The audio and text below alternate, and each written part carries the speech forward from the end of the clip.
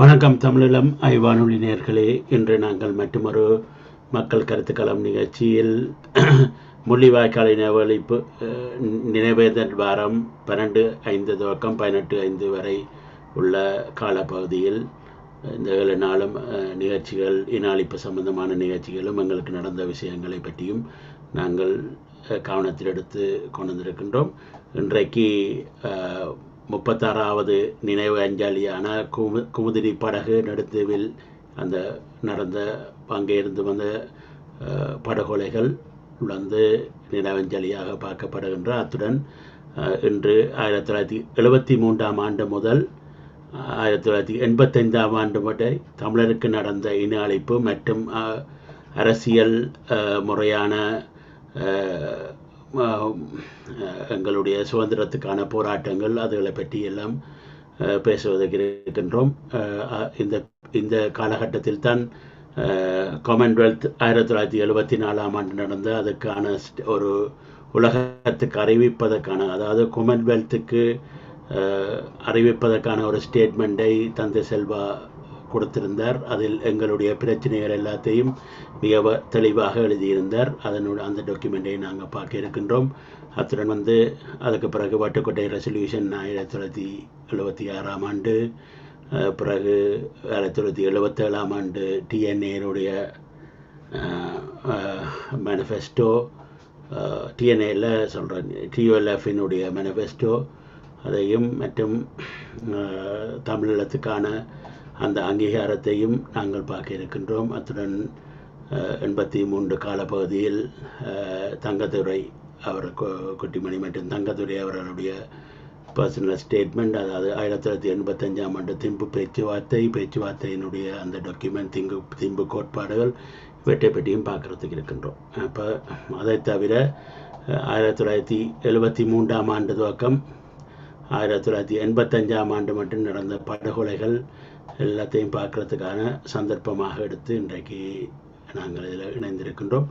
முதலாவதாக நாங்கள் குமுதினி படகு பற்றிய அந்த நினைவேந்தலை எடுத்துக்கொண்டு, அதனுடைய நினைவாற்றலை எடுத்துக்கொண்டு நாங்கள் இதில் நிற்கின்றேன். அந்த குமுதினி படகு விவகாரம்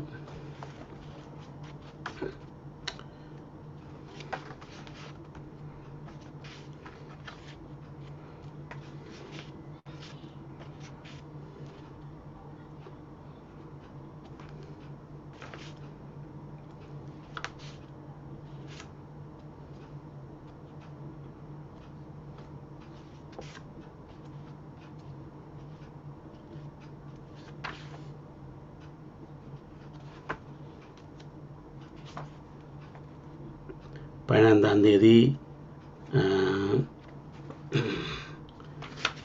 ஏப்ரல் மாதம்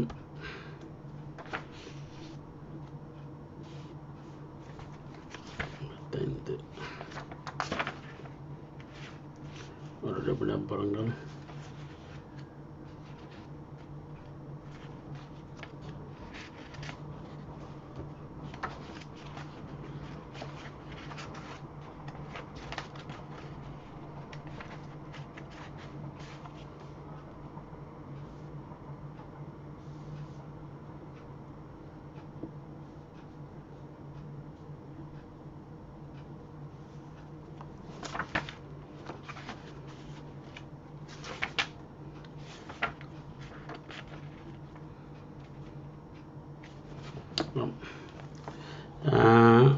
குமுதினி படுகொலை 15 மே 1985ஆம் ஆண்டு ஜாழ் தீபகத்தின் தனித்துவமான 4 பக்கங்களும் கடலால் சூழப்பட்ட 47.4 சதுர கிலோமீட்டர் நிலப்பரப்பில் நெடுந்தீவு பிரதேசம் அமைந்துள்ளது. தீவுகளில் மிக பெரும் விசாலமான நிலப்பரப்பை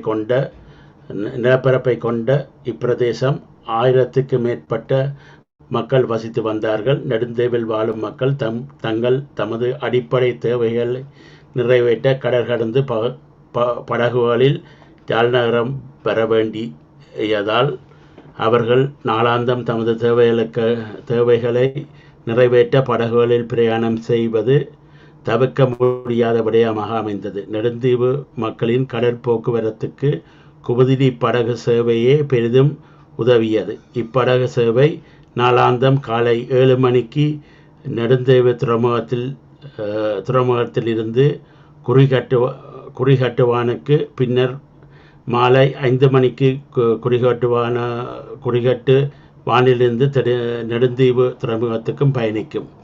1985 ஆண்டு மே மாதம் 15 தேதி குமுதினி படகு வழமை போல தனது சேவையை ஆரம்பித்து அன்று ஏறக்குறைய அப்படகில் 60க்கும் மேற்பட்ட பயணிகள் பயணம் செய்தார்கள். நெடுந்தீவு துறைமுகத்திலிருந்து குறிகட்டுவான் நோக்கி வந்து கொண்டிருந்த சமயம் நைனை நாகபூசணி அம்மன் ஆலயம் அமைந்துள்ள நைனாதீவில் முகமட்டிருந்த கடற்படையினரின் 2 பீரங்கி பொருத்தப்பட்ட விசை படகுகள் குமுதினி படகினை அண்மித்த போது அதில் பயணித்த மக்கள் அச்சம் கொள்ள தொடங்கினார்கள். அவ்விரண்டு விசைப்படகுகளில் கடற்படையினர் தங்களுடன் கோடாரி, கத்தி, அருவாள் போன்ற கூரிய ஆயுதங்களை எடுத்து வந்திருந்தனர். இதை பார்த்த மக்கள் செய்வதறியாக கதறி அழுதனர். வந்த கடற்படையினர் குமுதினி படகினுள் 3 மாத குழந்தை உட்பட அனைத்து பயணிகளை ஒவ்வொருவராக கீழ்த்தளத்துக்கு அழைத்து மற்றவர்கள் அறியாமல் தாங்கள் எடுத்து வந்த கூரிய ஆயுதங்களால் வெட்டி கொன்றனர். கடற்படையின் இந்த தாக்குதலில் 42க்கு மேற்பட்டவர்கள் உயிரிழந்தார்கள். 25க்கு மேற்பட்டவர்கள் காயமடைந்தார்கள். காயமடைந்தவரில் பெரும்பாலானோர் அங்கங்களை இழந்து இவர்கள் அனைவரும் மாலை கரையொடுங்கிய குமுதினி படகிலிருந்து ஜாழ் போதன வைத்தியசாலைக்கு எடுத்து செல்லப்பட்டார்கள். இது சம்பவம் தொடர்பாக நெடுந்தேவைச் சேர்ந்த எஸ்பிராணி தெரிவிக்கையில், குமுதினி படகில் நடைபெற்றது. இதில் பலர் வெட்டி கொல்லப்பட்டார்கள். இதில் எனது உறவினர் பலர் இழந்தார்கள். இந்த சம்பவத்தில் நான் வெட்டி காயப்படுத்தப்பட்டேன். கர்ப்பிணி தாய்மாரை தாக்கும் போது வயிற்றில் உள்ள கொட்டியா என்று கூறி தாக்கினார்கள். பெண்கள், குழந்தைகள் என்று பாகுபாடின்றி தாக்கினார்கள். இச்சம்பவத்தில் போது கொல்லப்பட்டோர் விவரம்: முதலாவது பெயர், தொழில், வயசு: பசுபதி நிர்மலாதேவி 20 வயசு, கந்தையா சதாசிவம் ஆசிரியர் 56 வயசு, ஜேசுதாசன் கடத்தொழில் 46 வயசு, மரியம்மா வயசில்லை, ஆனா கரகலிங்கம் கடத்தொழில் 34 வயசு, தில்லைநாதன் கடத்தொழில் 32 வயசு, ஞானப்பிரகாசம் மரிய மாணிக்கம் கடத்தொழில் 45 வயசு, சடையனார் கோவிந்தன் கடத்தொழில் 46 வயசு, செபமாலை அந்தோணி பிள்ளை கடத்தொழில் 45 வயசு, செபமாலை கிறிஸ்டி கடத்தொழில் 45, ஒரே குடும்பத்தைச் சேர்ந்தவர்கள். நிமிலி வயசில்லை, அனுஷியா, பெனாட் கிரார் மற்றும் கந்தையா கடத்தொழில் 44 வயசு, செந்தில்குமார் கடத்தொழில் 30 வயசு, தர்மலிங்கம் கடத்தொழில் 13 கடையில் அவர் இதில் பாபு என்றவர் 13 வயசு பிள்ளை. மற்றது குமாரசாமி விநாயகம் கடத்தொழில் 38, சபாபதி தெய்வான கடத்தொழில் 68, ஞானப்பிரகாசம் தேவசாயம் கடத்தொழில் 42, வைத்திலிங்கம் சதாசிவம் கடத்தொழில் 45, ராமன் முருகன் கடத்தொழில் 52, கரையூர் சின்னையா அரசாங்க ஊழியர் 35 வயசு, முகுந்தன் மணிவண்ணன் 13 வயசு, ரோசிகன் சந்திரகுமார் மாணவன் 18 வயசு, தொப்பை நாகரத்னம் 23 வயசு, சின்னவன் அந்தோணி 65 வயசு, ராமநாதன் 16 வயசு,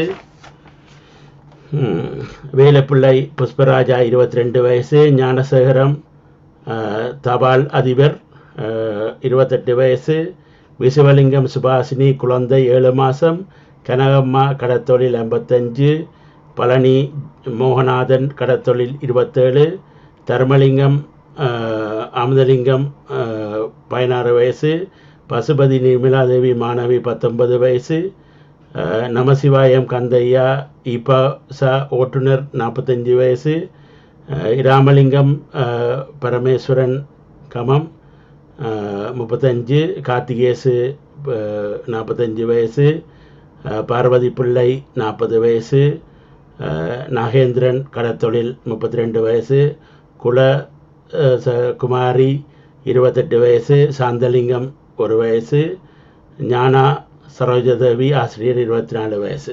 இப்போ இவ்வளவு பேரையும் அவர்கள் கொலை செய்திருக்கின்றார்கள், இனப்படுகொலை செய்திருக்கின்றார்கள். அந்த நாளில் கொல்லப்பட்ட அத்தனை பேருக்கும் நாங்கள் அஞ்சலி இன்றைக்கு செலுத்தி கொண்டு 36வது வருஷங்களுக்கு பிறகு இன்னும் அதற்கான இதையோ பெற்றுக்கொள்ள முடியாத மக்களாக யாரும் கேட்க முடியாத நிலைமையில் நாங்கள் இருப்பது மிகவும் ஒரு கவலைக்குடமான விஷயமாக இருக்கும்போது, நான் முதலாவது கருத்து பயில்வாளர்களாக அருமம் ஐயா அவர்களை அழைக்கின்றேன். அதுக்கு பிறகு மற்றவர்கள் கருத்துக்களை சொல்லலாம். அருமம் ஐயா, உங்களுடைய கருத்துக்களை சொல்லுங்கள்.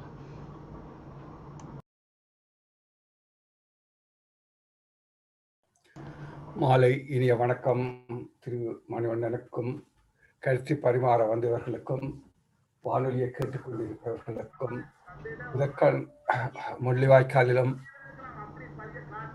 ஈழப்போராட்டத்தில் சத்தம் வேற சத்தம் கேட்கின்றது, நீங்கள் பிறகு கதையுங்கள். இது வேற யாரோ எங்கிருந்து கதைக்கிறது தம்பி? இங்கே இருந்து இல்ல இது அவர் இல்ல உங்களுடைய இதுல இருந்து தான் வருகுது. ராமல் ஓகே சாரி பாருங்க, நான் பார்க்குறேன். கொஞ்சம் பாருங்க. ஓகே இப்போ சரியா இருக்கு. ஓகே, நீங்க சொல்லுங்க.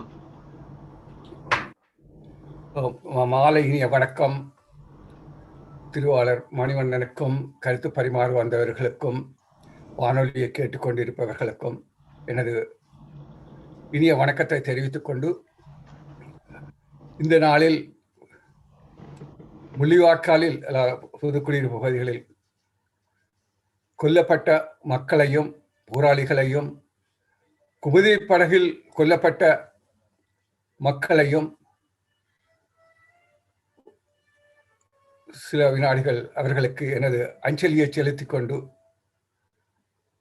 நாம் இவர்களை நினைவு கூறுவதனூடாக இந்த மக்களிடம் எதை கேட்கின்றோம் என்று சொன்னால்,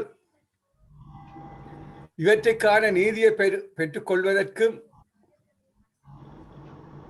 அதற்கான நிவாரணத்தை அந்த மக்களுக்கு பெற்றுக் கொடுப்பதற்கும் அனைவரும் ஒன்று திரண்டு செயல்பட வேண்டும். இதற்காக தமிழ் மக்கள் மட்டுமல்ல,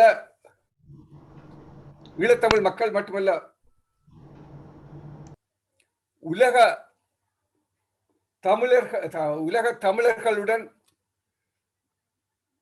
சர்வதேசத்தில் மனித உரிமைக்காக குரல் கொடுப்பவர்களையும், நடுநிலை வகிக்கும் நாடுகளையும், ஊடகங்களையும்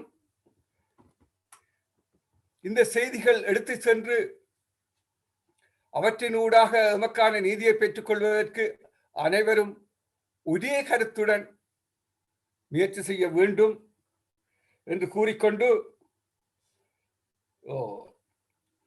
எனது இன்றைய தலையங்கத்தில் உள்ள கருத்தை பதிவு செய்யலாம் என்று நினைக்கின்றேன். முதற்கண் 73ஆம் ஆண்டிலிருந்து 85ஆம் ஆண்டு வரையும் இந்த கால பகுதியில் 74ஆம் ஆண்டு மிகவும் முக்கியமாக குறிக்கப்பட வேண்டிய ஒரு விடயம், உலகத் தமிழர்கள் ஒன்று கூடி தமிழ் ஆராய்ச்சி மாநாடுகளை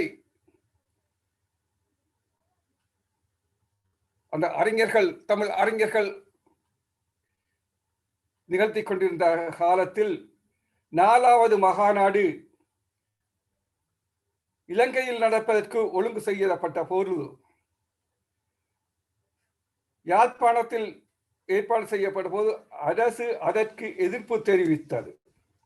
ஆனாலும் மகாநாடு வெற்றிகரமாக நடந்து கொண்டிருக்கும் போது 10,000க்கு மேற்பட்ட மக்கள் கூடியிருந்த வீரசங்க மண்டபத்தின் முன்னால் போலீஸ் அதிபர் ராஜசேகர் தலைமையில் மக்கள் மீது தாக்குதல் நடத்தப்பட்டது. அந்த போலீசாரின் துப்பாக்கிகளினால் மேல் நோக்கி சுட்ட பொழுது மின்சார கம்பிகளை அறுத்து வீழ்த்தக்கூடிய வகையில் அவர்களுடைய துப்பாக்கி பிரயோகம் இருந்ததனால் அந்த மின்சார கம்பிகள் அறுந்து விழுந்து அதில் தாக்கி 9 பேர் மரணமானார்கள். இந்த மகாநாட்டில் சிவகுமாரன் என்கின்ற தமிழ் பற்று விடுதலை உணர்வுள்ள இளைஞன் இருந்தார். வன்னியில்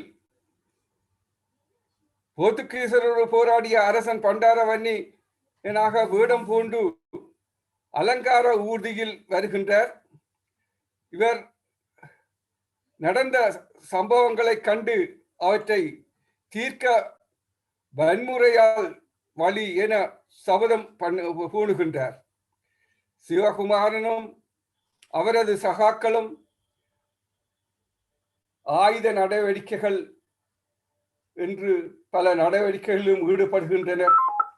அரசாங்கம் சிவகுமாரனை பிடித்து தருபவர்களுக்கு 10,000 சன்மானம் தருவதாக அறிவிக்கின்றது.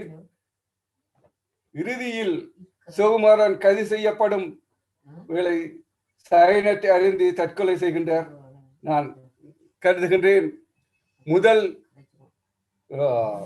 சயனைட் அருந்தி ஈழ விடுதலைக்காக தன்னை அர்ப்பணித்த அந்த மாவீரன் என கருதுகின்றேன். அதன் பின்பு 1974 அதே ஆண்டு தமிழ் புதிய புலிகள் தோற்றம் பெறுகின்றார்கள். பிரபாகரன் உட்பட அந்த காலப்பகுதியில் பிரபாகரனுக்கு 17 வயதுகள்,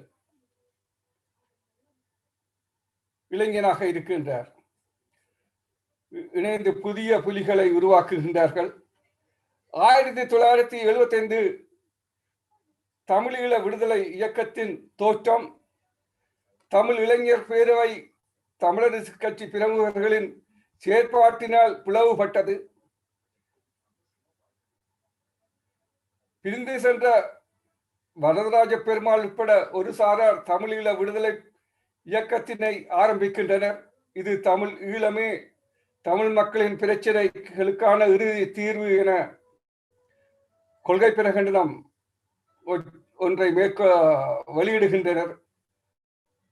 அரசியல் வகுப்புகள், கருத்தரங்குகள் ஆகியவற்றை முதலில் நடத்தி இருந்தாலும் 1977 பொதுத் தேர்தலுக்கு பின் பிளவுபட்டு சிதைகின்ற குட்டுமணி குழுவினர் இவர்களின் அனுமதியுடன் இதன் பெயரை தங்கள் அமைப்புக்கு பயன்படுத்துகின்றனர்.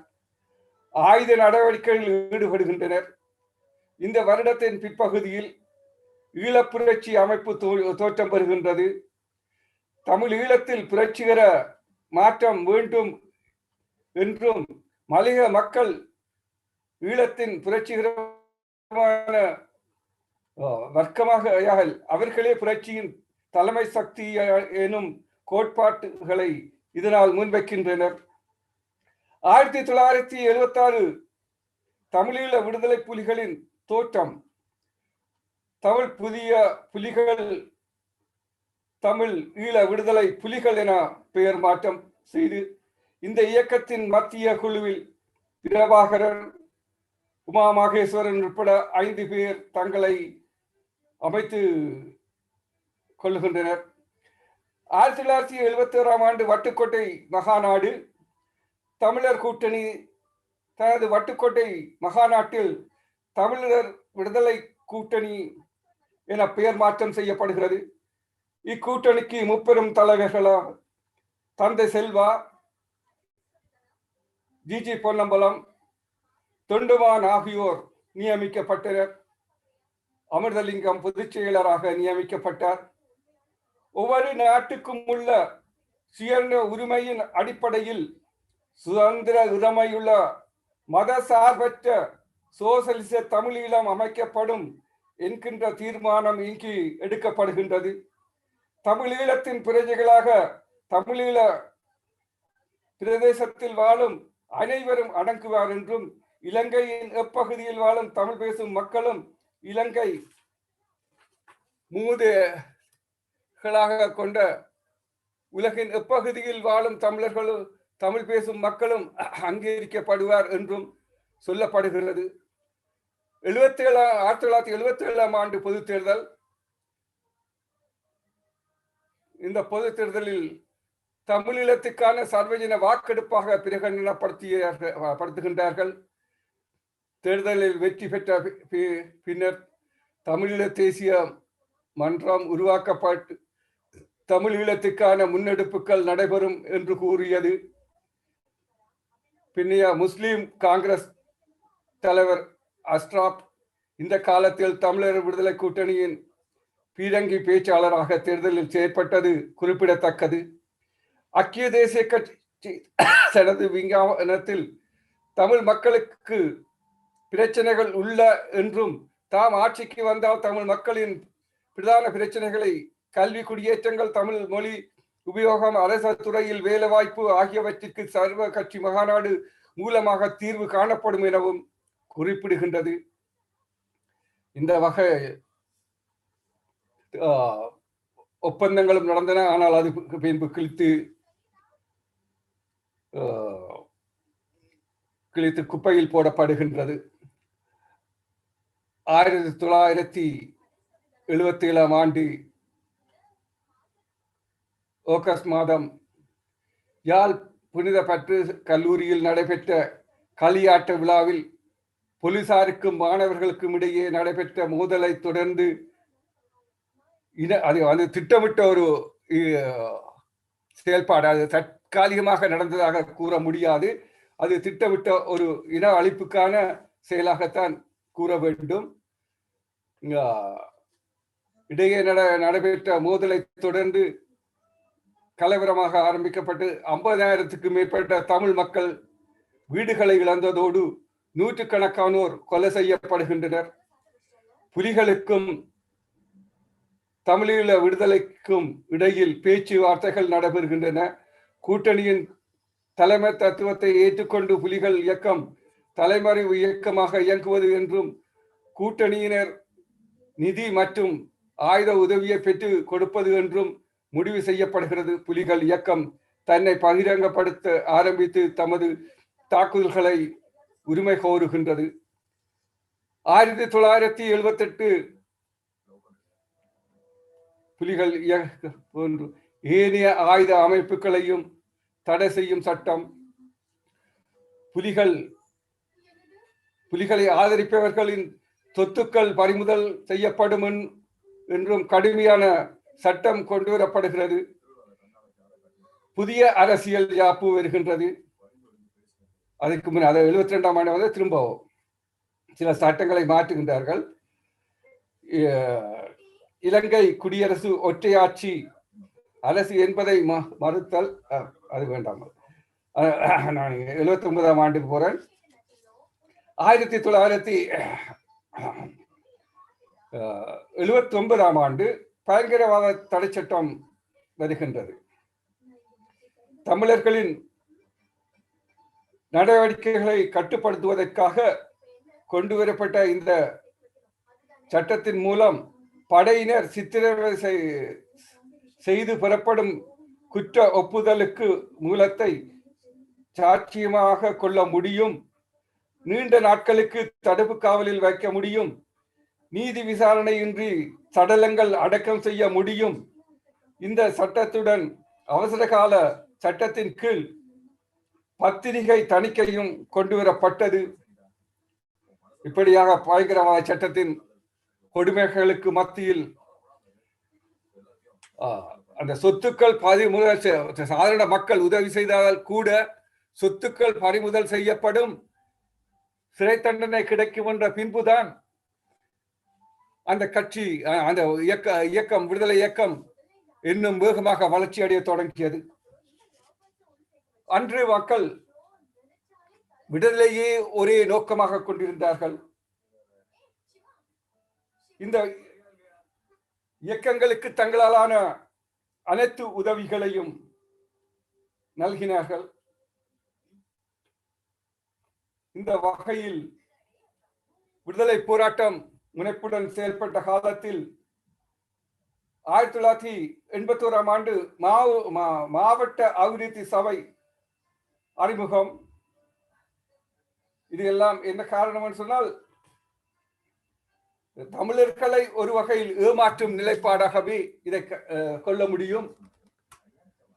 அடுத்து 1982 ஆண்டு ஐக்கிய தேச கட்சி ஆட்சி பாராளுமன்றத்தில் மேலும் 6 வருடம் நீடிப்பதற்காக ரேவத்தனா மக்கள் தீர்ப்புக்கு போக தீர்மானிக்கின்றார். தேர்தலில் வடக்கு கிழக்கு தமிழ் மக்கள் ஆட்சி நீடிக்க கூடாது என வாக்களிக்கின்றார்கள். ஆனால் ஆளும் கட்சி, நாங்கள் எண்ணிக்கையில் குறைந்த மக்கள், இலங்கை தீவிர முழுமை எடுத்துக்கொண்டால் அதன் காரணமாக ஆட்சியாளருக்கு வெற்றி. 1983 ஆண்டு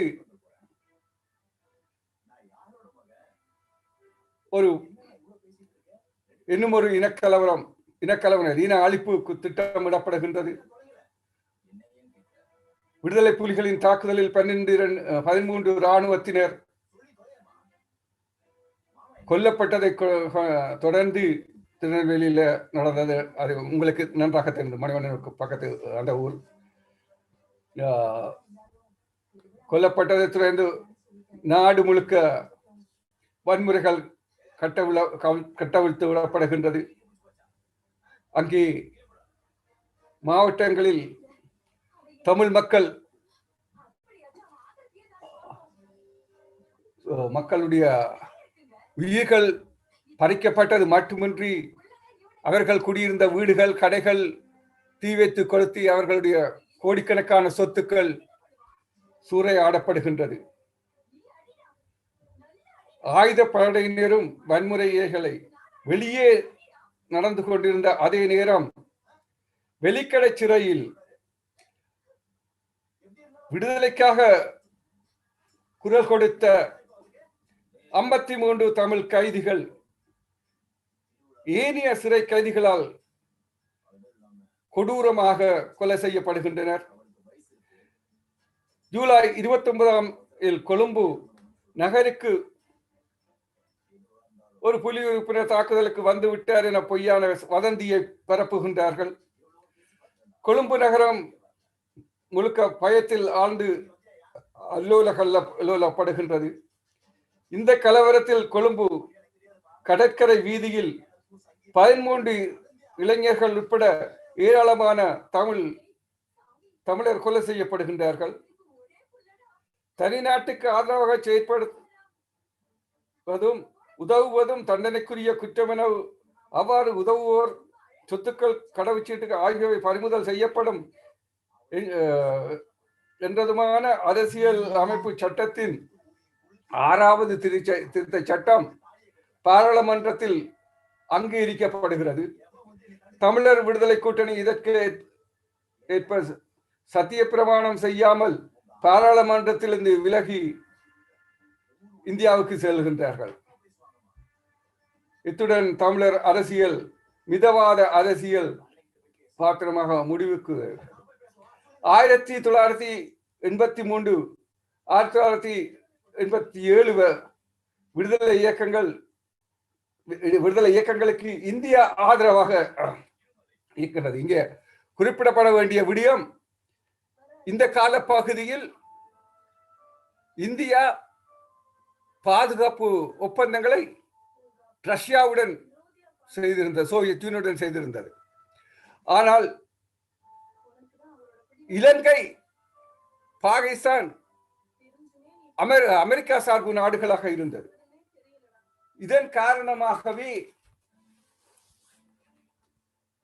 இதுவும் ஒரு காரணமாக கொண்டு இந்தியா தமிழர்களுடைய விடுதலைக்கு அல்லது தமிழர்களுக்கு உதவுவதாக அன்று பயிற்சிகள் கொடுக்கப்பட்டது. ஆனால் அந்த காலத்தில் தலைவர் அவர்களுடைய நிலைப்பாட்டை அறிந்து அவர்களிடமிருந்து ஆயுதங்களையோ பயிற்சிகளோ பெறுவதை தவிர்த்து கொண்டார். ஆனால் மற்ற இயக்கங்கள் அவற்றை பின்பற்றிய, அதாவது இந்தியாவுடைய சில பிள்ளைகளாகவே வளர்த்தெடுக்கப்பட்டார்கள். 1984 இந்திரா காந்தி மறைவுக்கு பின்பு ஈழத்தமிழர்களுக்கான இந்தியாவுடைய செயல்பாடுகள் மாற்றமடைகின்றது. 1985 திம்பு மகாநாடு நடக்கின்றது. இனப்பிரச்சனை தொடர்பாக பேச்சுவார்த்தை பூட்டான் தலைநகர் திம்புவில் நடக்கின்றன. தமிழ் மக்களின் சார்பில் விடுதலை புலிகள், EPLF, ஈரோஸ், ஜெலோ, பிளட் ஆகிய இயக்கங்களோடு தமிழர் விடுதலை கூட்டணியும் பங்கு பெற்றுகின்றது. தமிழ் பிரதிநிதிகள் திம்பு கோரிக்கை என அழைக்கப்படுகின்ற 4 அம்ச கோரிக்கையினை முன்வைக்கின்றனர். அவையாவன: தமிழ் மக்கள் ஒரு தேசிய இனம் ஒன்று, வடகிழக்கு தமிழ் மக்களின் பூர்வீக பூமி 2, 3வது தமிழ் மக்களுக்கு சுய நிர்ணய உரிமை உண்டு, 4வது இலங்கையில் வாழும் அனைவருக்கும் குடியுரிமை வழங்கப்பட வேண்டும். அதாவது மலையக மக்கள் இழந்த மலையக மக்களுக்கு மீண்டும் குடியுரிமை வழங்கப்பட வேண்டும் இன்னும் 4 கோரிக்கைகளை முன்வைத்து திம்பு பேச்சுவார்த்தை நடக்கின்றது. தமிழர் தரப்பு கோரிக்கைகளை அரசாங்கம் நிராகரிக்கவே தமிழ் பிரதிநிதிகள் மகாநாட்டை புறந்தள்ளுகின்றார்கள், வெளியேறுகின்றார்கள். கிழக்கில் தமிழ் முஸ்லிம் கலவரங்களை அங்கங்கே வெடிக்கின்றன. இது இலங்கை உளவு பிரிவின் சதி அல்ல. அது அன்றைய காலங்களில் வெளிநாட்டு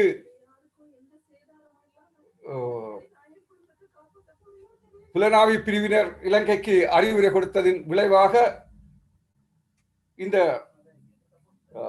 நிகழ்ச்சிகள் இலங்கை அரசினால் செயல்படுத்தப்படுகின்றது.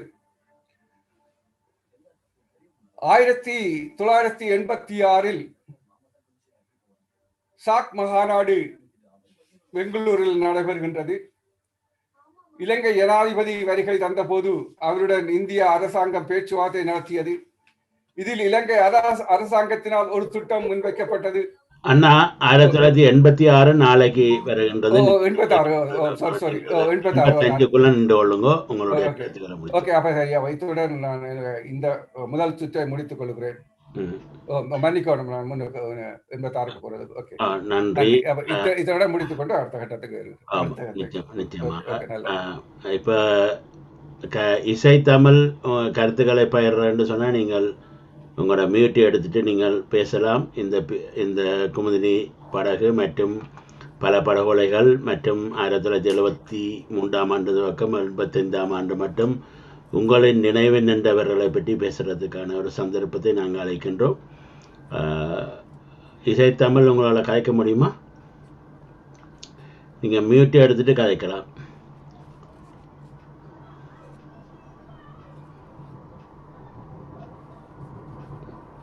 சரி, அவன் காய்க்க முடியாமல் இருக்கின்றது. ஆகையால் நாங்கள் இப்போ வந்து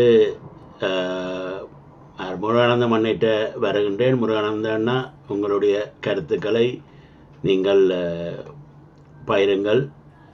குமுதி படுகொலை மற்றும் அதைத்தான் நினைவு கூறினோம் முதலாவதாக. அதற்கு பிறகு நாங்கள் இப்போது 1973 துவக்கம் நீங்கள் இது தொண்டர்களாகவும் வேறையாகவும் வேலை செய்த முறையில் உங்களுடைய கருத்துக்களை நீங்கள் பயிரலாம், உங்களுடைய அனுபவங்களையும் பயிரலாம். நல்லது. 1973 85 வரைக்குமா? 85 வருடம். இந்த காலகட்டங்கள்லாம் கொஞ்சம் கூட தமிழ் இளைஞர்கள் என்ன சொல்லுவோம், ஒரு அரசியல் கண்ணோட்டத்துடன் மனித போராட்டத்துக்குள்ள கூட உள்வாங்கப்பட்ட காலகட்டம். அப்ப அதனுடைய தொடர்ச்சி அல்லது பாதிப்பு தான் இப்பொழுது நாங்கள் எல்லாம் வெளிநாடுகளில் இருந்தோன்னு இன்றைக்கு இந்த விஷயங்களை கதைப்பதாக இருக்கிறது. குறிப்பாக இன்றைக்கு இதே தினம் 36 வருடங்களுக்கு முன்னம் 85ஆம் ஆண்டு அந்த 36 பேர் அநியாயமாக வெட்டி கொல்லப்பட்டார்கள் குமுதினி படகினுடைய அந்த காலை பொழுதிலே நேவியால். அப்ப அதிலே தப்பி பிழைத்தவர் சாந்தலிங்கம் உண்டு. அவர் இங்கே ஒவ்வொரு வருஷமும் அந்த நிகழ்வை நினைவு கூறுவார். இன்றைய கூட மத்தியானம் அது நடந்தது. அதிலே கனடாவிலிருந்து நோர்வேலிருந்து பலர் கதைத்தார்கள். கிளிநொச்சியிலிருந்து கூட ஒரு இளம் பையன் கதைத்தார். அவர் சொன்னார் தான் அந்த காலத்தில் பிறந்திருக்கவில்லை என்று. ஆகவே இந்த குமுதினி படுகொலை என்பது 85ஆம் ஆண்டில் நடக்கின்ற இந்த காலகட்டம் நான் நினைக்கின்றேன் பெருமளவிற்கு இந்த தமிழ் இயக்கங்கள் தங்களுக்குள் முரண்படாத காலகட்டம் என்று 85 எடுத்துக்கொள்ளலாம். 42 பேர் தங்களுடைய உயிரை இழந்திருக்கின்றார்கள். அவர்கள் இன்றைக்கு சொன்னார்கள் 36 பேர் என்று. அந்த அது இப்ப செவலையில அந்த காயத்தின் அடிப்படையில பிறகு கூடுதலாக பிறகு யாராவது இறந்திருக்கலாம். ஆனால் அந்த அந்த நேரத்திலே இறந்த 36 பேர் என்பதாக அதிலே சம்பந்தப்பட்டவர் திரு சாந்தலிங்கம் அவர் அதை நடத்துபவர், அவருக்கு முன்னால் அது சொல்லப்பட்டது. எனக்கு அந்த தொகைகள் எல்லாம் தெரியாத அந்த காலகட்டத்திலே நான் தமிழ்நாட்டில் இருந்தேன். ஆனால் அது ஒரு மிகவும் பாதிப்பான விஷயமாக அங்கும் உணரப்பட்டது. ஆகவே இந்த குமுதினி படுகொலை என்பது ஒரு அரச பயங்கரவாதத்துக்கு ஒரு அரச கொடூரம், அரச பயங்கரவாதத்தினுடைய ஒரு வெளிப்படையான ஒரு விடயம். அதை எவ்வளவு தூரம் அது ஐக்கிய நாடுகள் சபையிலோ அல்லது உலகளாவிய நிலையிலோ அதற்கான ஒரு பதிவு இருக்கிறது, அது எவ்வளவு தூரம் அதை நாங்கள் சமகாலத்து நாங்கள் அதற்கு முக்கியத்துவம் கொடுக்கிறோம் என்பது எனக்கு தெரியாது. ஏனென்றால் மன்னிக்கணும் அந்த வார்த்தையை நான் சொல்லுவதற்கு, நான் ஒரு 4-5 வருடங்களாக அதிலே பங்கு பெற்றுவதனால் 4-5 வருடங்கள் இல்லை சற்று கூடுதலாக கூட பார்க்கிறேன். அது இந்த நெடுந்தீவு ஆக்கண்டி ஒரு நிகழ்வு மாதிரி தான் கூடுதலாக நடக்குது. அப்ப இன்றைக்கு பிரிட்டிஷ் தமிழ் போரத்தில் உள்ள ரண்டராஜா என்பவர் சொன்னார். அவர் இப்ப சைவ முன்னணி சங்கத்திலும் கமிட்டியில இருக்கிறார். அவர் சொன்னார் முருகானந்தன் ஒரு ஆள் தான் நெடுந்தீவுல சம்பந்தப்படாத ஆளா பிறக்காத ஆளா இருந்தாலும் பேசுகின்றார். இது ஒரு பெரிய ஒரு அநியாயம், தமிழ் இனத்தினுடைய ஒரு கோளாறு. அதாவது காணாமல் போனவர்னா அந்த தாய்மாரும் அவையோட சம்பந்தப்பட்டார்களும் தான் இருப்பார்கள். அதே மாதிரி இன்றைய தினம் நான் இந்த நாடு கடந்த தமிழ் அரசாங்கத்தினுடைய இந்த தடை நீக்கத்துக்கு நீங்கள் நேர்முகமாக கை கொடுக்கவில்லை என்று இன்னொரு அமைப்பை கேட்டேன். அவர் சொன்னார் அந்த அமைப்போடு நாங்கள் ஆரம்பத்தில் இருந்து நல்லா இல்லாதபடியால் நாங்கள் அதுக்குள்ள போறதை யோசிக்கிறோம். தடைக்கு எதிரான உணர்வு இருக்கிறது, கொடியை ஏத்துகிறார்கள், இப்ப தேசிய தலைவர்கள் சொல்லுகிறார்கள். ஆனாலும் அந்த தடையை நீக்குவதற்கு முடியவில்லை. அது அவை இல்லை. இப்ப தமிழீழம் வானொலிய கூட அது மணிவண்ணனும் யாரோ 2-3 பேரும். அப்ப இந்த நிலைமைகள் இருக்கும் வரைக்கும் பிரித்தானிய தமிழர் பேரவை ஒரு இந்த முள்ளிவாய்க்கால் நினைவு சம்பந்தமான இமெயிலை பார்த்தேன். பிரித்தானிய தமிழர் பேரவை உலகெங்கும் இருக்கின்ற அமைப்புகளுடன் சேர்ந்து இந்த நிகழ்வை நடத்துகிறது என்று பிரித்தானிய தமிழர் பேரவையினுடைய முதல் வரி. இப்ப பிரித்தானிய தமிழர் பேரவை முன்னுக்கு வருகிறது, உலகெங்குள்ள அமைப்புகளோடு சேர்ந்து நடக்கிறது. ஆனால் பிரித்தானியாவில் உள்ள இன்னும் ஒரு சக அமைப்பை அவர்களால் சேர்க்க முடியவில்லை, சுட்டி காட்ட முடியவில்லை. எங்கே போகிறோம் நாங்கள்? அப்ப இந்த கேலண்டர் இவெண்ட்ஸ் மாதிரி இதுகளை ரிமெம்பர் பண்ணி போட்டு போறது சிங்களத்துக்கு ஒரு காலமாக இருக்கும். சர்வதேசம் இவர்கள் இப்படித்தான் சும்மா இருக்க அந்தந்த சின்னத்துக்கு தலையை தூக்கி போட்டு தங்களோட வார்டுல போவார்கள் என்று நினைப்பதற்கு இவைகள் இருக்கின்றன. இந்த காலகட்டம் இதை நிச்சயமாக சொல்வர்கள், இந்த கேட்கிறவர்கள் யாராவது இதிலே உணர்ச்சி வசப்பட வேண்டும், ரோசப்பட வேண்டும், என் மீது கோவப்பட்டால் கூட பரவாயில்லை. ஆனால் ஒரு கொள்கை கோட்பாட்டின் அடிப்படையிலே எண்ணிக்கையில் குறைந்த மக்களினமாக ஒரு சில அமைப்புகள் இருந்து கொண்டு செய்கிறதிலே ஏன் சேர்ந்து செய்யவில்லை? இதுக்குள்ள வித்துவங்கள் கதைக்கிறார்கள் இன்னொரு பக்கத்தார். சரி, 81ஆம் ஆண்டு இது மறக்க முடியாது. என்றால் நான் நினைக்கிறேன் மணிவண்ணன், இந்த 6 நாளுக்கு நீங்கள் கொடுக்கிற தலைப்பு அந்தந்த காலகட்டத்தில் நடந்த இனப்படுகொலை, அப்படித்தானே?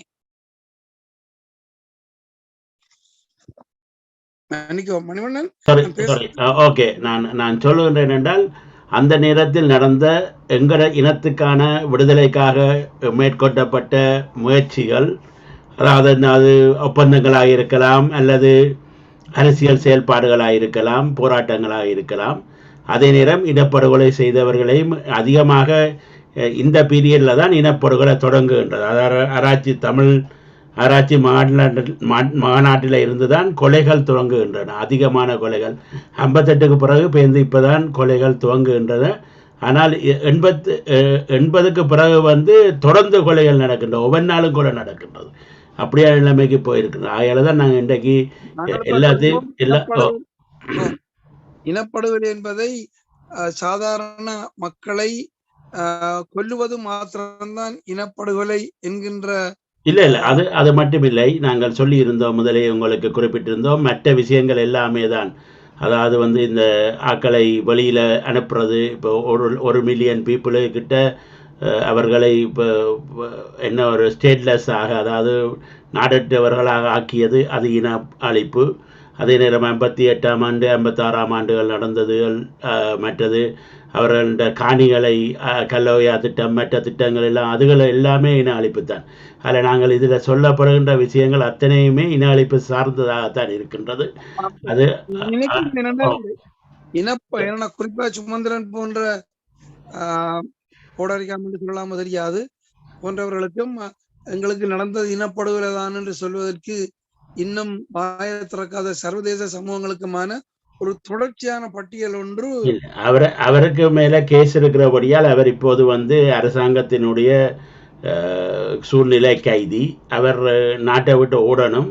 அப்படி ஓடையில்லை என்று சொன்னால் அவர் இனப்படுகொலை இல்லை வேறு விஷயங்களை காய்ச்சிக்கிட்டு இருந்தார் என்று சொன்னால் அவரை தூக்கி உள்ளுக்கு வைக்கிறதுக்கோ இல்லை அவர்களை இது பண்ணுறதுக்கான எல்லா இதுகளும் இந்த அரசாங்கம் செய்கிறதுக்கு தயாராக இருக்கின்றது. அதில் அவருடைய கதையை இப்போ நாங்கள் அவருடைய கதையை பெருசாக கதைக்கக்கூடாது. இரண்டாவது அவர் ஒரு ஒரு ஒரு ஒரு என்ன சொல்லுகின்றது, ஒரு சூழ்நிலை கைதி மட்டுமில்லை, அவர் ஒரு கைதி.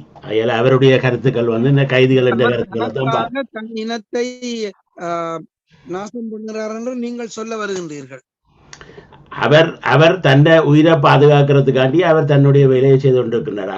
அவருடைய கருத்துக்களை நாங்கள் எடுக்க வேண்டிய அவசியம் இல்லை என்றால் அவருடைய கருத்தை தான் எடுக்க வேண்டும் ஐயா. ஏனென்றால் இன்றைக்கு நீங்கள் அதை உங்களோட பார்வை, இது என்னுடைய பார்வை. இன்றைக்கு தமிழ் தேசிய கூட்டமைப்பு மக்களுடைய பிரதிநிதித்துவம் 10 பாராளுமன்ற உறுப்பினர்களை வைத்துள்ளது. 13 பேர் தான் தமிழ் தேசியத்தின் பேரால் இருக்கிறார்கள். அந்த தமிழ் தேசிய கூட்டமைப்பினுடைய பேச்சாளராக தொடர்ந்து அவர் இருக்கிறார். அங்கே உள்ள செலோ புலட்டினுடைய சம்மதம் இல்லாமல், அங்கே முதுகெலும்பு இல்லாதவர் என்று கருதப்படக்கூடிய மாவை சேனாதிராஜா வாய்மூடி மௌனியாக இருக்கிறார். தமிழரசு கட்சியினுடைய தலைமை பதவிக்கு தன்னுடைய விருப்பத்தை தேர்தல் முடிந்த அந்த இரவிலே வெளியிட்ட திரு ஸ்ரீதரன், அவருடைய உரைகள் நல்லா இருக்கும். ஆனா அந்த தேர்தல் நாளை அவர் தான் ஒருத்தர் நான் தமிழரசு கட்சிக்கு வரேன்னு சொன்னார். தலைவர் என்ற பேரிலே பேச முடியாத அல்லது பேச விரும்பாத சம்பந்தர் இருக்கின்ற பொழுது தமிழ் இனத்தின் சார்பிலே பேசுகின்றவரை கணக்கு பண்ண வேண்டான்னு நீங்கள் சொல்வதை நான் கருத்தளவில் ஏற்றுக்கொள்ளவில்லை. அடுத்ததாக இந்த யாழ்ப்பாண நூலகம் எரியுண்டது, அது மாபெரும் இனப்படுகொலை. அது இதுவரை நான் கேட்க தொடங்கிய நேரத்திலிருந்து ஆரம்பம் அண்ணாவுடைய திருவாயால் அது வரவில்லை. அதுக்கு முன்னர் அல்லது பின்னர் வேறு யாராவது சொன்னார்களா தெரியாது. அது ஒரு இனப்படுகொலை. அங்கே தேர்தல் ஒரு ஒரு ஒழுங்கான முறையிலே நடக்கிறதற்கு முடியாத ஒரு சூழ்நிலை தான் இருந்தது. ஆனால் இந்த யாழ்ப்பாண நூலகம் எரியுண்டதன் விளைவு அந்த காலகட்டம். ஏனென்றால் மாவட்ட சபையிலே 81ஆம் ஆண்டு மாவட்ட சபைக்கு தமிழர் விடுதலை கூட்டணி சார்பு நிலை எடுத்த பொழுது அதை எதிர்த்தவர்களிலே ஒருவர் திரு ஈழவேந்தன் ஐயா அவர்கள். அநேகமா அவர் இன்றைக்கு வருவீரர்கள் என்று நீங்கள் சொன்னீங்கள். அதை அவருடைய கருத்தாவே கேட்கலாம். எனக்கு நல்ல ஞாபகம் இருக்கிறது. ஈழவேந்தன், கோபமகேசன், இங்கே உள்ள ஐடி சம்பந்தம் போன்றவர்கள் வவுனியாவிலே அதற்கு எதிர்ப்பு நிலை தெரிவித்தார்கள்.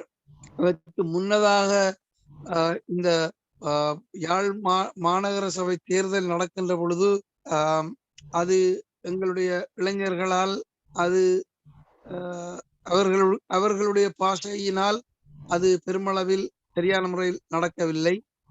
அதிலே குமார் பொன்னம்பலம் அவர்கள் தான் தேர்தலிலே பின்வாங்குவதாக கூட இளைஞர்களுடைய கோரிக்கையை ஏற்று அவர் அந்த தேர்தலில் தன்னுடைய தமிழ் காங்கிரஸ் போட்டியிடுவது கூட தன்னை விலக்கி கொண்டார். இப்படி பல நிகழ்வுகள் இருக்கின்றன. இதிலே நான் சொல்லுவேன், இனப்படுகொலை என்பவை எவை என்பதை நாங்கள் 48க்கு முன்னர் இருந்து இப்ப முதலாம் நாள் நேற்றைய தினம் நான் வரவில்லை. திவாகரன் சொன்னார், இந்த மைண்ட் செட் என்ன மகாவம்ச மைண்ட் செட் என்பது அந்த இன படுகொலைக்கான ஒரு கருத்துருவாக்கத்தை அல்ல சிந்தனை உருவாக்கத்தை ஏற்படுத்தியது என்பதை அவருடைய உரையின் மூலம் நான் என்னளவில் விளங்கி கொண்டேன். அவர் கேட்டாருன்னா நான் விளங்கின பிள்ளையாண்டு கூட சொல்லுவார்கள். ஆகவே இதில் நான் இருக்கிற ஊருக்கு அடுத்த ஊரிலே சேர்ந்தவர்கள் நவாலியை சேர்ந்த இன்பம் செல்வம் என்பவர்கள். அவர்களுடைய அந்த ஆனைக்கோட்டை போலீஸ் ஸ்டேஷன்ல அவர்களை கொண்டு போய் அவர்களை ஒரு சாவச்சேரி இன்ஸ்பெக்டர் நல்ல ஒரு பேர் ஞாபகம் வருது. அவர் கொண்டு வந்து இந்த வழுக்கையாற்று சுடலையிலே அவர்களுடைய உடல்களை போட்டு அதை அவர்களுடைய உடல்கள் அங்கே எரிக்கப்பட்ட பொழுது காசி ஆனந்தன் அவர்களும் வந்திருந்தார். இன்னும் ஒரு நவாலியை சேர்ந்த பாலேந்திரன் என்பவருடைய உடல் சித்திரவதைப்படுத்தப்பட்டு நான் நினைக்கின்றேன் அந்த பொருளாதார பதக்கத்தில் ஒரு மேம்பாலத்துக்கிட்ட அவருடைய உடல் வீசப்பட்டிருந்தது. இப்படி பலவிதமான நிகழ்வுகள். ஒரு பக்கத்தாலே இளைஞர்களுக்கு அரசியல் ரீதியாக அவர்கள் போக முடியாத நிலையிலே ஆயுத ரீதியான அவருடைய போராட்டம். இதில் ஆர்வம் நான் சொன்னது எனக்கு மிகவும் புதினமாக இருந்தது. அவரை நான் 2ஆம் தரம் வருகின்ற பொழுது அதை கேட்கலாம். அதாவது விடுதலை சொல்லுவாருக்கும் விடுதலை புலிகள் உடைய அல்லது இளைஞனுடைய ஆயுத போராட்டங்களுக்கு மிதவாத தலைமை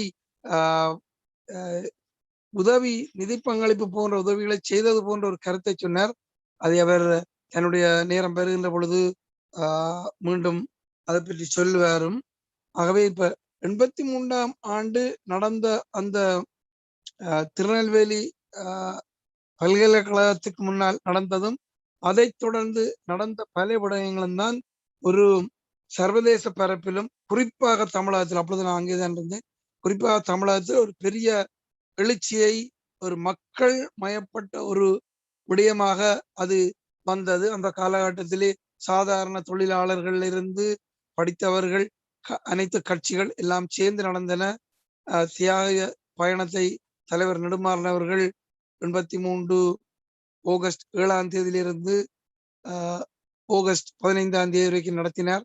அந்த காலகட்டத்திலே தான் இந்திரா காந்தி அம்மையார் அமிர்தலிங்கம் அவர்களை பக்கத்தில் வைத்துக் கொண்டு இலங்கையில் நடப்பது இனப்படுகொலை என்று சொன்னார். அதுக்கு பிறகும் அதுக்கு முன்னமும் எந்த ஒரு இந்திய தலைவரும் அதை சொல்லவில்லை. ஆனால் அவர் சொன்னதை எவ்வளவு பேர் ஏன் அன்றைக்கு சொன்னதை அதற்கு பிறகு எவ்வளவோ மோசமான விடயங்கள் நடந்தும் ஏன் இந்தியாவால் அதை சொல்ல முடியவில்லை?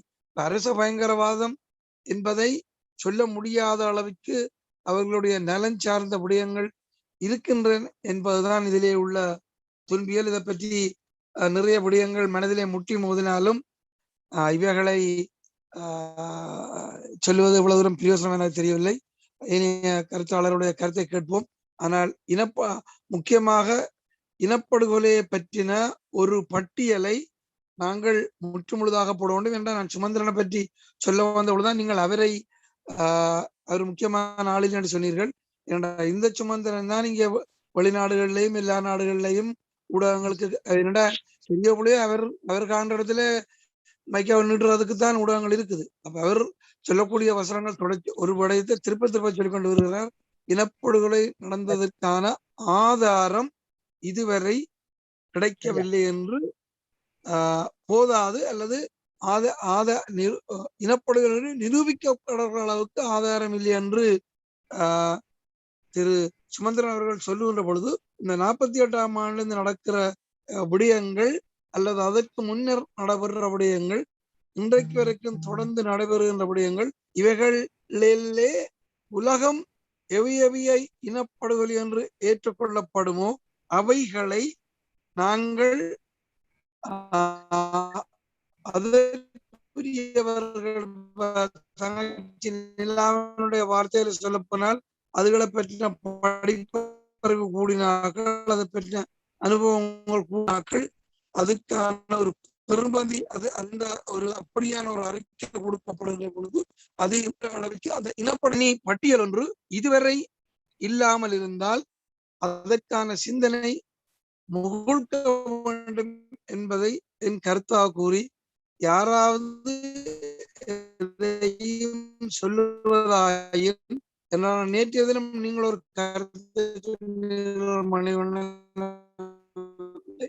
அதற்கு நான் அவரிடமே அந்த கேள்வி கேட்டு வாய்ஸ் வந்து கொஞ்சம் கட் பண்ணி வருகிறது. இருந்தால் வணக்கம் தவிர்க்க வேண்டும் என்று கூறுகின்றேன். அது எனக்கு விளங்கவில்லை. ஆகவே நான் என்னுடைய கருத்தை இந்த அளவில் நிறைவு செய்கின்றேன்.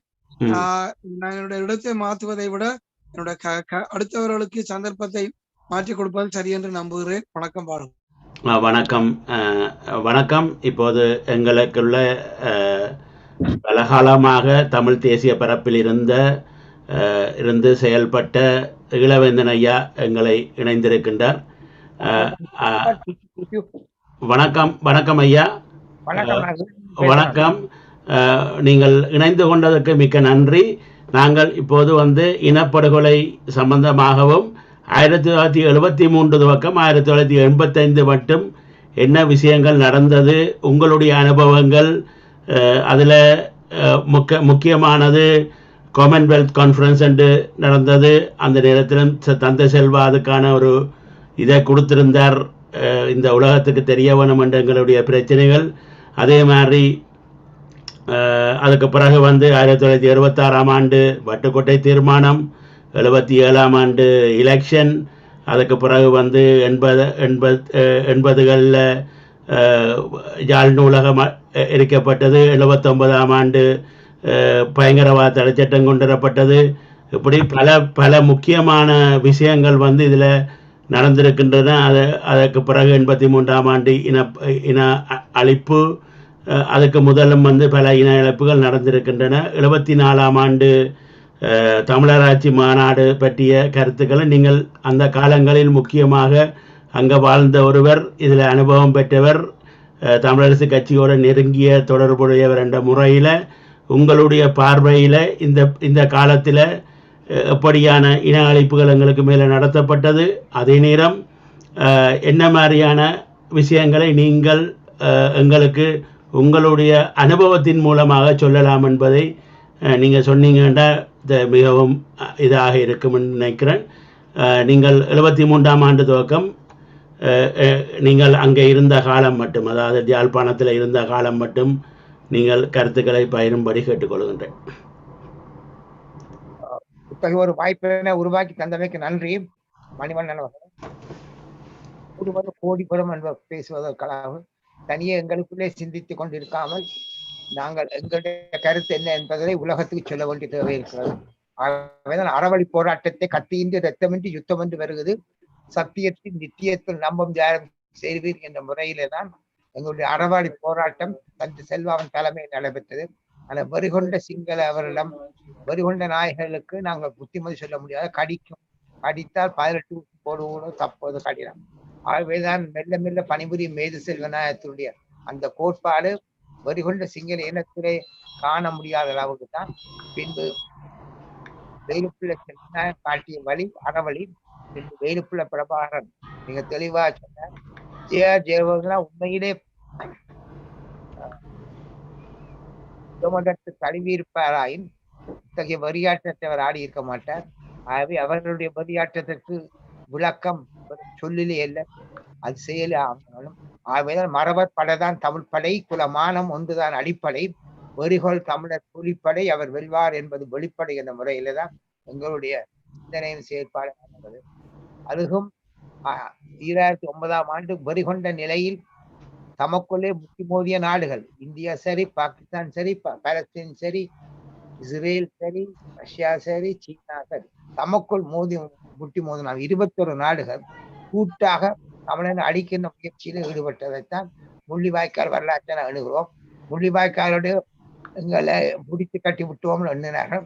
ஆனால் வெவ்வேறு வடிவத்திலே முள்ளிவாய்க்கால் போராட்டம் மீண்டும் வடிவம் பெற்றிருக்கிறது. கிடைத்த செய்திப்படி நேற்று முன்னால் அதே முள்ளிவாய்க்கால் கட்டி எழுப்பி அந்த பகுதியெல்லாம் உடைத்து தள்ளுகின்ற காட்சியை பார்க்கிறோம். இது ஏறக்கூடிய இந்த எதிரொலிப்பு தமிழ்நாட்டிலே கூட தஞ்சாவூர்ல இந்த நிகழ்ச்சி நடப்பதாக பார்க்கிறோம். ஆனால் பெருமளவிலே யாழ்ப்பாணம் நடைபெற்றது.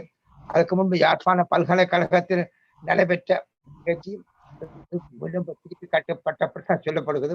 உண்மையில் என்ன நடக்க தெரியவில்லை.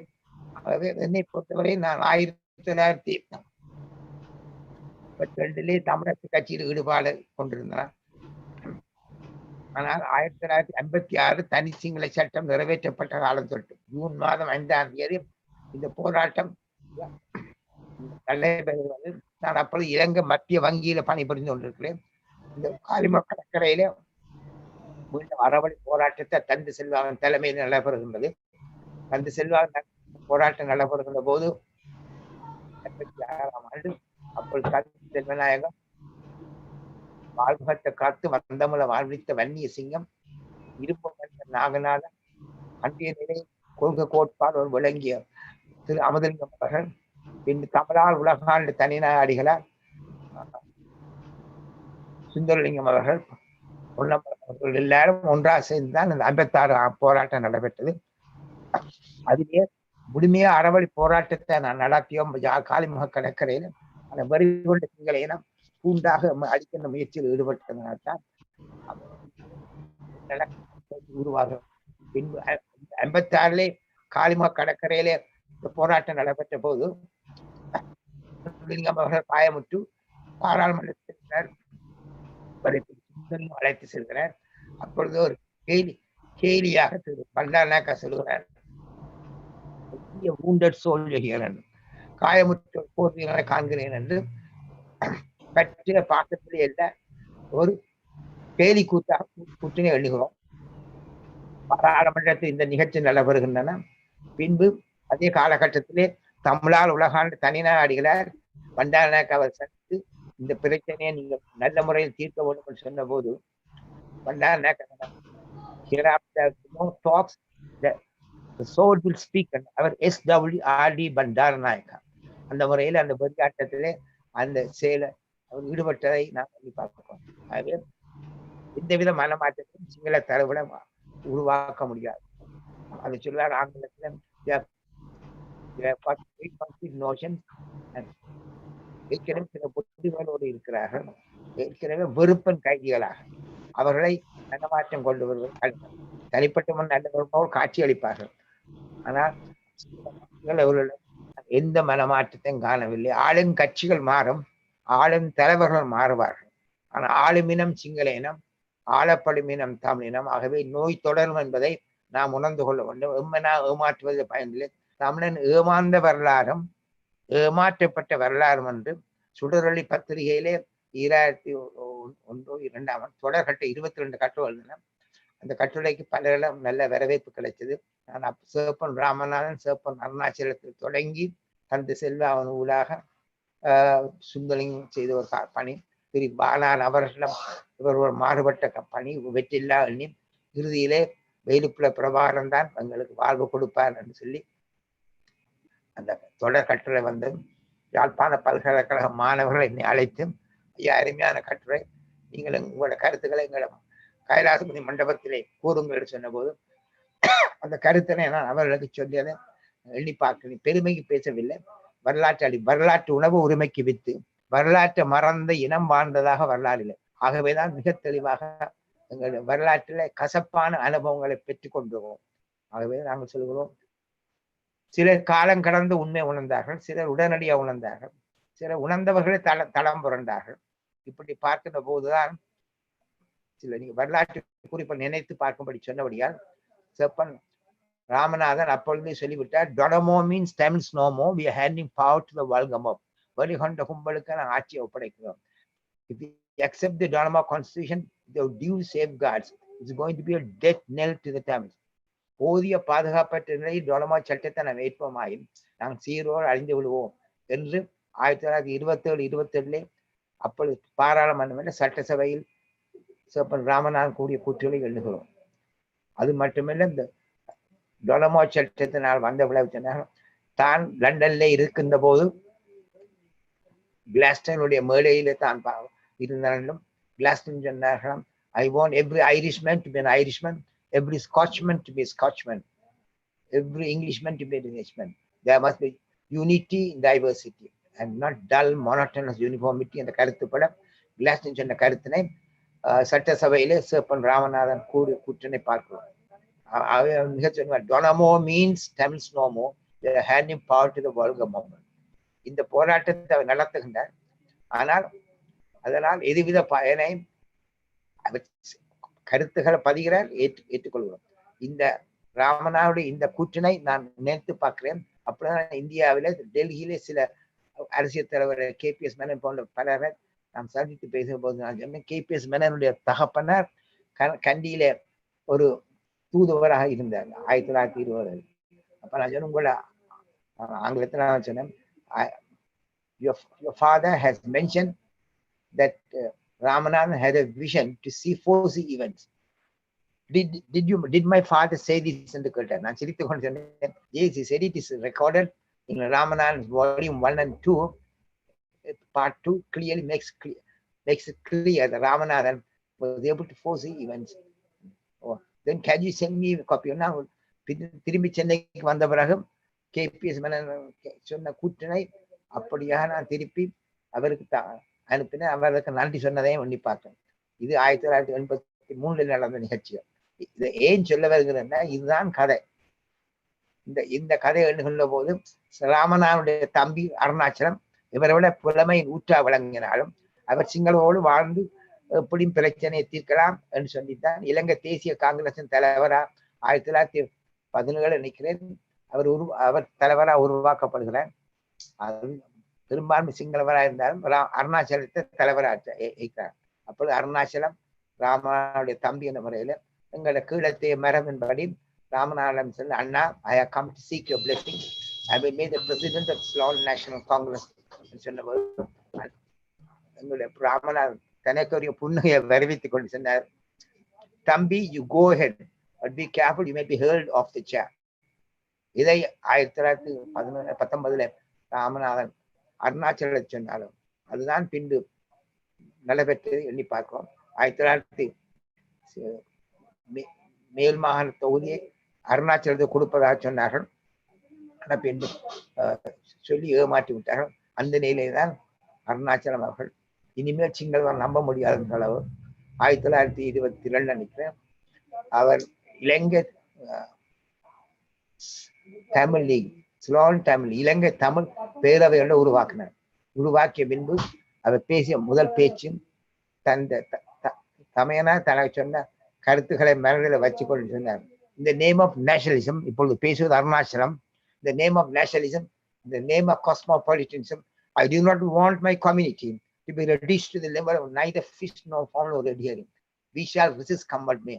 There are moves among the singular hoodlums to enter into confrontation with it. We shall meet the challenge. என்று அருணாச்சலம் சொன்னதை எண்ணி பார்க்கணும். அது மட்டுமில்லை சொன்னார், there's a move by the singular to throw away the statue of a person, Tamil பேரை சொல்லல, into the sea for the Tamil problem என்று சொன்னதை எண்ணி பார்க்கணும். அந்த முறையில் அப்பொழுதே ராமநாதனுக்கு நினைவு சின்னம் காட்டப்பட்டது 1915ஆம் ஆண்டு. ராமநாதன் சிங்களவருக்கா போராடின.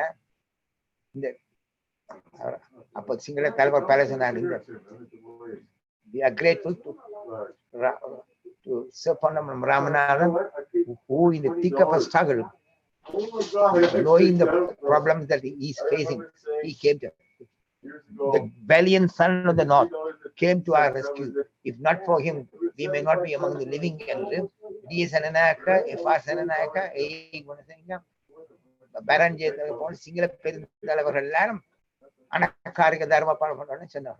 1915ஆம் ஆண்டு என்று சொல்கிறார்கள், the valiant, if not for the valiant son who came from the north, we may not be among the living என்று பேசி இதே சிங்கள தலைவர்களால் பின்பு தமிழ் மக்களை முடித்து கட்டுள்ள முறையில் செயல்பட்டதை கொஞ்சம் காலம் கடந்த நிலையில் உணர்ந்து அருணாச்சலம் சொன்ன குற்றம் இது டொலமோ சட்டத்திலே ராமநாதன் மிக தெளிவா பல கருத்து எல்லோரும் டொலமோ மீன்ஸ் தமிழ் ஸ்னோமோ என்ற ராமநாதன் கருத்தை மட்டும் சொல்கிறார்கள்.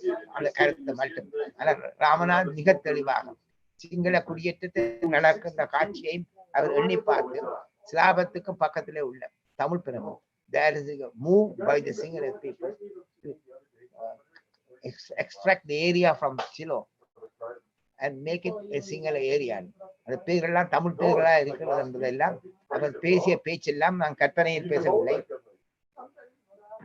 Forgotten aspects பண்ண ராமநாதன் என்ற நூலிலே நான் எப்படி பிற்காலத்தில் ராமநாதன் ஏமாற்றப்பட்டேன் என்பதனை அந்த சிலாபம் புத்தளம் போல இப்பொழுதும் சிங்கள பேர்களா மாறுது. ஆனால் சிலாபத்து முன்னநாதன் கோயில் முனீஸ்வரம் சிலாபம் முழு தமிழரா தமிழர்கள் முஸ்லிம்கள் இருந்தாங்க.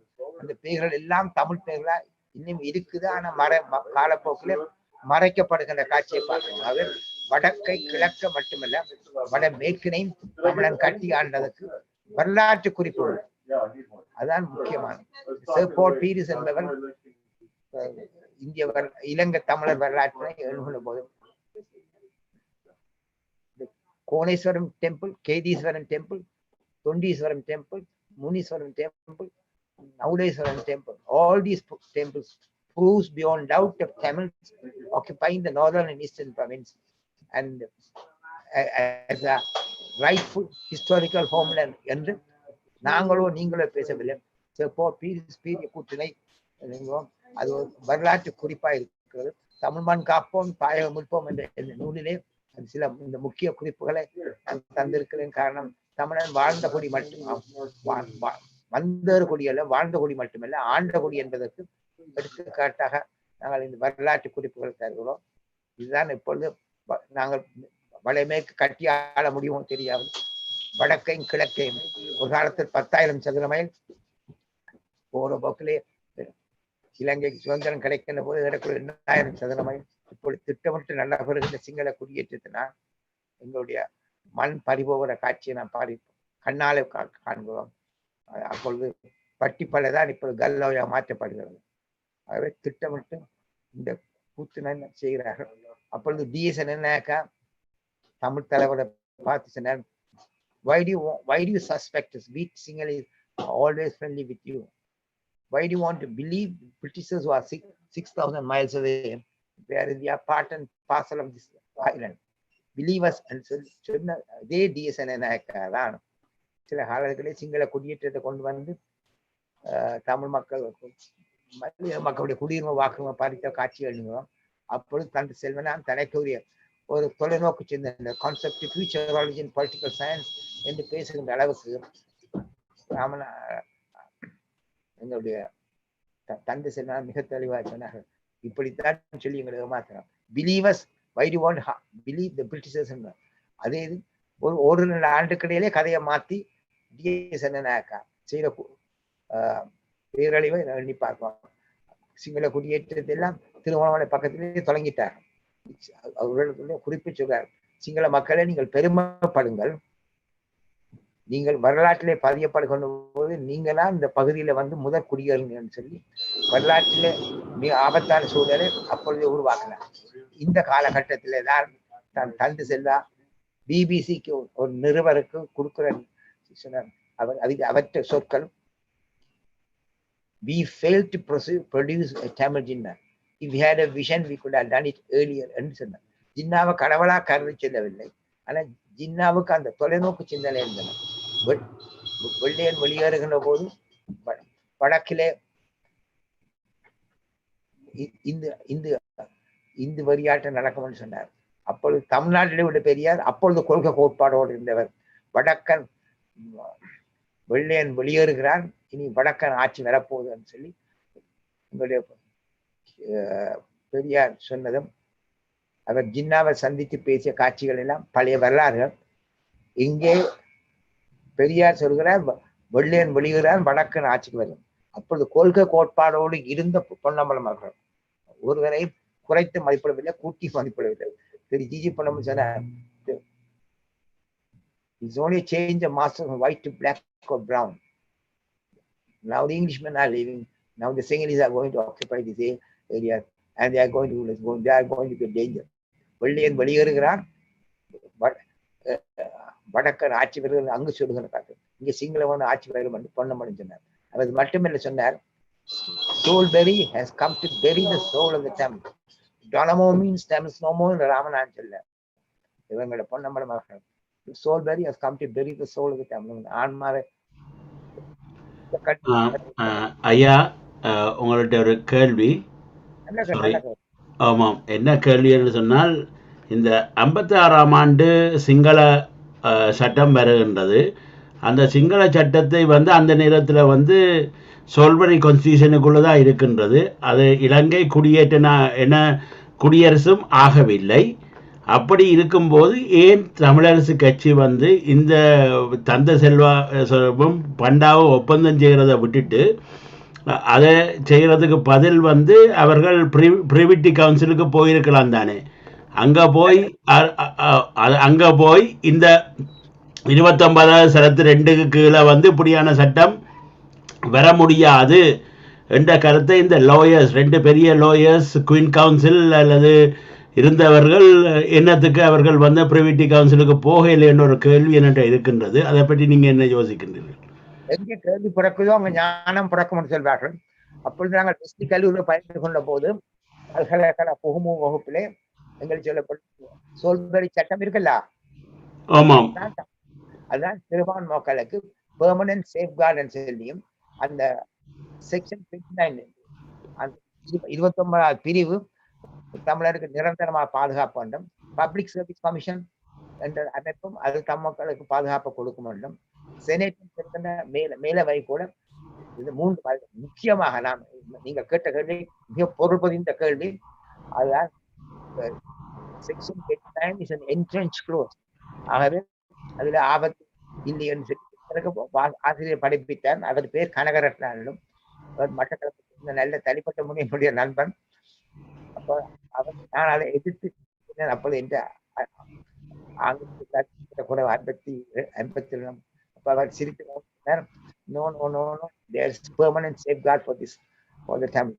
பின் பல ஆண்டுகளுக்கு முன்பு அவரை நாம் அம்பிட்டிய செமினரியில இல்ல கொலம்பு சந்தித்த போது சொன்னார், you had a vision, I was your teacher, but section 29 and all these things did not carry far because they made change. உண்மையை ஒத்துக்கொண்டார், நல்லவர், தனிப்பட்ட நான் பெரிய பட்டங்கள் பதவிகள் பெற்றார். ஏதோ எழுத்துல வந்து விட்டால் அதெல்லாம் பெரிய பாதுகாப்பு நினைக்கின்ற அளவுக்கு தான் இந்த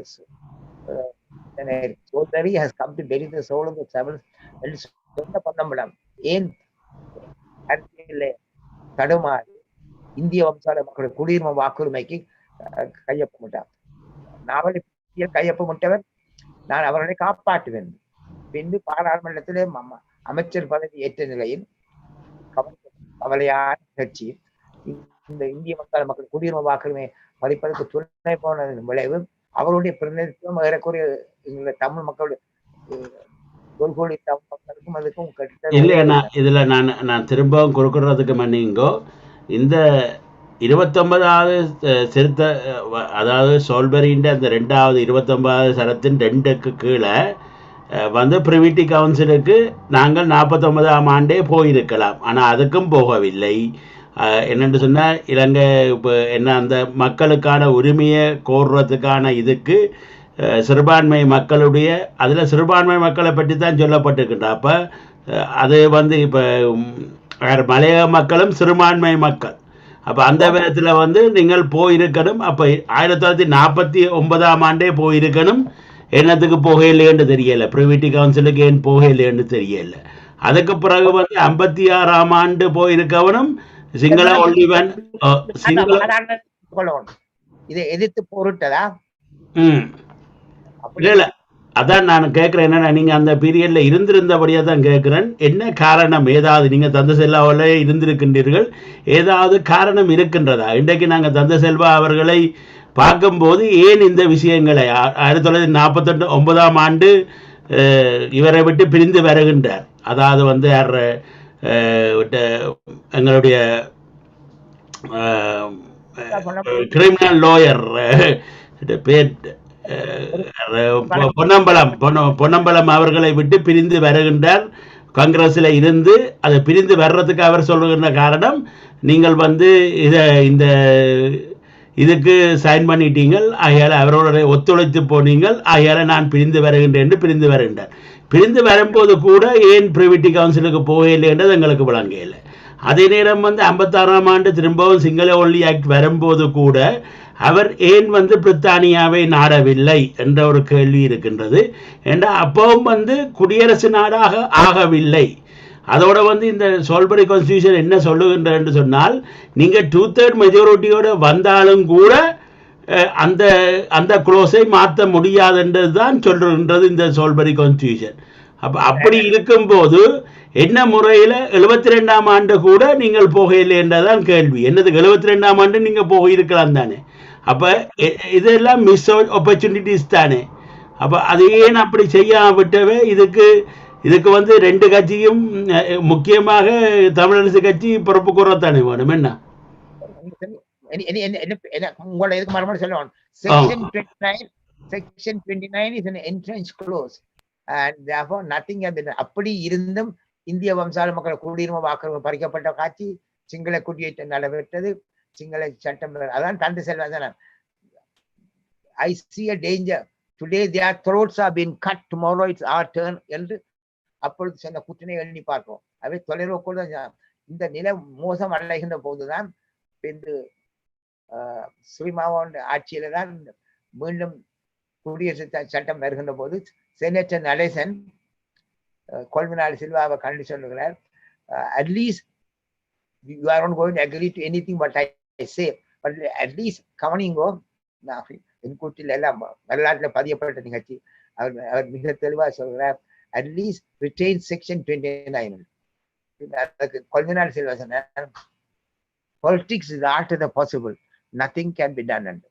இதே கொள்வினாடு சில்வா தான் 56ஆம் ஆண்டு சிங்கள சட்டம் நிறைவேற்றப்பட்ட போது, if it's 2 languages, one nation, if it's 1 language, it's 2 nations என்று சொன்னது. இதே கொள்வினாடு சில்வா அந்த மூத்த அரசியல் தலைவராக இருந்த என்எம் பெர்ரா சொன்னார், do not believe, do not trust that, do not find fault with the Tamils if they don't trust you, because we are never kept to our word. NM Perera சொன்னார். அப்ப இந்த தொடக்கத்தில் நல்ல நிலையில முற்போக்கு சக்தி, பின்பு உட்போக்கு, சதிப்போக்கு, வயிற்றுப்போக்குன்னு பேசுகிற அளவுக்கு இந்த சமசமாய கட்சியும் கம்யூனிஸ்ட் கட்சியும் செயல்பட்டதை எண்ணி பார்க்கிறோம். அந்த முறைதான் என்எம் பெர்ரா இப்படி கூறியதை உங்களோட சுந்தரலிங்க உள்ளத்தில் சொன்னார், double doctorate with double tongue treacherous. 2 doctor பட்டம் பெற்றவர் என்ன பெற அவர் ரெட்டனாக்கோடு பேசி எங்களை அழித்தார் என்று சுந்தரலிங்கம் என்ன பெறா கூறியதை கொள்வினாடு Silva 2 languages 1 nation, if it is 1 nation, if it is 1 language 2 nation சொன்னது. அவற்றை மகன் சத்யேந்திர லண்டன்ல இருக்கிற அந்த என்னதான் சொல்லியும்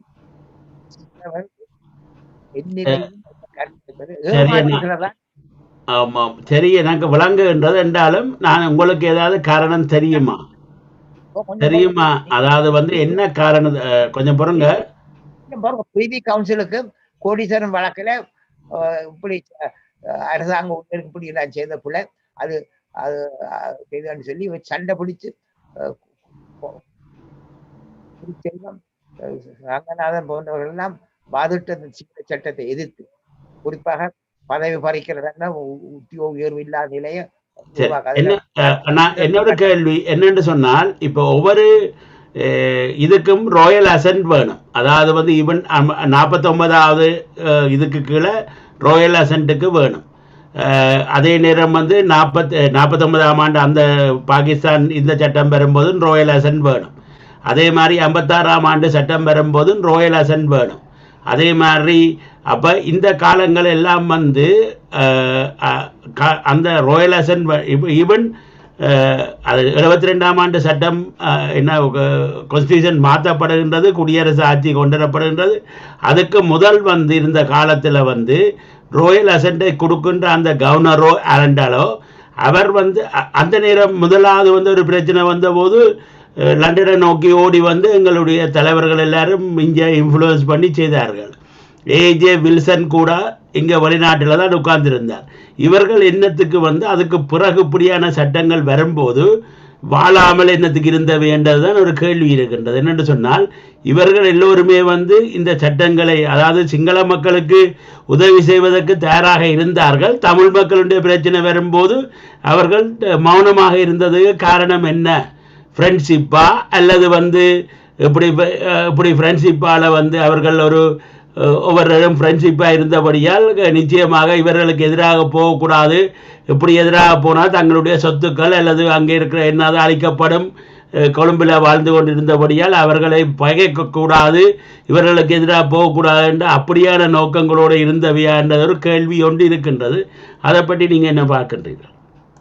நான் என்ன சொல்ல வரேன் என்றால், கடுஞ்சொற்களை நான் கையாள விரும்பவில்லை. ஆனால் நல்ல எளிய நிலையில சொல்ல போனால், அறிவுடையார் ஆவது அறிவர், அறிவிலார் அகுதறிவிலாதவர், அஞ்சுவது அஞ்சாம பேதமை, அஞ்சுவது அஞ்சல் அறிவாற்றல். இது குறள் பொருட்பாடு. அது ஆவது அறிதல், கான்செப்ட் ஃபியூச்சராலஜி இன் பொலிட்டிக்கல் சயின்ஸ் சொல்லுவோம். வருகின்ற ஆபத்தை உணர்வு. அஞ்சுவது அஞ்சாம பேதமை என்பதும் ஒரு திருக்குறள் பொருட்பாடு வருவது.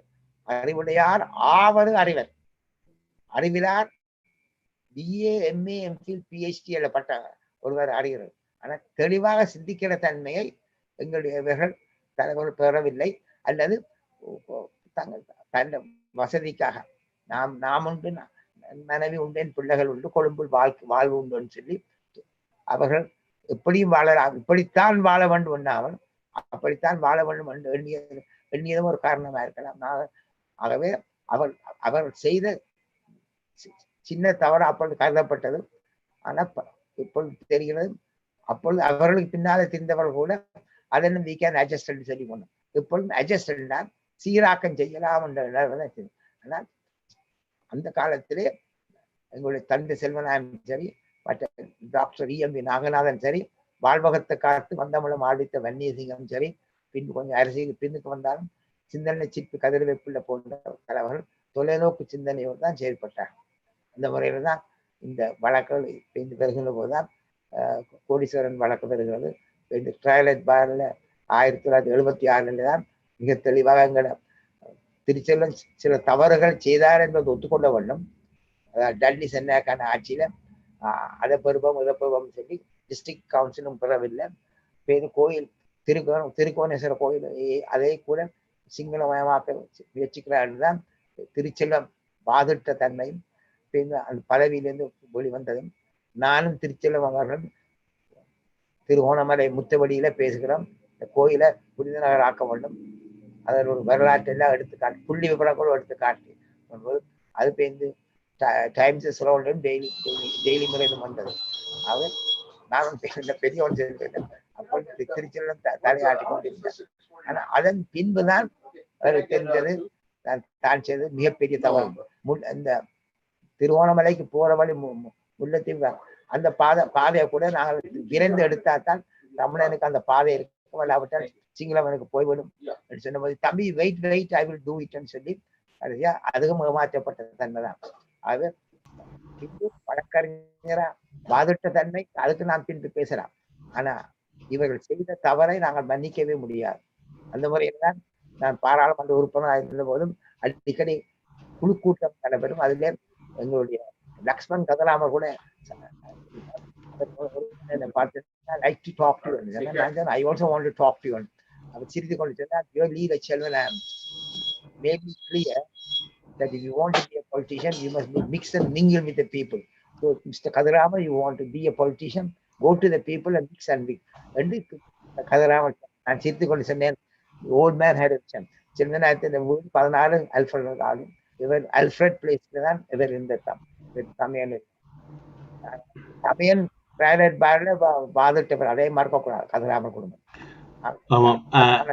இன்னொரு கருத்து ஐயா, இப்போ வந்து நாங்கள் 73க்கு வருடம் என்ற நேரம் போய்கொண்டிருக்கின்றது.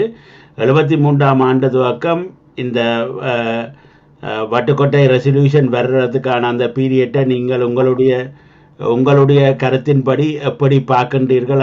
அந்த நேரம் வந்து TUF என்று, அதாவது தமிழ் யுனைடெட் ஃப்ரண்ட் என்று ஒன்று உருவாக்கப்பட்டிருந்தது. அந்த அதனுடைய ஹிஸ்டரியையும் மற்றும் அதுக்கு பிறகு நடந்த விஷயங்களையும் இருக்கால் நினைவு கூறுவீங்களா? 73ஆம் ஆண்டுக்கு பிறகு சொல்லுங்க. எப்படி பச்சையா சொன்னா குத்துக்கொரணம் அடிக்கிற தலைவர்கள் சிங்களவன் சரி தமிழன் சரி. அப்ப பண்டாரநாயக்கா யாழ்ப்பாணத்துக்கு வருகிறார். 26ஆம் ஆண்டு அங்க ஒரு நீதிபதியின் தலைமையில தான் அவர் பேசுகிறார். அப்போ சொல்றார், பேசுவது Bandaranaike, Ceylon is not a country, it's an island consisting of conflicting nations. The Tamils, they rule the northern and eastern province. Candians rule the Candian area, and rule the Port area. Therefore, Ceylon can never ஒன்றாக இருப்பது போல் காட்சி அளிக்கிறது. இது பண்டாரநாயக்கான கூட்டம். But the day will come, these different ethnic groups will assert their right. And அவர் 26ஆம் ஆண்டு பேசுறார் யாழ்ப்பாணத்தில். இதே நான் உங்களுக்கு வலியுறுத்தி சொல்லும் பெருமையை பேசவில்லை. இந்த அக்வேனஸ் மண்டபத்திலே 56ஆம் ஆண்டு சிங்கள சட்டத்தை அடுத்து பாதை பீச்சப்பிள்ளையின் தலைமையில பண்டாரநாயக்கா வந்து பேசுகிறார். அப்பொழுது அவர் தனிச்சிங்கள சட்டத்தை ஆதரித்து பேசினார்.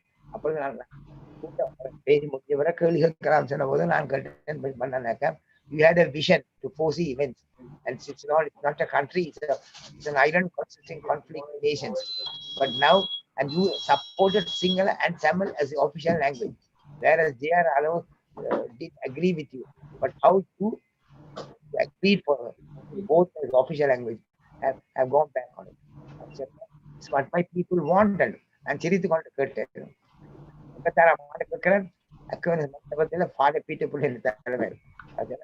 You have a fear, the day will come, the Tamils of Tamil Nadu will invade Ceylon, and there will be danger for the Muslims. And the leader must lead the people. You create unwanted fears. Earlier you supported Sinhala and Tamil as official language. Now you say there's a danger. So I have never heard in any part of the world a preponderant majority of the people, the Sinhalese, never face a danger of any invasion. No, என்னோட கருத்துக்கள் முதல்ல போது father Peter சொன்னார், we can't have more controversies. 56ஆம் ஆண்டு சிங்கள சட்டத்தை அடுத்து நடந்த அக்வேனஸ் மண்டபம். நான் பெருமை சொல்ல, இதுக்கு பெரிய படிப்பு பட்டங்கள் தேவையில்லை. தொலைநோக்கு சிந்தனை ஆவது அறிதல். உள்ளத்துல தூய்மை இருந்தால் தெளிவு வரும், தெளிவு இருந்தால் துணிவு வரும். தூய்மையும் இல்லை, தெளிவும் இல்லை, துணிவும் இல்லை. பட்ட படிப்பு சில பயன்படுத்தும். அப்படி நான் இவருக்கு லக்ஷ்மண் கதராமர் சொன்னேன், I have no match. You have got an Oxford accent. But may I say something which in Tamil, and then I will our say நான் அப்ப திருக்குறள் இதைத்தான் சொல்லுவோம், அறிவுடையார் ஆவதறிவர். People with the political concept, future concept, will able to force events. Whereas you with Oxford accent, Oxford background, நாங்கள் இன்னொரு இதை விட்டுட்டு நாங்கள் இப்போ வந்து 1977ஆம் ஆண்டு சொல்லுங்க. ஆனா இனத்தை வித்தவரான. ஆமாம், 1977 ஆண்டுக்கு வருவோம். 77ஆம் ஆண்டு இப்போ இந்த கான்ஸ்டியூஷன் என்ன அந்த எலெக்ஷன் நடந்தது. அதில் வந்து தமிழ் மக்கள் தமிழத்துக்கான ஓட்டை கொடுத்துச்சுன்னா, அதே நேரம் வந்து 1977ஆம் ஆண்டு எங்களுடைய தந்தை செல்வா அவர்கள் இந்த உலகத்தை விட்டு போகின்றார். அதே 77ஆம் ஆண்டில் தமிழரசு கட்சியினுடைய தமிழர் விடுதலை கூட்டணியின் தலைவராக அப்பா பிள்ளை அமுதலிங்கம் வருகின்றார். அவர் வந்து இந்த தமிழர்கள் ஈழத்தின் கொள்கையை எடுத்துக்கொண்டு போனாரா என்ற கேள்வி என்னிட இருக்கின்றது. அதை பற்றி நீங்க என்ன மாதிரி பார்க்கின்றீர்கள்? 76ல மே மாதம் தான் வட்டுக்கோட்டையில் விட்டுக் கொடுக்காத எடுத்த தீர்மானம். அது லாகூர் தீர்மானத்தை ஒப்படைத்தக்க அளவுக்கு தமிழ் பழைய தவறுகள் செய்தார் என்பதை நம்ம மறக்க முடியாது, மறைக்க முடியாது.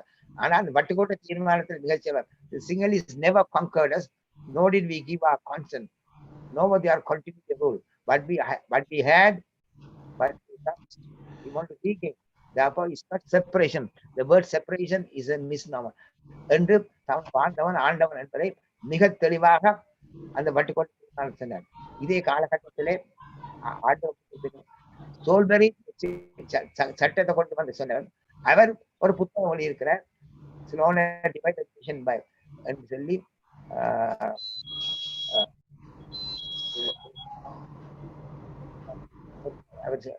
B.H. ஃபார்மருடைய புத்தகத்துக்கு சொல்லியிருக்கிறார்.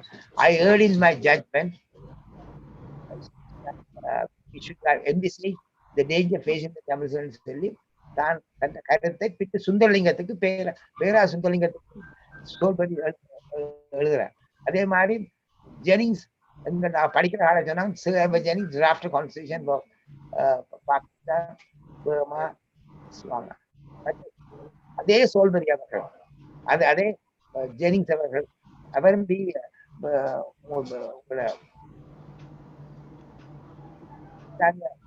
தொலைக்காட்சியில I never envisage all these problems என்று வெத்த படித்த மேதாவி என்று சரி சோல்வரி இவர்களெல்லாம் தவறுகளை காலங்கடந்து உணர்ந்தார். ஆனா அதுக்கிடையே அழிவங்களுக்கு ஏற்பட்டுட்டு, ஆனா இவர்களை தான் தெய்வங்களாக எங்க தலைவர்கள் கருதினார்கள் என்பதை ஒத்துக்கொள்வார்.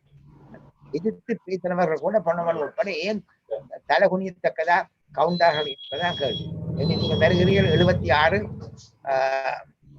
நவம்பர் மாதம் 19ஆம் தேதி இலங்கை பாராளுமன்றத்தில் செல்றார். We have decided that we can continue with the singly. Any trust in the lead to they crush and so therefore we should get out of this regime. That only there is future for us. November 19ஆம் தேதி 1926ஆம் ஆண்டு அதே செல்வநாயகத்தின் படித்து வந்த அமுதலிங்கம் போன்றவர்கள் எல்லாம் பின்பு என்ன செய்தார்கள்? இதே செல்வநாயகம் அடுத்த நவம்பர் 1976 பின்பு 77 ஏப்ரல் மாதம் 26ஆம் தேதி சாகிறார். அப்ப தமிழ் மக்கள் புத்தி சென்ற இறுதி உயிர் லாஸ்ட் வில் என்றார். இனிமேல் சிங்கள மக்களோடு நாங்கள் வாழ முடியாது. அங்க இணைப்பாட்சி we are given up the cry for federalism. It doesn't work until the clever. ஆகவே only solution அப்படியே இருக்கு. நான் ஒன்னும் கூட்டி குறைச்சு சொல்லுவேன். ஆனா நீ கேட்ட கேள்வி அப்ப தந்த வழியிலே வழி வந்தது தந்த செல்வ அமுதலிங்கம் கவனிச்ச 77 தேர்தலை நாங்கள் வெறும் தேர்தல் என்று கருதவில்லை. நல்ல கேள்வி நீங்கள் கேட்டீங்க. நாங்கள் சொன்னது இஸ் ரெஃபரண்டம், பொதுமக்கள் வாக்களிக்க வேண்டும். அந்த முறையில ஓமன் சொல்லி போட்டு அது இப்பத்த சூழல்ல சரி வரான்னு சொல்லி நான் அமர்ந்தீங்க நான் மறக்கவில்லை.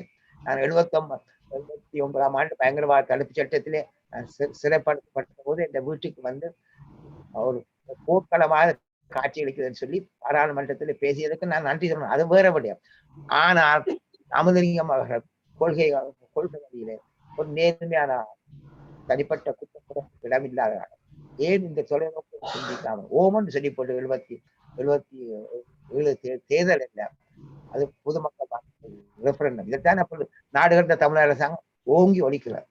ஆனா இதை ஏனவ தவறுனால்தான் அங்கு ஒரு சில வசதிகள் வந்த வாழ்க்கையில எதிர்கட்சி பதவி ஏற்றதே அது என்னை பொறுத்தவரை என்னென்று ஒரு நாட்டிலே தனி ஒற்றியாட்சி இருக்கிற ஒரு அமைப்புல எப்படி எதிர்கட்சியை பதவியில என்னத்தை அடைய போறான் perpetual rule of the permanent single majority இதுதான் பாருங்க ஒற்றியாட்சி என்பது தமிழர்கள் ஒழித்து கல்வி வந்து எங்களை விட அழகான ஆங்கிலம் தமிழும் பேசிய எங்களுடைய அமர்ந்திரிங்க இதை கூட பட்டார் இல்ல நீங்கள் வந்து சாரி அண்ணா, நீங்கள் வந்து அந்த நேரத்தில் வந்து கோவை மகேசன் நீங்கள் எல்லாரும் வந்து அவர் மாவட்ட சபையை அக்செப்ட் பண்ண போறாருன்னு சொல்லும்போது நீங்கள் பயங்கர போராட்டங்களை எல்லாம் செய்த நீங்கள். அப்போ அந்த காலத்தில் என்ன மாதிரி இருந்தன்றதை அந்த அந்த உங்களுடைய நினைவுகளை ஒருக்கா யோசிச்சு பாருங்க. என்ன இருந்தது, அது என்ன காரணம் அவரை மாற்ற முடியாமல் 83ஆம் ஆண்டு திரும்ப இந்தியா கோடும் மட்டும் என்ன நடந்தது? அவர் பயப்பட்டாரா? என்ன சிறை செல்வதற்கு பயப்பட்டாரா? அல்லது இப்படி என்ன அது நேர்மையாக நின்றால் வந்து இது அதோட 77ஆம் ஆண்டு அவர் சொன்னது தாங்கள் போய் அங்கே வந்து பாராளுமன்றத்துக்குள்ளே போய் டிக்ளேர் பண்ணி போட்டு வெளியில் வந்து நின்று தமிழீழத்துக்கான கான்ஸ்டியூஷன் எழுதுவோம் என்று தான் சொன்னவன். ஆனால் அதில் ஒன்றுமே செய்யப்படவில்லை. என்ன காரணம்னு நீங்கள் நினைக்கின்றீர்கள்? அவருடைய அந்த நான் சொன்ன திருப்பி ஒரே சொல்லத்தான் சொல்ல, தூய்மை தெளிவு இருந்தா துணிவு வேணும். அப்ப தூய்மையும் இருக்கவில்லை அரசியல் நான் வேற விஷயம் பேசல. ரெண்டும் துணிவிழா போச்சு. அறிவுடைமை துணிவுடைமைன்னு சொல்லுவாங்க. அதுதான் கொஞ்சம் துணிவுடம் இல்லாம அரசியல் நடத்த முடியும். இறந்தவர்களை பற்றி. ஆனால் அவர்கள் தான் தொலைநோக்கு சிந்தனையோடு சிந்தித்திருந்தால் நல்ல கூட பல தவறுகளை செய்த பின்பு தன் தவறுகளை உணர்ந்து நடவடிக்கை இடத்துல உலகத்தின் கவனத்தை அதற்கு நன்றி சொல்வது. அதுக்கு முதலே நம்ம தொலைநோக்கு சிந்தனையோடு செயல்படவில்லை என்ற கேள்வி வருது. ஓகே, மிக்க நன்றி ஐயா. உங்களுடைய நேரத்துக்கு இவ்வளோ நேரமும் நீங்கள் இருங்கோ, நாங்கள் வர கேள்விகளும் வரும்போது கேட்கலாம். நான் இப்போது வந்து இந்த சில விஷயங்களை நான் வெளியில் கொண்டு வர்றதுக்கு இருக்கின்றேன். அதுகளை நான் கொண்டு வருகின்றேன். அதுக்கு பிறகு நான் பார்க்கலாம். ஒரு நிமிடம் தந்திருந்தா பல தவறுகள் செய்திருக்கிறார். ஆனா பின்பம் சொல்லி இருக்கிறார், இனிமேல் தமிழனுக்கு தமிழீழம் எந்த வழியும் இல்லை. அது ஒப்பந்தங்கள் பல செய்யப்படும், அவை பின்பு கிழிக்கப்படும். இந்தியாவின் தலைவருக்கு எதுவித பயனும் இல்லை என்று அவராக ஒரு கட்டுரை எழுதியிருக்கிறார். நிச்சயமா அதை நாங்க பார்ப்போம்னா, நான் அதுக்கு முதல் வந்து 1974ஆம் ஆண்டுக்கு ஒருக்கா போயிட்டு அதுல வந்த விஷயங்களை ஒருக்கா பார்த்துட்டு நான் வருகின்றேன். உங்கள்கிட்ட திரும்ப வருகின்றேன். ஆனால் கொஞ்ச நேரம் கொடுங்கள். மிக்க நன்றி இணைந்து கொண்டதுக்கு. ஒரு நிமிஷம். இப்போது வந்து நாங்கள் சில டாக்குமெண்ட்டுகளை நாங்கள் பார்க்க வேணும். முக்கியமான டாக்குமெண்ட்டாக நாங்கள் பார்க்கின்றது வந்து 1974ஆம் ஆண்டு தந்தை செல்வா அவர்கள் காமன்வெல்த்துக்கு கொடுத்த ஒரு முக்கியமான ஒரு டாக்குமெண்ட்டை நாங்கள் இப்போ பார்க்குறோம். ஒரு நிமிடம். இதில் வந்து பார்த்தீங்கன்னு சொன்னால், memorandum from Tamils of Ceylon to delegates attending the 20th Commonwealth Conference in Sri Lanka, 1st of September 1974. Greeting to all delegates in the name of the Tamils of Ceylon. We extend you very warm welcome. This memorandum is presented to you in the hope that through you the world conscience will be awakened to present the plight of Tamils in this country, who are being systematically subjected to a denial of human rights, various forms of racial discrimination and other practices which could lead to genocide of Tamils. இது வந்து 1974ஆம் ஆண்டு தந்தை செல்வா இந்த ஸ்டேட்மெண்ட்டை உலக நாடுகளுக்கு, அதாவது வந்து காமன்வெல்த் கண்ட்ரிஸுக்கு கொடுத்திருக்கின்றார். பாப்போம் அடுத்தது. The Tamils of Ceylon constitute a separate nation divided from single East nation by territory, the language, religion and culture. Appendix சொல்லப்பட்டிருக்கிறது. At beginning of the European conquest, there were 3 separate kingdoms in Ceylon. The Tamil kingdom in the north and 2 Sinhalese kingdoms in the south. The Tamil kingdom fell to Portuguese in 1619.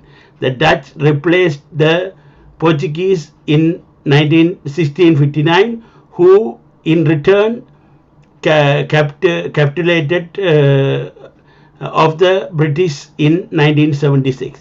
The British also took over the Canadian Sinhalese kingdom in 1815, thus gaining the mastery over the 3 kingdoms covering the entire island.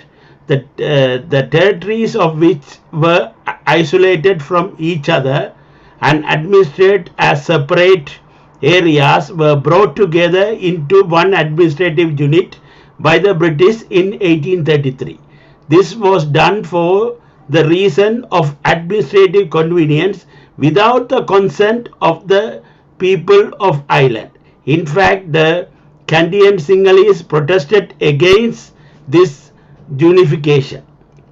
The British thus imposed common administrative system in the whole of the island with English as the language of the government. In this way, they brought together 2 people who have lived separately through the ages. When it became clear that the British were ready to share some of their authority with the local leaders, the conflict between the Tamils and Sinhalese came to the surface. They are not ready to share. In 1945, when the time came for the transfer of power to the people of this country, the Board of Ministers submitted their own proposal for a new constitution. The Tamils almost in one voice rejected their proposals in as much as they were calculated to place the minorities of Ceylon in the position of subordination and dependent on the racial majority. The Royal Commission under the chairmanship of Lord Sovereign was sent to Ceylon in order to examine and discuss any proposal for constitutional reform in the island.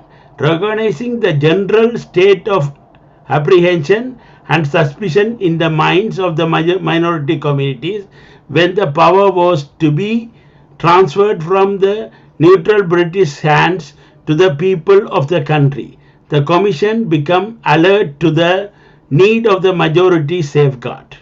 The Commissioners therefore accepted that assurance on the Board of Ministers in belief that the latter were fully aware of the contentment of minorities is essential not only to their well-being but to the well-being of the island as a whole. Moreover, the British government issued a white paper on the basis of Commission's report and made it clear to the Board of Ministers of Ceylon that any legislative action by British would be conditional on the acceptance of their proposal by minorities. This acceptance was secured by many promises and assurances by the Sinhalese leaders, the hollowness of which have been manifested by the action of successive government. It is significant that Lord Salisbury himself was later disillusioned by the disregard of the assurance by the Sinhalese leaders.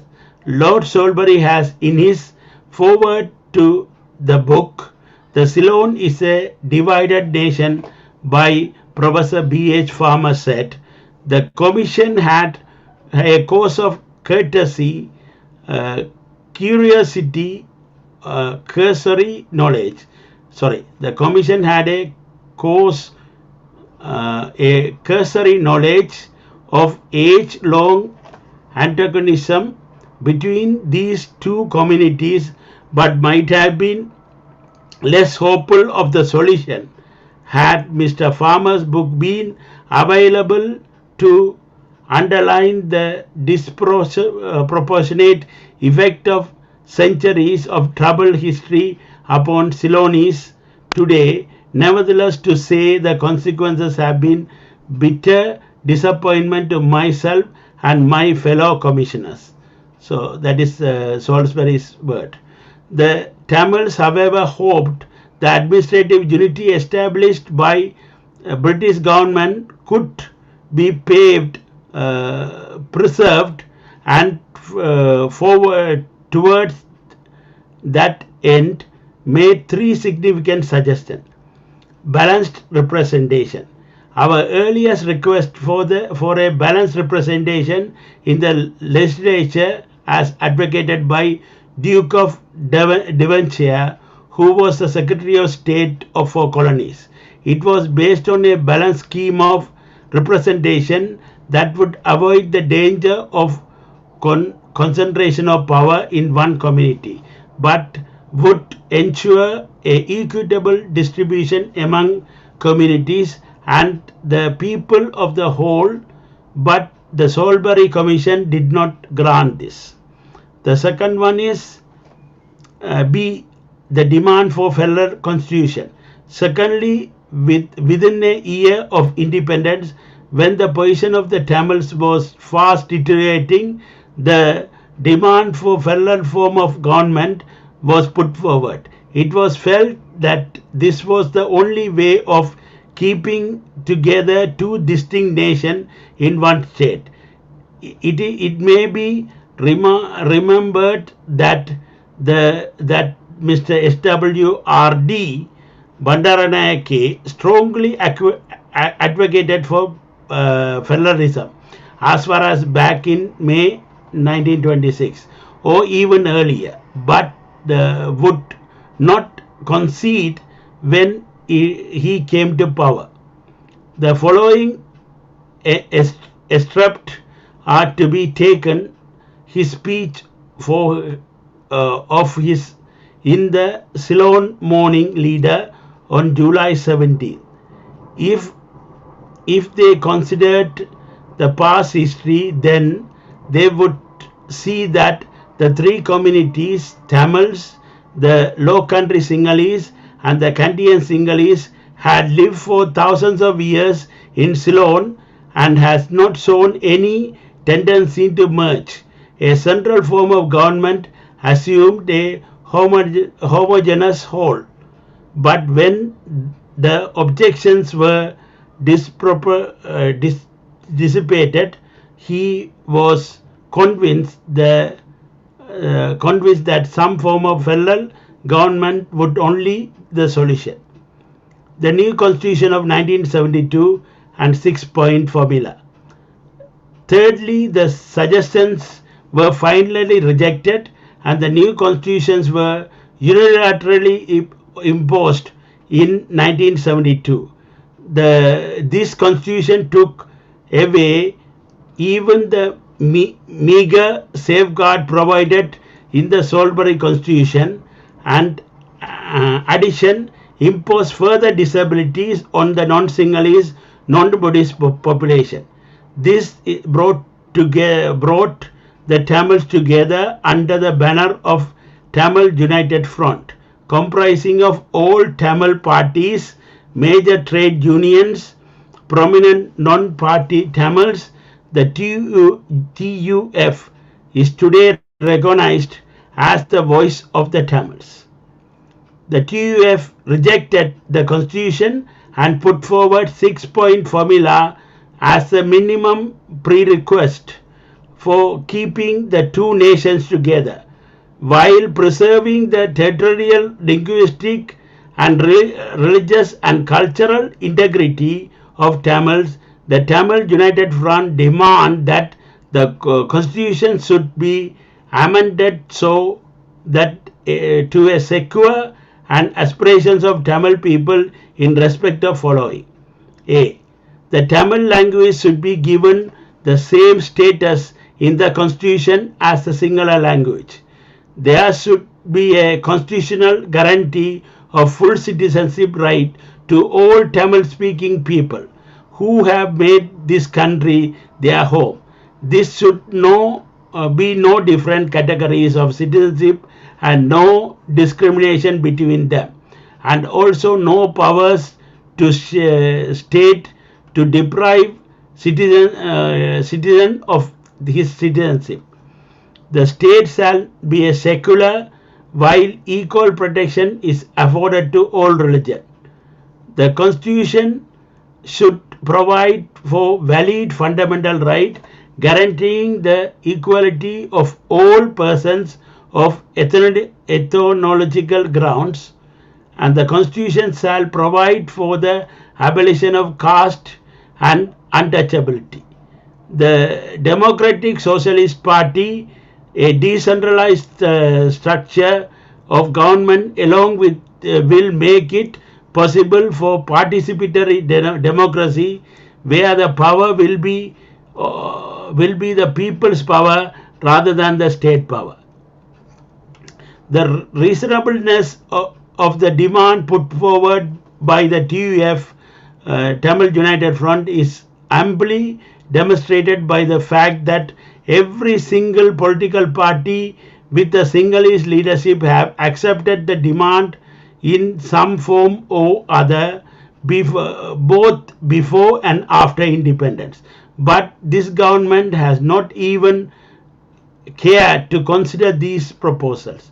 The Tamils have traversed a long road, and now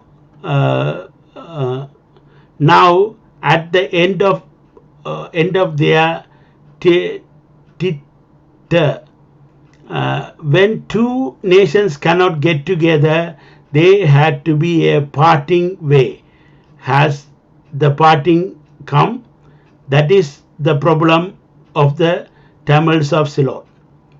Under neo-colonialism, the Sinhalese leaders have one objective of converting the binational, bilingual, multi-religious state of Ceylon into uninational state with one nation, the Sinhalese unilingual state with the Sinhala only, and with one religion, Buddhism, involving genocide against Tamils. This is substantiated by the following statement to the press by the cabinet minister of the present government, reported in the Daily News on the 27th of August 1974. In fact, one thing happening now is that many Indian Tamils who were earlier isolated are now learning Sinhala and even adapting our names and religion.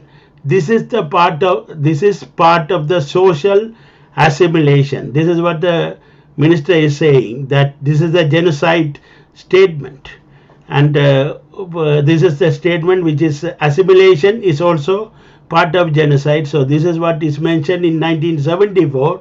Still we are facing the same thing, and this has been foretold by this letter. So I don't know what we was doing from 1974 till now. For the sake of brevity, we give in some detail the 6 areas there is presumed of above policy to be and list others. Citizenship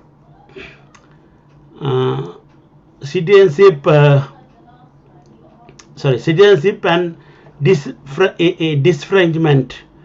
Within the few months of gaining independence, it was not difficult for Sinhalese leaders to forget all about the promises and assurances they had given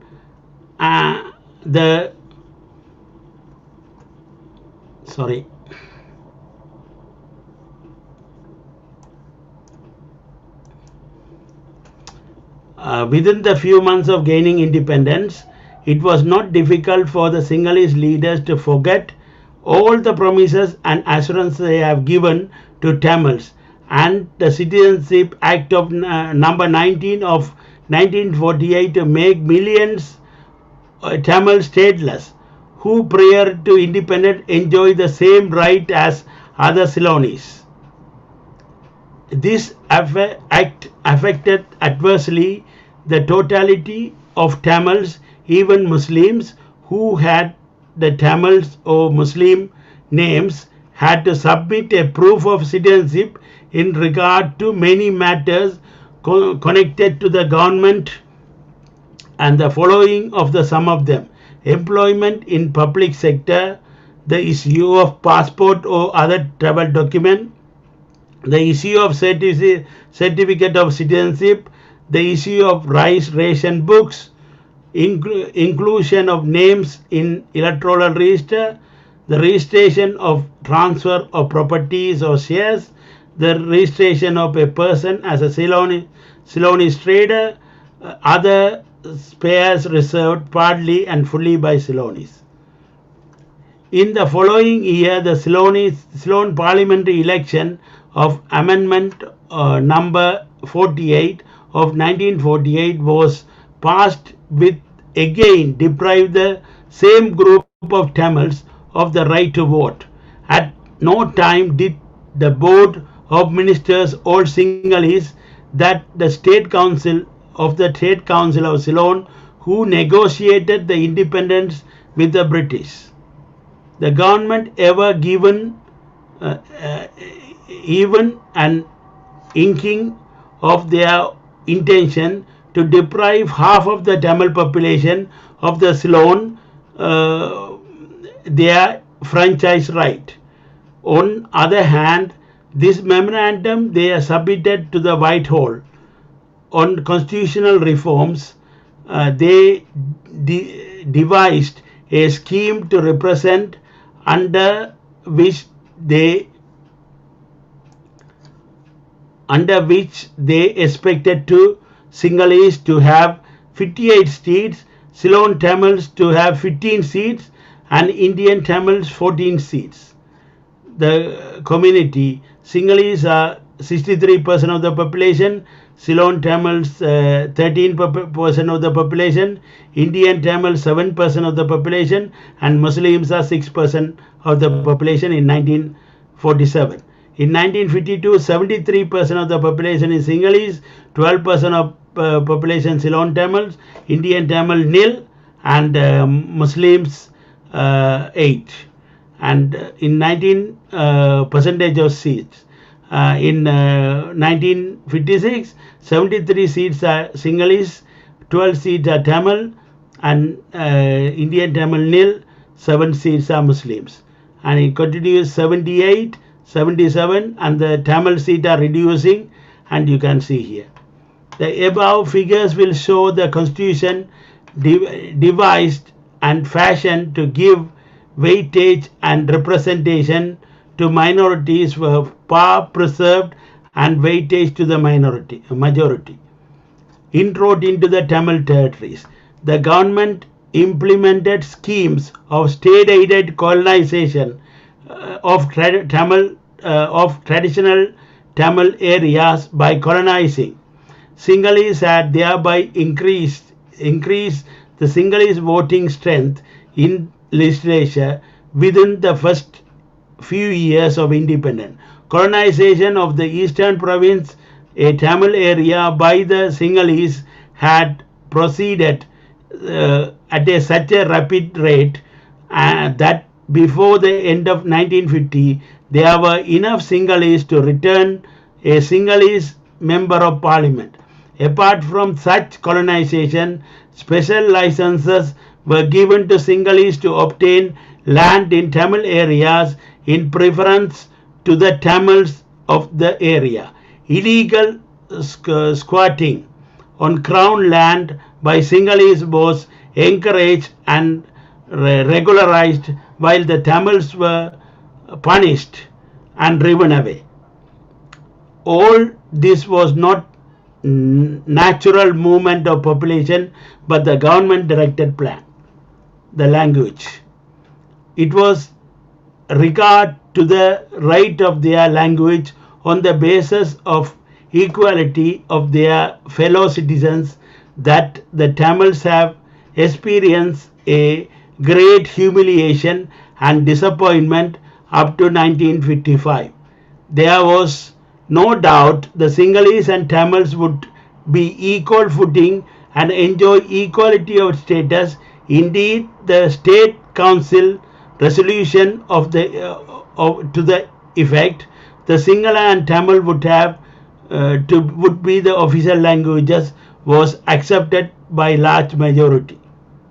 Speaking on the occasion, the late Mr. S.W.R.D. Bandaranaike said, but generally speaking, there is no question that one of the most important ingredients of nationality is language. But it is though the vehicle of the language that the aspiration of the yearning and triumphs of the people through centuries are enshrined and preserved.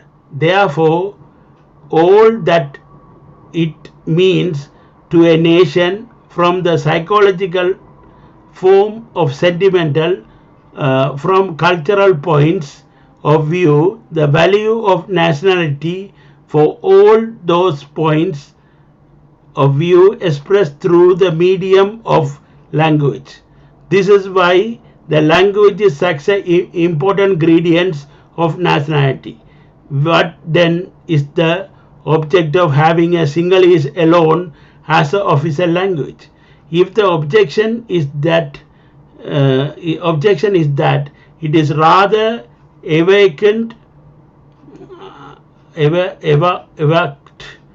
to have more than one official language, I should point out that other countries are putting up with more than 2 official languages and are carrying on reasonably and satisfactorily. I do not see that it would be any harm at all in recognition of Tamil language also an official language. It is necessary to bring about the amity and confidence among the various communities, which was all striving to achieve within the reasonable limits. Therefore, on the second point, I have no personal objection of both languages being considered official languages. No, I do not see a particular harm or danger from it. This is what the official report State Council on the 24th of May 1944. So this is what S.W.R.D. Bandaranaike, who brought in the Sinhala only Act, official act, was talking in 1944. The Official Language Act number 33 of 1956, however, provided that Sinhala shall be one official language of Ceylon. The Tamil is considered to act a bread. The Tamils considered this as an act a great betrayal and have not ceased to agitate for equality of status for Tamil language. In 1961, 57 days, the Tamil-speaking people performed satyagraha outside the chief of government officers in principal cities, the Tamil territories, particular Trincomalee, Vavuniya, Mannar, Jaffna, thus bringing the administration in this area in standstill. The government imposed state emergency and used armed forces to unleash reign of terror in the areas. The Tamils MPs and learning Tamils like Kandaya Vaidyanathan were placed under detention when the legislative provision have been made for the use of Tamil language in northern eastern provinces. Sinhala continued to be the largely used as a sole language of the public business, causing inconvenience embarrassment and humiliation to Tamils. Education. We list here in specific areas of education where this is severe discrimination. The Education Amending Acts number 5 of 1968 and 8 of 1961 took our school run by Tamils who Christian dominations but Buddhist previous schools were allowed to continue as voluntary school with the said aid. Estate schools for children of Tamil plantation workers were not taken over, continued to remain extremely poor standard in which they have been all time. Tamil medium schools in Tamil areas were converted into Sinhala medium schools, thus forcing them to study in Sinhala medium. After they take over the schools, some schools in the south of Ceylon were predominantly Tamil children were converted to Sinhala school without alternate provisions for Tamil children. The medium of instruction in four schools in the north was changed from Tamil to Sinhala. The access to higher education since the present government came into power has been racial discrimination. In 1970, administration of higher standard were required of the Tamil students. Merit was abandoned in undercover giving weightage to the students in rural areas. The government instituted racial system of administration. We were given minimum aggregate mark required for Tamil and Sinhalese students in 1970. The aggregate marks required for admission to university for engineering for Tamil you had to get 250, Sinhalese 225. In Kattupatha engineering 232, where if you are a Sinhalese you can go in with 212. Medicine and dentistry 250, 229. And agriculture, veterinary and biosciences 184 and 174. Physical science 204 and 183. Agriculture 194 and 180. Since the government have continued the weightage mistake but continue with the same objective through secret scheme of standardization based on the language media and area quotas. The consequences will effect to whittle down the administration of Tamil students on the ground of merit alone would be eligible for higher education. Violence against Tamils. The Tamils have been subjected to violence in 1956, 57, 59, 61 and 74, and in 1958 Tamils outside the Tamil territory were set upon by organized groups of Sinhalese were subjected to a murder, torture, rape and looting in 61. It was used as a disparate satyagraha. In 1974, the violence was used to dissipate large crowd listening to the non-political cultural addresses where 9 persons were killed. The police and army often ran berserk and spread violence and terror over much larger area than prescribed scene. Starvation to death.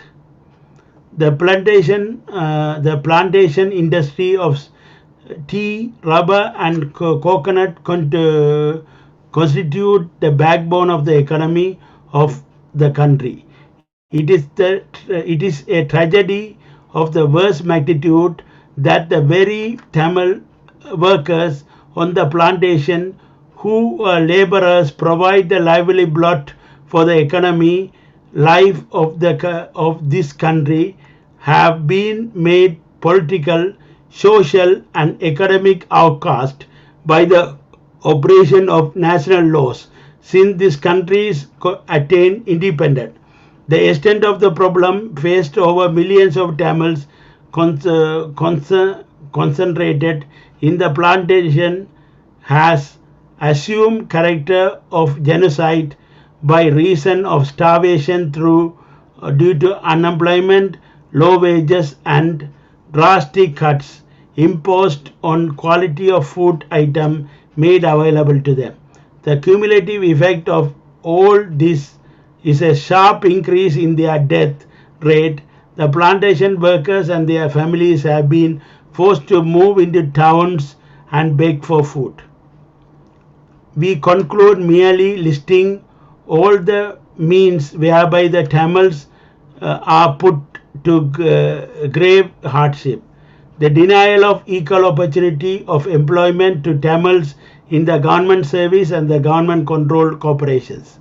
Sustained propaganda against Tamils through government approved school textbooks, continued police and army action in Tamil areas, denial of right of peaceful assembly, denial to many Tamils and Tamil leaders to the right to live the country, absence of effective provisions in constitution protecting the fundamental right of minorities, arbitrary arrest and detention.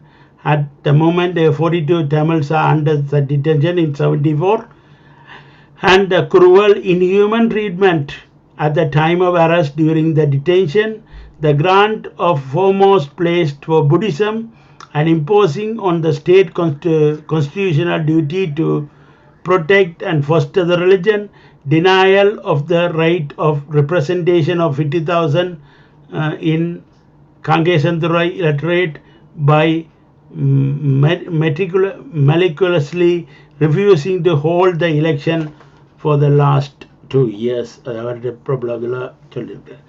Commonwealth and the Tamils. The Sri Lanka is today the state of the two nations, and the Tamil nation and therein seeks an inalienable right of self-determination. The Tamil problem is not an internal affair.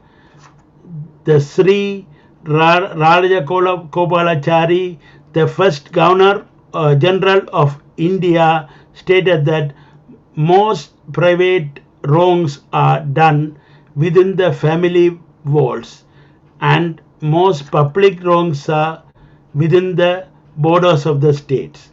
If the world opinion to consider the state frontiers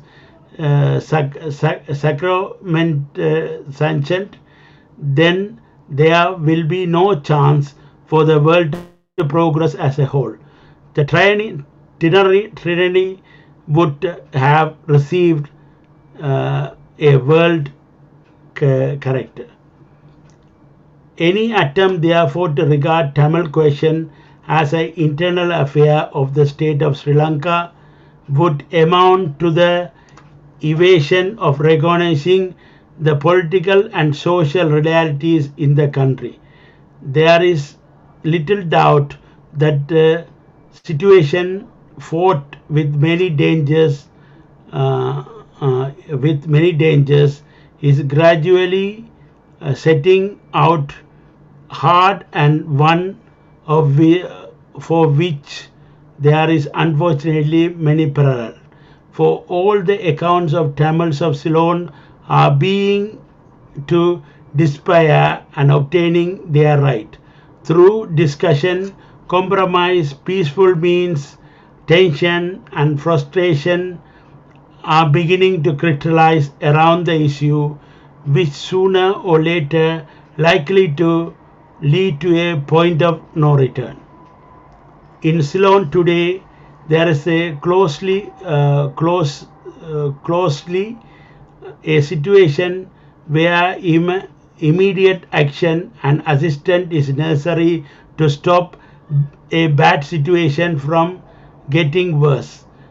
The question would arise whether the subject of minority nationalities in Commonwealth communities could be discussed even if it is a subject, it is not on the agenda of the conference.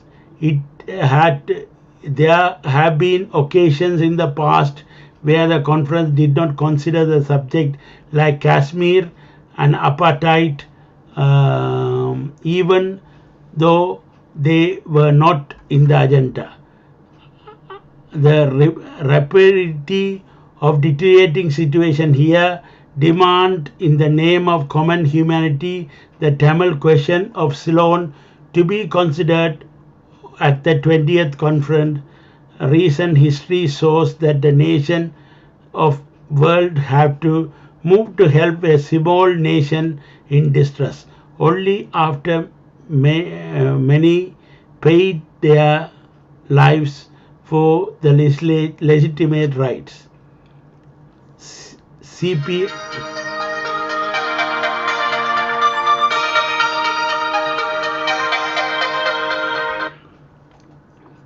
Therefore, it is our hope that the problem of the Tamils of Ceylon will receive the sympathetic consideration of the delegate assembled at this point of conference. Thank you. Selfie. Now, it's SGV Selvanayam, QC, President of Tamil United Front, Alfred House in Colombo 3. This was the documentation. This documentation is even valid today. Nothing has happened. Nothing has changed from 1974 till now. It has worsened, and this document clearly states that a genocide will happen. That is what has happened. So I will come to the, after reading that, I'll come to the discussion forum, and this document 11th ஐயா முருகானந்தன் ஏதாவது கருத்து சொல்ல போறீங்களா? நான் முக்கியமாக இந்த சாந்தலிங்கம் இந்த அந்த குமுதினி படையில பாதிக்கப்பட்டவர் நேர்முகமாக காயப்பட்டு இறந்தவர் போல் தப்பித்து வந்து இங்கே லண்டன்ல இருந்து அந்த நிகழ்வுகளை நடத்துபவர், அவருடைய கருத்துக்களை நீங்கள் எல்லாருக்கும் அறிய செய்யலாம். அவர் ஒரு 5 நிமிடத்தில் வருவார். நீங்கள் அவரை உடனடியாக, நான் இடையில வெளியில போன முடியாது, உடனடியாக கருத்துடன் சொல்வதற்கு இல்லை. நீங்கள் அவரை ஒரு 5 நிமிடம் கழித்து அழைத்தால் அவர் வந்து பேசுவார். சரி, நல்லது. அவர் வந்தவுடன் நாங்கள் பார்க்கலாம்.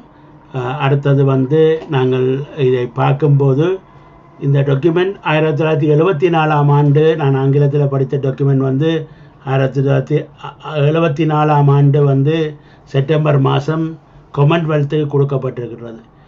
உண்மையிலே அந்த டாக்குமெண்ட்டை கூட்டிக் கொண்டு போய் 74ஆம் ஆண்டே உங்களுக்கு காமன்வெல்த்துக்கு கொடுத்துருக்கிறோம்.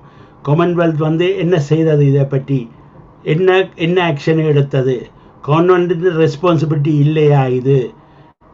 அந்த 74ஆம் ஆண்டு நீங்கள் ஒரு என்னாவது ஆக்ஷன் எடுத்து ஏதாவது செய்திருந்தால், இந்த இன்றைக்கு 2009 நடந்த இனப்படுகொலையும், அதுக்கு முதல் 1983ஆம் ஆண்டு நடந்த இனப்படுகொலையும், அதுக்கு முதல் நடந்த எல்லா இனப்படுகொலையும் நீங்கள் தடுத்திருக்கலாம்.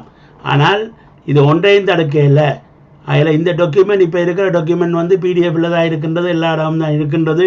இதுகளை நாங்கள் கொண்டு போய் லோபி பண்ண வேண்டிய காலகட்டத்தில் தான் இருக்கின்றோம். இதை தவிர முக்கியமான டாக்குமெண்ட்டுகளை நாங்கள் திரும்ப பார்க்க இருக்கின்றோம். அதே நேரம் இங்கே இப்போ என்னென்ன கொலைகள் நடந்திருக்கின்ற என்பதை பற்றி அடுத்ததாக பார்க்க நினைக்கின்றேன். யாராவது கருத்து சொல்கிறதுக்கு விருப்பம் இருந்தால் உங்களுடைய மியூட்டை எடுத்துகிட்டு கருத்தை சொல்லுங்க. இல்லைன்னு சொன்னால் நான் அடுத்த டாக்குமெண்ட்டுக்கு போக வேண்டி இருக்கின்றது.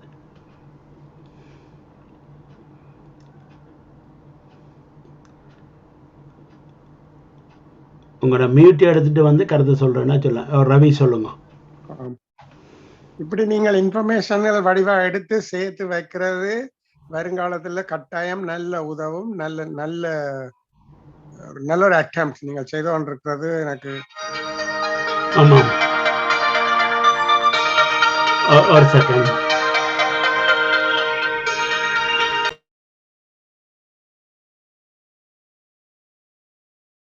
சரியா?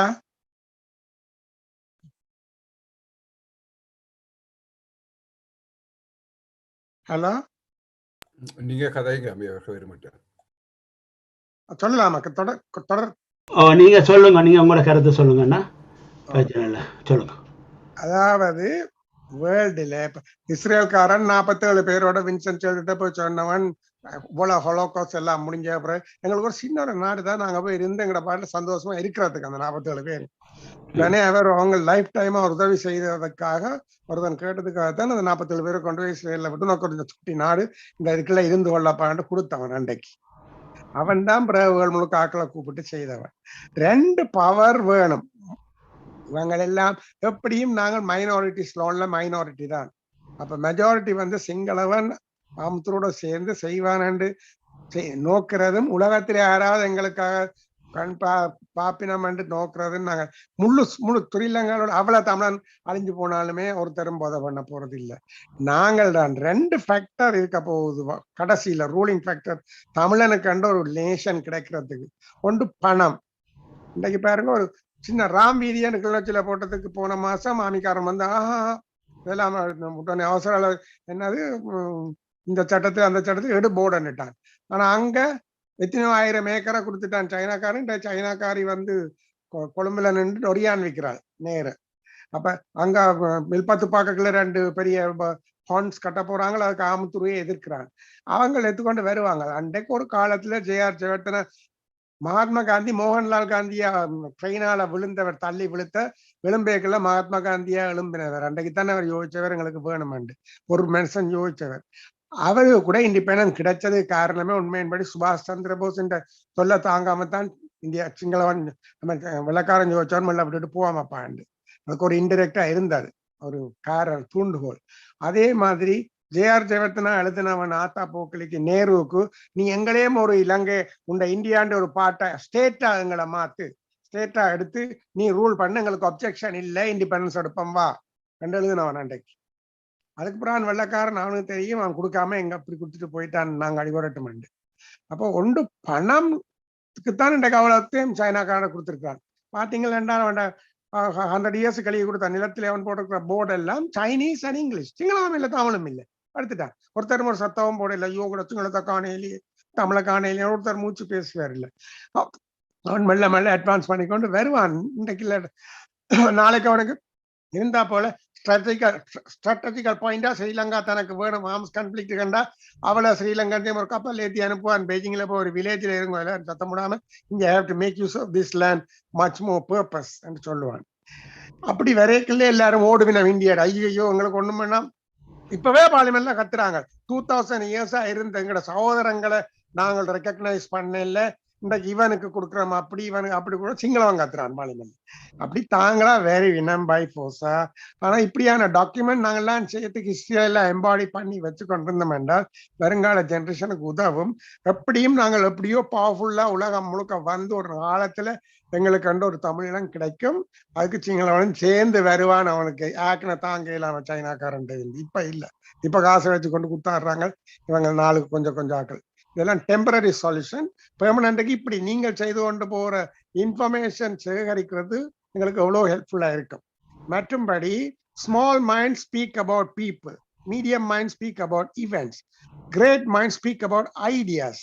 உங்களோட பீப்புளும் ஈவெண்ட்ஸை நாங்க கலெக்ட் பண்ணி வச்சுக்கொண்டிருந்து நாளைக்கு வருங்கால ஃபியூச்சர் ஜெனரேஷனுக்கு கிரேட் மைண்ட்ஸுக்கு கொடுப்பமா இருந்தால் அவேண்டிய ஐடியாவுக்கு இது உதவும் எங்களுக்கு பெர்மனன்ட் சொல்யூஷன் கொண்டு வரதுக்கு என்று சொல்லி முடிக்கிறேன். மிக்க நன்றி. ஆர்வமண்ணா என்ன கதைக்கணும் இருந்த நீங்கள் போராட்ட நீங்கள் உங்களுடைய கருத்தை சொல்லுங்க போகிறதுக்கு முதல். மற்றது முருகானந்தம் சாரி இளவேந்தனையா உங்களோட இது மியூட் பண்ணியிருக்குது. நீங்கள் கதைக்கிறேன்னா நீங்கள் மியூட்டை எடுத்துகிட்டு கதைங்க, உங்களை பக்கத்தில் இருக்கிற வேற கூப்பிட்டு மியூட்டை எடுத்துகிட்டு கதைங்க. நீங்கள் ஆரம்பமண்ணா நீங்கள் சொல்லுங்கள் உங்களோட கருத்து. வணக்கம். மீண்டும் இளவேந்தன் ஐயாவுக்கும் எனது வணக்கத்தை தெரிவித்துக் கொண்டு, நாங்கள் இதை எடுத்து வைத்துக் கொள்வதில்லை. இதை நாங்கள் எங்கெங்கு அனுப்ப வேண்டுமோ அவர்களிடம் அனுப்பி இதற்கான பதிலை பெற்றுக்கொள்ள முயற்சிக்க வேண்டும். அடுத்த நடவடிக்கையை நாங்கள் தீர்மானிக்க வேண்டும். இதை செய்ய வேண்டியவர்கள் ராஜதந்திர ரீதியாக செயல்படுபவர்கள் இவற்றை எடுத்து செல்ல வேண்டிய இடங்களுக்கு சென்று சமர்ப்பிக்க வேண்டும் என்று கேட்டுக்கொண்டு நான் இந்த முதல் முருகானந்தம் ஒரு கேள்வி கேட்டிருந்தவர் அந்த நூலகம் எரிக்கப்பட்டது பற்றி கதைக்கவில்லை என்று அதை நான் மீண்டும் அடுத்த இதுல கதைக்கலாம் என்றபடியால் அதை அந்த நேரம் சொல்லவில்லை. அதை மீண்டும் சந்தர்ப்பம் கிடைக்கும் போது சொல்லுகின்றேன். அத்துடன் அந்த மிதவாத கட்சிகள் விடுதலைக்கான அந்த மாணவருக்கு உதவியதாக நான் ஒரு கருத்து குறிப்பிட்டேன். அவர்களில் அந்த இளவேந்தனையா இருக்கிறார், அவர் இன்னும் விளக்கமாக சொல்வார் நினைக்கிறேன். அவர்கள் அந்த விடுதலைக்காக செயற்பட வந்த இளைஞர்களுக்கு ஒரு சந்தர்ப்பத்தில் ஒரு சிலர் சில வாக்குறுதிகளை கொடுத்திருந்தார்கள். ஆனால் ஒரு சிலர் அதற்கு எதிராக பின்பு செயல்பட்டார்கள். அதன் சில விளைவுகளை இளவேந்தனையா மிகவும் தெளிவாக வெளிக்கொண்டுள்ளார்கள் என்று நினைக்கின்றேன். தயவுசெய்து ஐயாவிடம் அந்த கேள்வியை கேட்டுக்கொள்கிறேன், அதை விளக்குங்கள். நிச்சயமா. சரி, அவர் மீட் எடுத்த அப்புறம் அவர் கதை கேட்டுக்கும். நான் இப்போது வந்து சந்திரன் என்று சொல்லி வந்திருக்கின்றீர்கள். நீங்கள் அந்த நினைக்கிறேன் குமுதினி படக்கு விஷயமாக நீங்கள் சொல்லக்கூடிய கருத்து இருந்தால் உங்களை மீட்டு எடுத்துட்டு நீங்கள் சொல்லுங்க. வணக்கம். வணக்கம். என்ற பெயர் சந்திரன், சாந்தலிங்கம் பேர், உண்மையான பேர். நான் வந்து நெடுந்தீவை பிரபலமாக கொண்டதான். நீங்கள் வந்து இந்த குமுதினி படகுல இருந்து தப்பினவரில் அந்த படகுல 60 பேர் போனதில் தப்பினவரில் ஒரு ஆள் நினைக்கின்றேன். உங்களுடைய அனுபவங்களையும் இந்த விஷயத்தை பற்றியும் தெளிவாக சொல்லும்படி கேட்டுக்கொள்கிறேன். மிக்க நன்றி. ஆமாம் ஆமாம். அன்றைக்கு 64 பேர் அந்த படகுல பிரயாணம் செய்த நாங்கள். அது வந்து 1985 இந்த மாதம் மே மாதம் இன்றைய நாள் தான் 15ஆம் தேதி. இன்றைக்கு 36வது ஆண்டு. அதிலும் இறந்தவர்களும் 36 தான். 36க்கு 36 இருக்கிறபடியால் நாங்கள் இப்போ கொஞ்சம் முதல்ல ஒரு 12 மணி போல, இங்கே நேரம் 12 மணி போல நாங்கள் ஜூமில் இதை பற்றி ஒரு அஞ்சலி நிகழ்வு நடத்தினாங்கள். தொடர்ந்து நடத்தி கொண்டு வரோம் ஒவ்வொரு வருடமும். இந்த மே மாதம் 15ஆம் தேதி அன்றைய தினத்தை யோசிக்கின்ற பொழுது மே மாதம் 15 அதிகாலையில் நாங்கள் படகுல வர வேண்டிய தேவை இருந்தது. அது நெடுந்தீவில இருந்து நாங்கள் இங்கே யாழ்ப்பாணம் வர்றதுன்னு சொன்னால் கடல் பிரயாணம் தான். 7 மைலுக்கு கட்டாயம் நாங்கள் கடல் தான், எங்களுக்கு பாதை இல்லை. அதுக்கு படகு லோஞ்சின்னு சொல்லினோம். அப்போ அதில் தான் நாங்கள் வர்றது. அது எங்களுக்கு குமுதினி படகுன்னு சொல்லி படகு இருந்தது, அது இப்பயும் இருக்கிறது. அந்த படகுல நாங்கள் வருகின்ற வழிகிட்ட பொழுது அந்த காலத்தில் ஒரு கடல் வலைய சட்டம் ஒன்று இருந்தது. 10 மணிக்கும் 2 மணிக்கும் இடையில, பகல் 10 மணிக்கும் 2 மணிக்கும் இடையில எந்த விதமான படகுகளும் வந்து கடலுக்குள்ள நிற்கக்கூடாது. அப்போ அதுக்கு வேண்டி பழமையா 7 மணிக்கு வலிக்கிட்டு 8 மணிக்கு இங்கே குரியட்வான் துறைமுகத்துக்கு வராது. இப்போ முதல் இவங்கள் நேவி வந்து அந்த வீட்டுக்குள்ள வந்து இங்கே நயனாதியில் கேம்ப் அடிச்சிருந்தது. அப்போ அந்த கேம்புக்கு போய்த்தான் நாங்கள் செக்கிங் பண்ணி தான் அப்புறம் திருப்பி நாங்கள் புங்குடுதிக்கு வரணும், குரியட்டானுக்கு. இது வளமையா வந்து கொண்டிருந்தபடியா அப்போ அந்த புறாவைகள் இந்த கடல்வரை சட்டத்துக்கு வாண்டி நேரத்தை மாத்தினவையில் அதிகாலையிலே வலிக்கிறோம்னு சொல்லி 6 மணிக்கு வலிக்கிட்டு 7 மணிக்கு அங்கே கண்டு புறா திருப்பி உடனே 10 மணிக்குள்ள திரும்பி போயிட வேணும் அந்த நெடுந்தீவுக்குன்றதான் அவை என்ற இது. அப்போ அன்றைய தினம் நாங்கள் பிரயாணம் மேற்கொண்ட பொழுது அன்றைக்கு அதிகாலை 6 மணி அப்படி வலிக்கிற வேண்டிய போட் வந்து வலிக்கிற இல்லை. ஏன்னு சொன்னால் அந்த சாரதி வந்து வரவில்லை, அதை இயக்கிறவர் வந்து அன்றைக்கு வரவில்லை. அப்போ அதனால சுணங்கி கொண்டிருந்த பிறகு அவற்றை வீட்டில் போய் அந்த படகுடைய திறப்பை பாக்கி கொண்டு வந்து இன்னொரு சாரதி வந்து அவர் தற்காலிகமாக இங்கே யாழ்ப்பாணத்துக்கு வர வந்தவர் அந்த படகை இயக்குவதற்காக வாங்கி கொண்டு வந்த இடத்துல வரும் பொழுது நயனாதிக்கும் நெடுந்தீவுக்கும் இடையில வந்த பொழுது இலங்கை கடற்படையினர் வந்து எங்களோட படகை மறைத்தார்கள். வளமையாக இடைக்கிட இப்படி செக்கிங் செய்கிறது அவை என்ற வளமை. கூடுதலாக வந்து அன்றைக்கு வந்த பிளாஸ்டிக் படகுல முந்தி வர்றது நேவியெல்லாம் மறுவினோம்.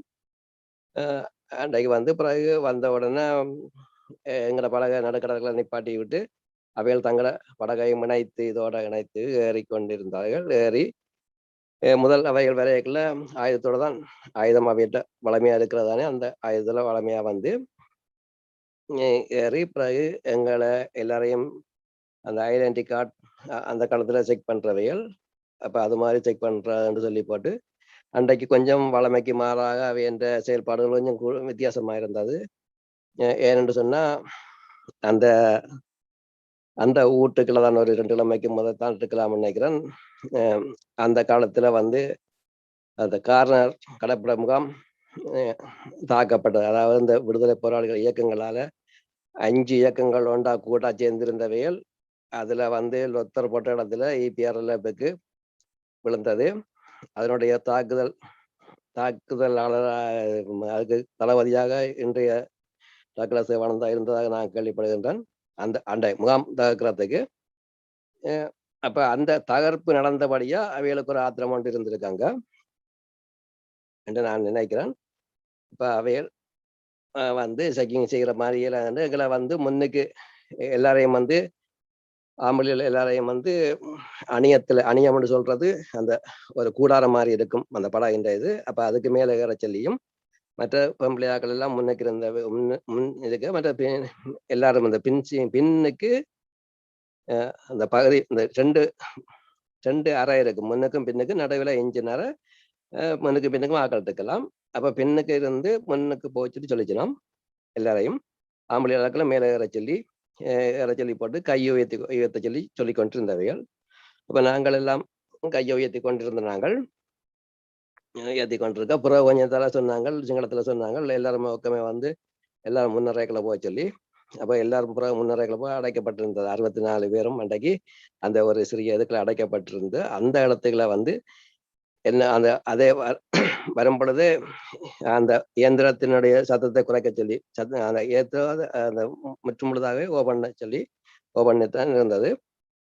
அப்ப அதே நேரத்துல கடற்கரை படகு ஆடிக்கொண்டே இருக்கிறது.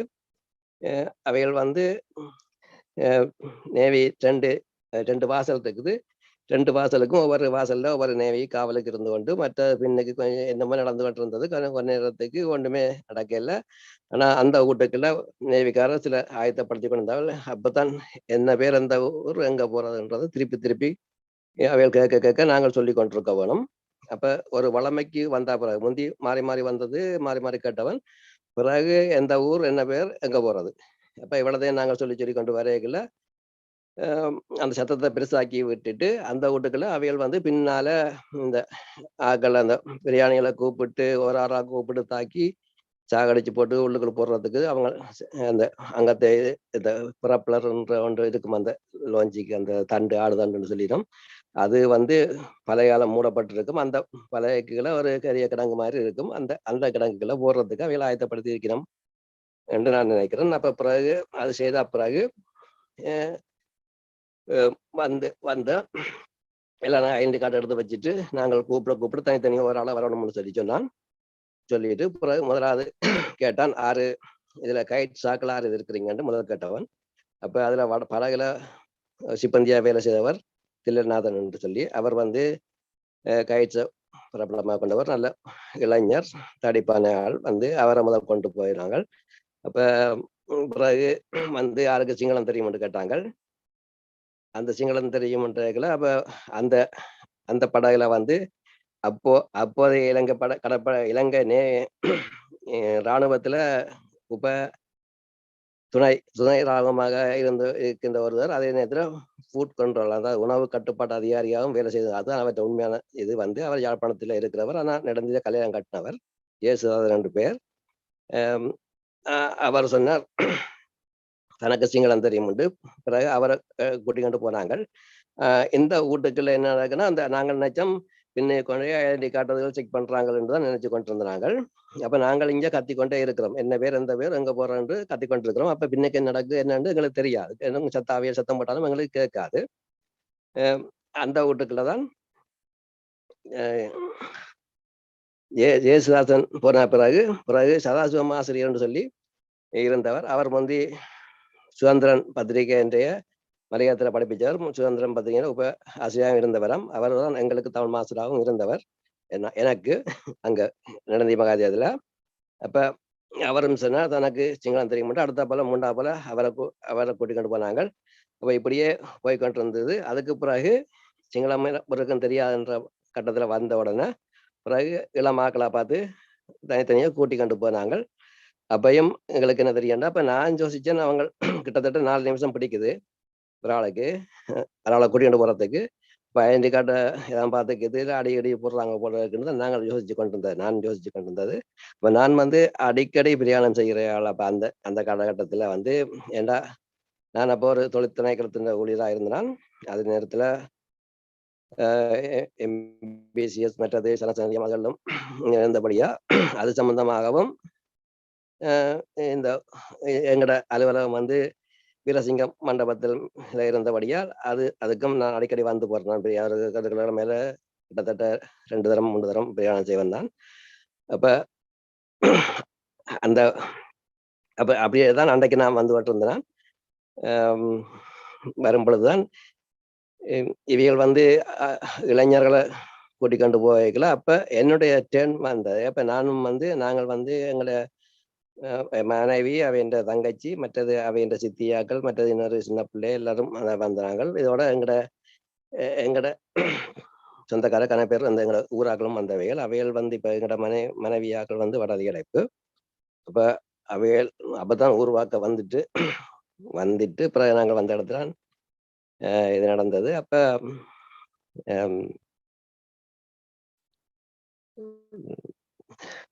கொஞ்சம்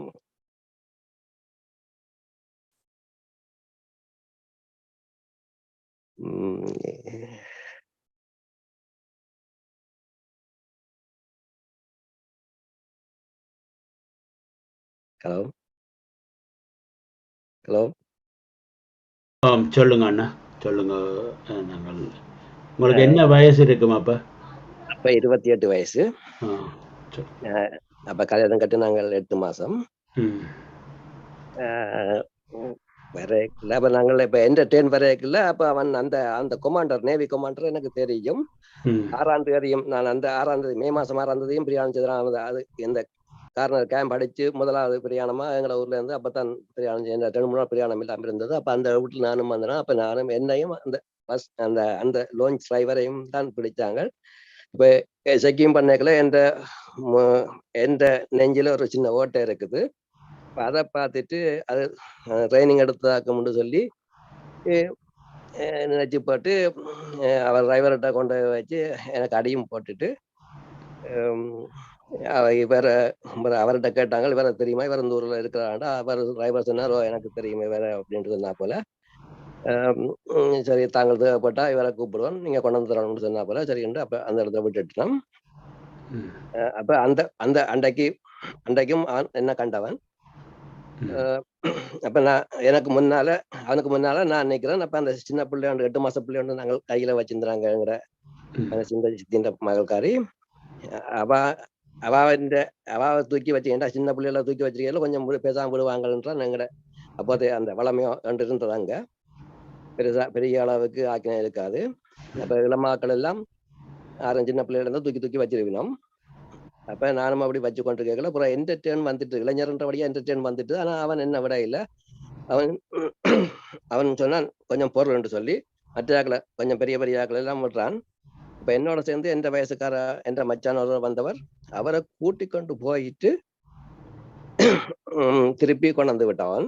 அப்ப அவர் என்ன பாப்பான் கொள்ளுவான்ட்டு நான் பார்த்தேன். அவர் அந்த பக்கத்துல நிக்கிறேன், நான் இந்த பக்கத்துல நிக்கிறேன். அவர்கிட்ட முகம் நல்லா இருக்கல. ஆனா ஒரு தரையும் பார்க்கறாரும் இல்லை, ஒன்றும் இல்லை.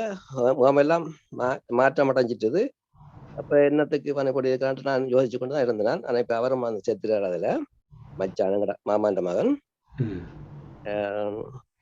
அப்ப என்டர்டெயின் வரையக்குள்ள சரி என்று நீ பொடிகளே இல்லை என்ற கட்டத்துல வரையக்குள்ள நீ போகணும்னு சொன்னான். அப்ப நான் அது கூட இல்லை, நான் நினைச்சு நாங்கள் மோதிரங்களது உண்டு.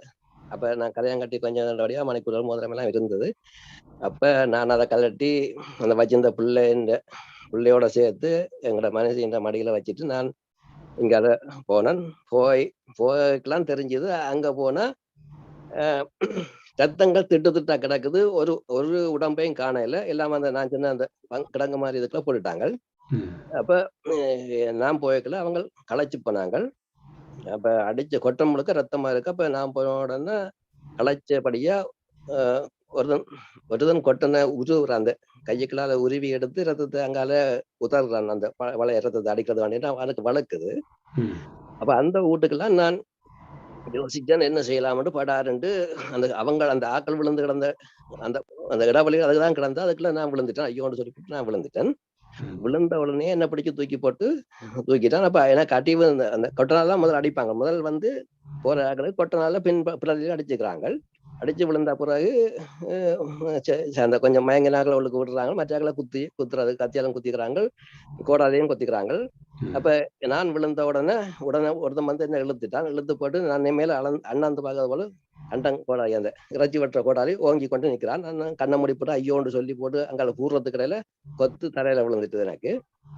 அப்ப நான் அதையும் கொத்தையும் வாங்கி கொண்டு உள்ளுக்குள்ள பூந்துட்டேன். தலையை உள்ளுக்குள்ள பூந்துட்டேன். மற்றது உடம்பு கால் வந்து அவன்கிட்ட கிடக்குது, மேல கிடக்குது. ஏட்டா அந்த சட்டம் மூடுற ஒரு புறவட் மாதிரி இதுல எந்த கால் ஆப்பட்டுட்டுது. அப்ப அது பிறகு நான் ஐயோன்னு சொல்லிப்பட்டுதான்டா. பிறகு அதுக்கு பிறகு நான் மயங்கின மாதிரி அவன் எனக்கு கத்தியால குத்தேக்கல அந்த சைட்டை பிடிச்சு கொண்டு சைட்டுக்குள்ளால 2 கையுக்கும் இடையில நான் அந்த கத்தியை குத்தி கொண்டு அவன் அமர்த்தி கொண்டு வரையக்குள்ள நான் ஒரு டியூன் போட்டேன் அந்த நோகுற மாதிரி. பிறகு அப்படி 2-3 தரம் செய்த உடனே அவன் நினைச்சான் நான் சரி எனக்கு முன்னுக்கு போன ஆக்களை ஜீசஸ்தாசன் நான் சொன்ன ஆளும் வந்து நான் விழுந்த பக்கத்துல அவரும் கிடக்கிறார். அவருக்கும் சேரம் இழுத்து கொண்டு இருக்குது. மற்ற அதை போல மற்ற எல்லாருக்கும் இழுத்து கொண்டே இருக்குது முதல் போன ஆக்களுக்கு. அப்ப நான் இப்படி இழுத்தோன்னே அவன் நினைச்சா நான் சரி எனக்கு மயக்கம் வந்துட்டு விட்டுட்டு போட்டான். பிறகு கொஞ்சத்தால உண்மையாவே எனக்கு மயக்கம் வந்துட்டுது. பிறகு நான் முழிச்சு பார்க்கல எனக்கு மேலால ஒரு 2-3 ஒரு பொம்பளை வந்து விழுற மாதிரி எனக்கு தெரியுது.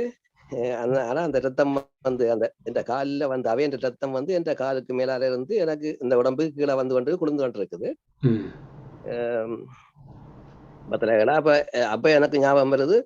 அப்ப நான் காலு எடுத்து போட்டு உள்ள பூந்து கொண்டு பார்த்தேன். அப்புறம் அவைகள் பாவம்ன்ற மாதிரியும் தெரியுது. அந்த ஆக்கள் வந்து பாவம்ன்ற மாதிரி. அப்ப நான் கால் எடுக்கல. எந்த காலுக்கு மேல அதுக்கு பிறகு அடிச்சவங்களுக்கு எந்த காலுக்கு மேல எந்த கால் வந்து அந்த புறவட்டுக்கள்ல நசிஞ்சு அது ஒரு அடுத்த வேதனையை கொடுத்து கத்துறங்கிட்டுது. அப்ப நான் சில நேரத்தை மயங்கிடுவேன். மயங்கினா தலையை நான் அடிக்கிறது உள்ளுக்குள்ள அடிச்சா ஒரு பக்கம் அடிச்சேக்குள்ள இரத்தமும் தண்ணி ஒன்று இருக்கும் அந்த இரத்தத்துக்குள்ள அந்த பழைய அந்த இன்ஜினுக்குள்ள முதல்ல இருந்த தண்ணி. அப்ப அதோட ரத்தம் கலந்த அப்ப அதுல அடிபட்டு அது கொஞ்சம் குளிரும். மற்ற பக்கம் அடிச்சா இவர் ஜேசுதாஸ் என்ற நெஞ்சில போய் அடிபடும். பிறகு மயங்கிறது. பிறகு மயக்கம் தெளிய பார்க்கலாம். ஒரு ஆள் ஒரு 65 வயசு ஒரு முதியவர் 65 வயசு முதியவர் ஒரு ஆளை குத்தேக்கலாம். அவர் ஐயோ முருகா என்று சத்தம் போடுறது எனக்கு கேட்குது.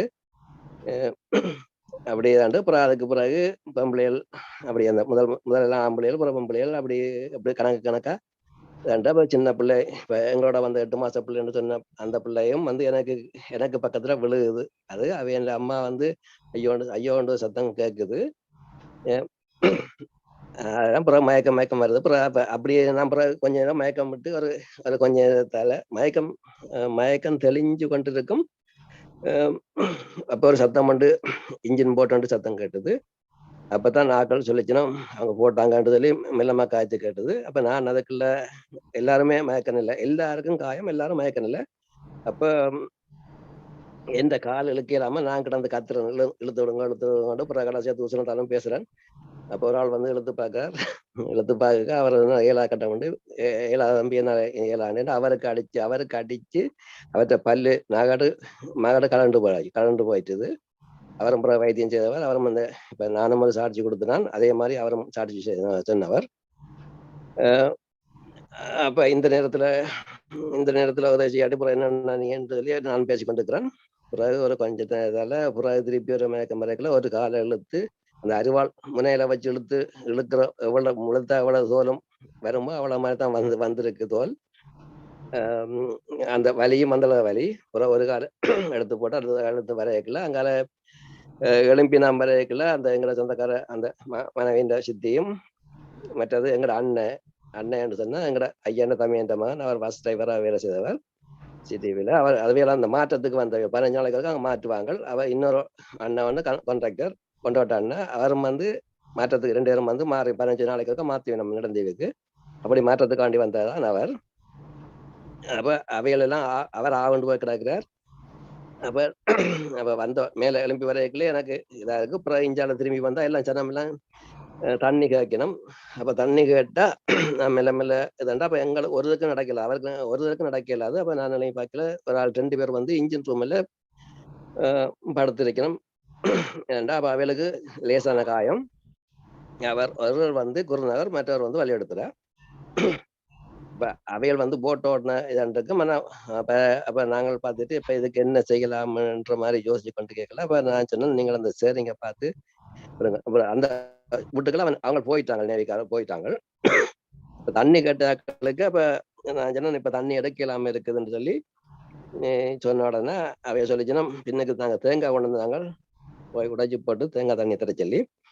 அப்ப நான் சொன்னேன், பின்னுக்கு போய் எடுக்கலாது, எடுத்தா அவன் கண்டுருவான், கண்டா அடுத்த பிரச்சனை வந்து நாங்கள் உயிரோடு இருக்கிறோம்னு சொல்லி போட்டு அவன் திருப்பி வந்து நான் செய்வான்னு சொல்லி போட்டு கொஞ்ச நேரம் பொறுங்கன்னு சொல்லி போட்டு அப்படியே தவண்டு தான் முன்னரைக்கேண்டா காலு மேலாது மேல எழும்பினா அவன் காணுவான்னுட்டு மற்ற பக்கத்தால. இப்ப எங்கட நல்ல காலத்துக்கு நாங்கள் எந்த கரையை நோக்கி வர வேண்டி இருக்குது. ஏன்னா நடுவில் நடந்தது அங்காலும் மற்ற பக்கத்தால நேவி ஓடிக்கொண்டிருக்கு, வேற நேவி ஓடிக்கொண்டிருக்குது.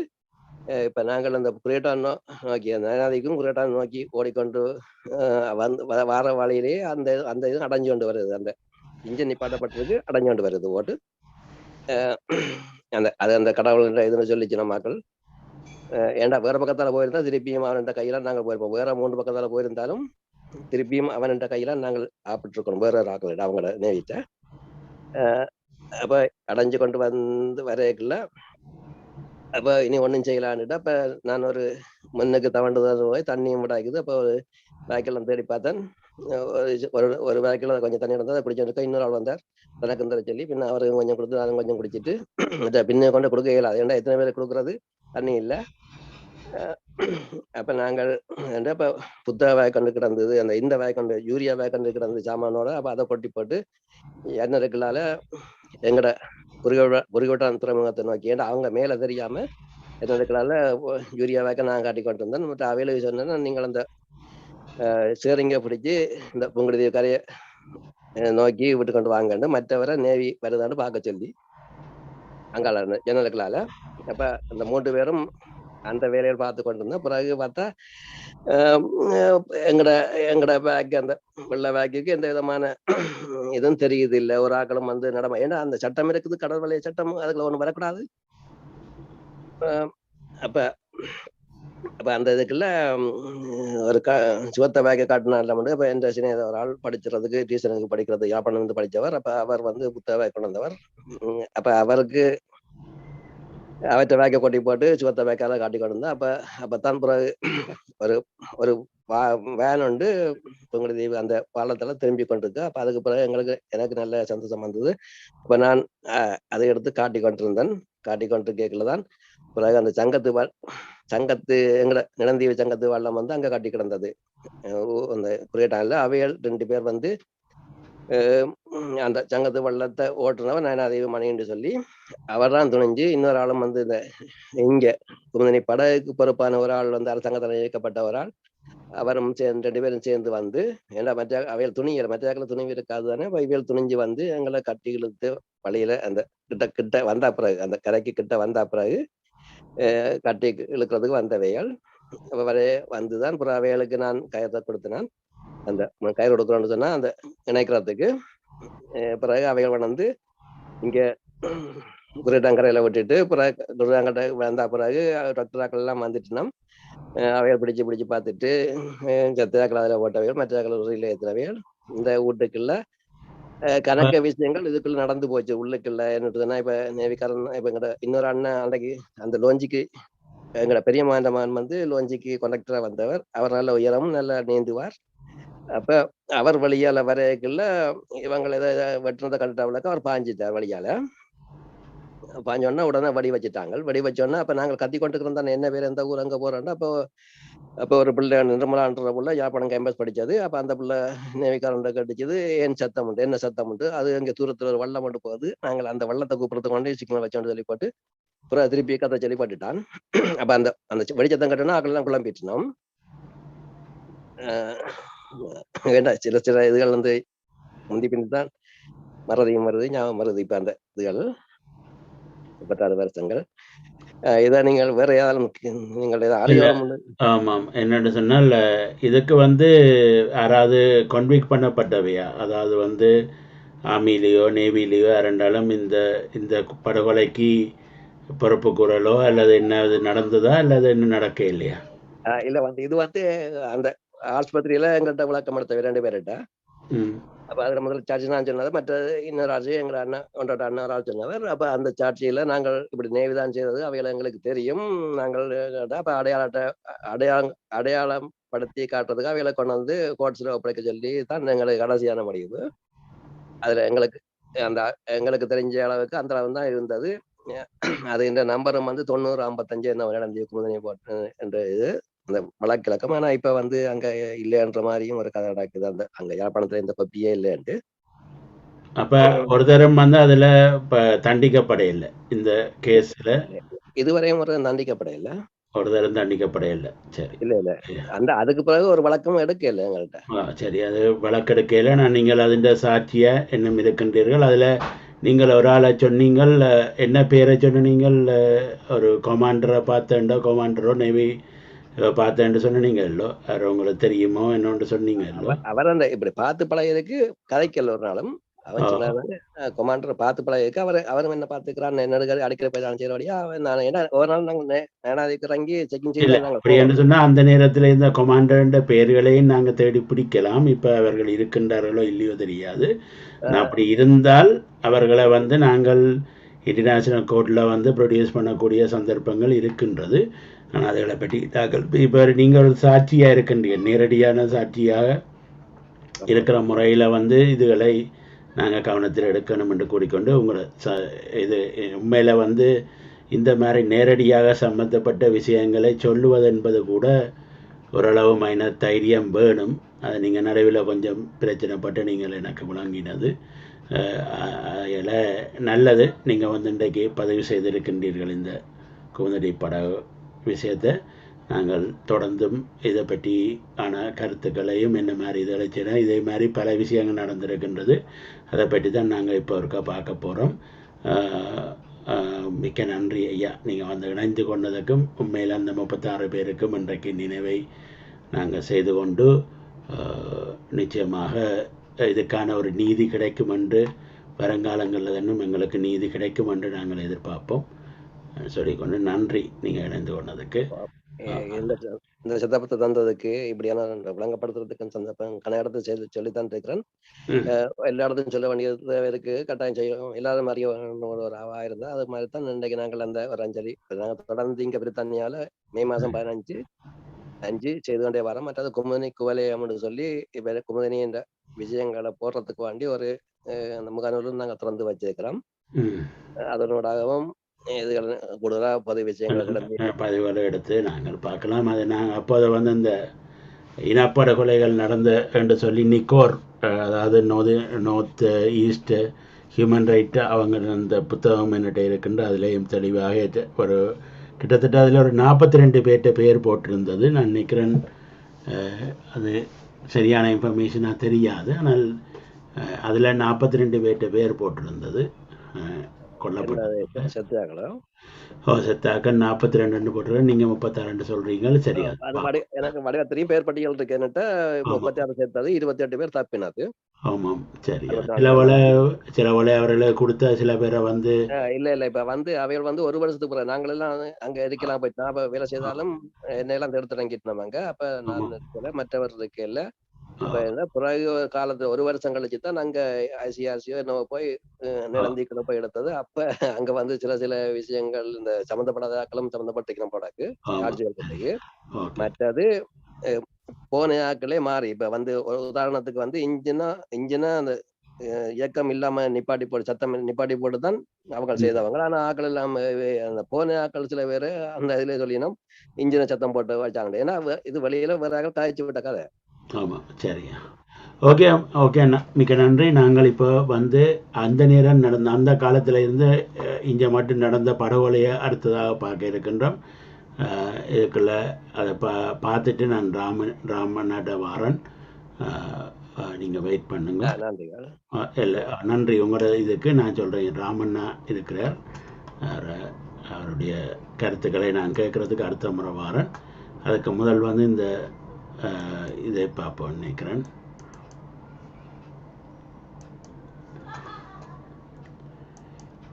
ஓகே, இது வந்து நாங்கள் இப்போ நடந்த படுகொலைகளை பற்றி பார்த்து கொண்டு போகிறதுக்கான ஒரு விஷயத்தை பார்க்கின்றோம். அது ஆங்கிலத்தில் இருக்கின்றது. We will continue. The Tamil Research and Conference massacre in 10/1/1974. Sorry, 1 minute.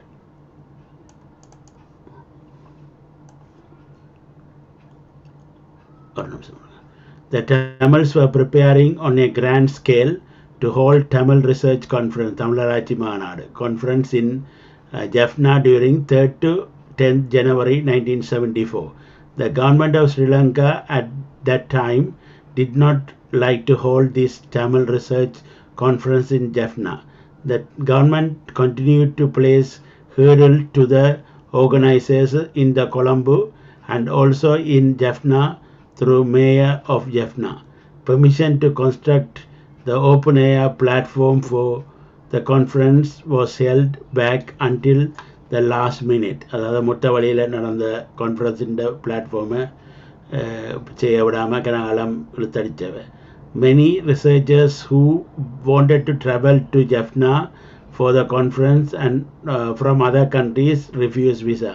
Visa கொடுக்கல அவர்களுக்கு. கன பேர் வர்றேன்னு சொல்லி சில பேர் இந்தியாவிலிருந்து வேறு விதமாகவும் வந்து சேர்ந்தவர்கள் இருக்கின்றார்கள். In spite all this hurt, the conference organizers and Tamil people were determined to persist with the arrangement. Seeing the support of the Tamil people for holding the conference, the government came down a little and issued visa to a limited number of researchers.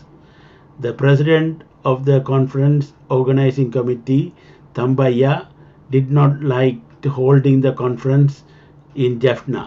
He therefore resigned his post. Mr. Vaidyanathan, Professor Vaidyanathan took over the responsibility. Professor Vidyanandan, who took up the responsibility for the president. The conference started on the 3rd of January. Hundreds and thousands of people from different parts of Jaffna came to the town to attend the conference. The conference proceeded on a grand scale. No conference of the past were conducted in such a scale and such a enthusiasm. The entire Jaffna town was in a festival mood. On the 10th of January,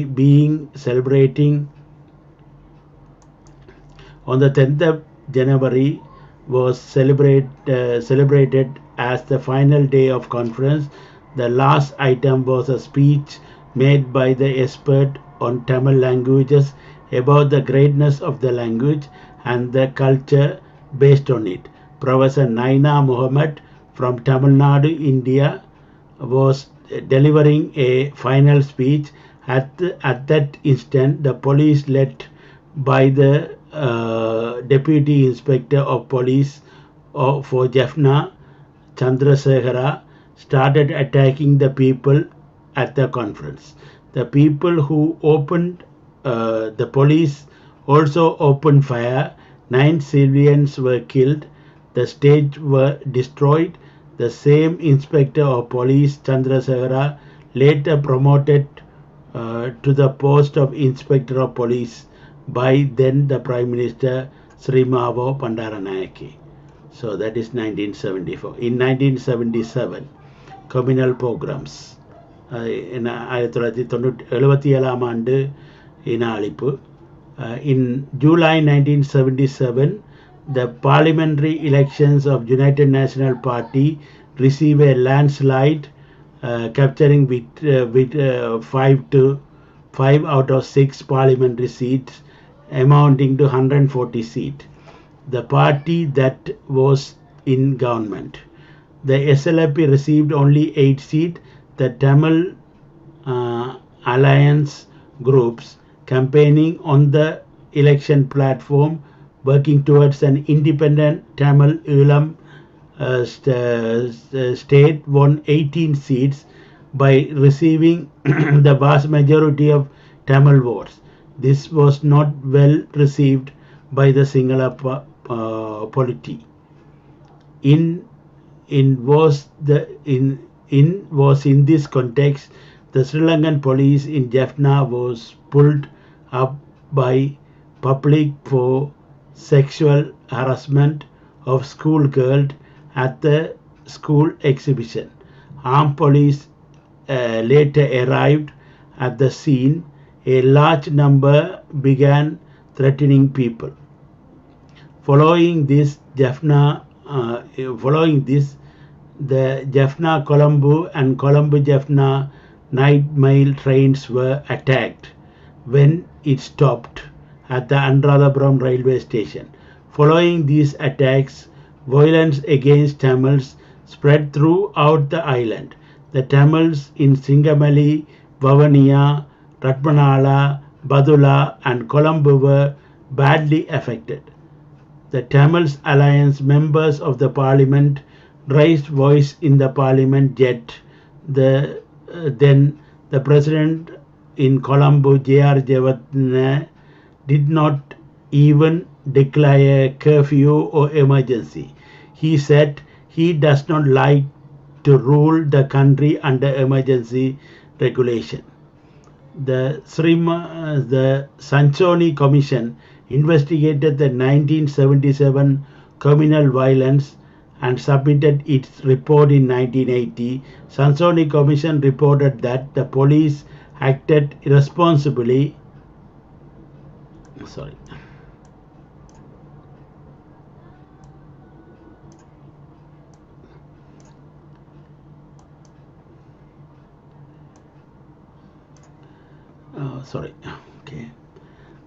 Sanchoni Commission investigated 97 communal violence, subjected its report on 1980.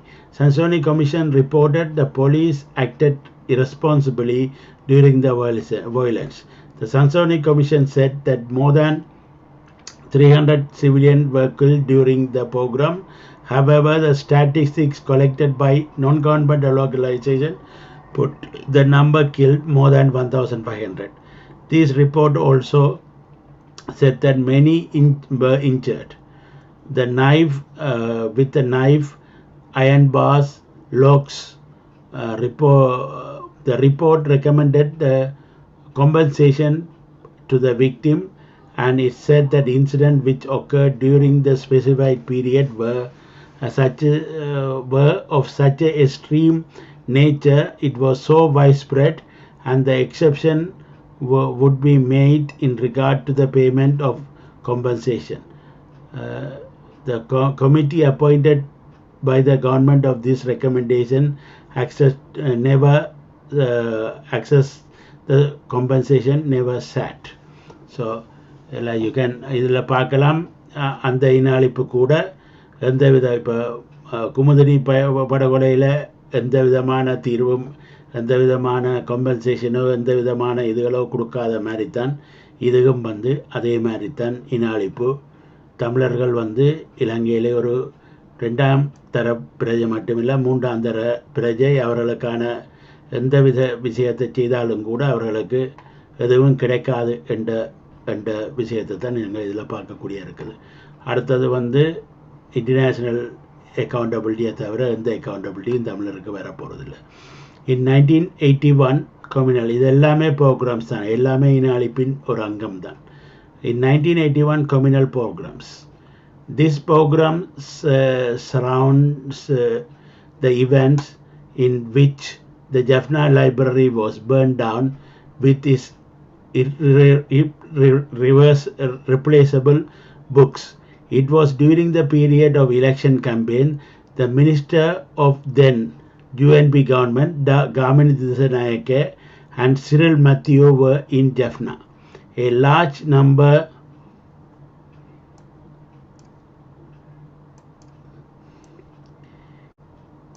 sorry.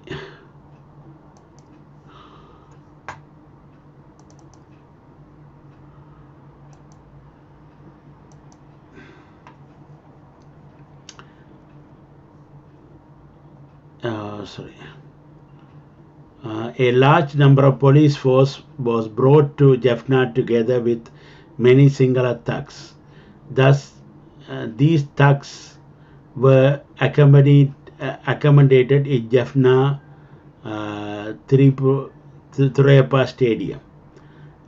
At the election campaign meeting on 31st/5/1981 in Jaffna, the Sinhala police were killed. Following this, police set fire to Nachia temple, outside of which the campaign meeting was taking place. Nachimar temple, yeah.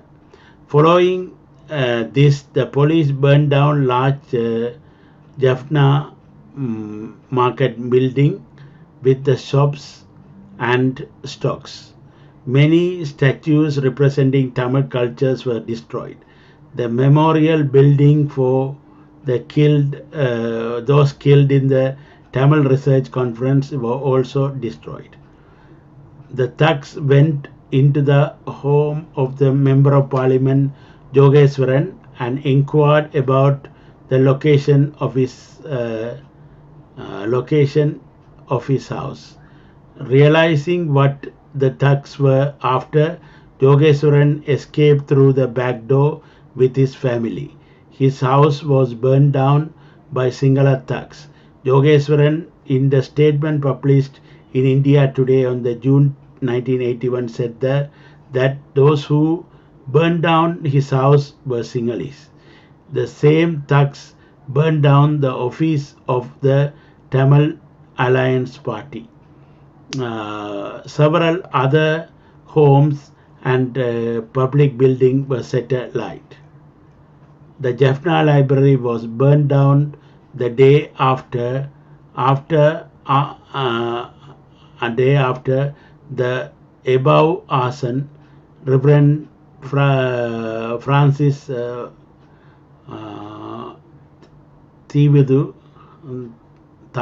Tavidu, who watched the Jaffna Library burning from his second story of Bishop's house, died of heart attack on the spot. So that's a cultural genocide, and killing of our people is genocide. Then the burning of Jaffna Library. Jaffna Library was considered the largest library at the rarest collection of books and manuscript in the whole of South Asia.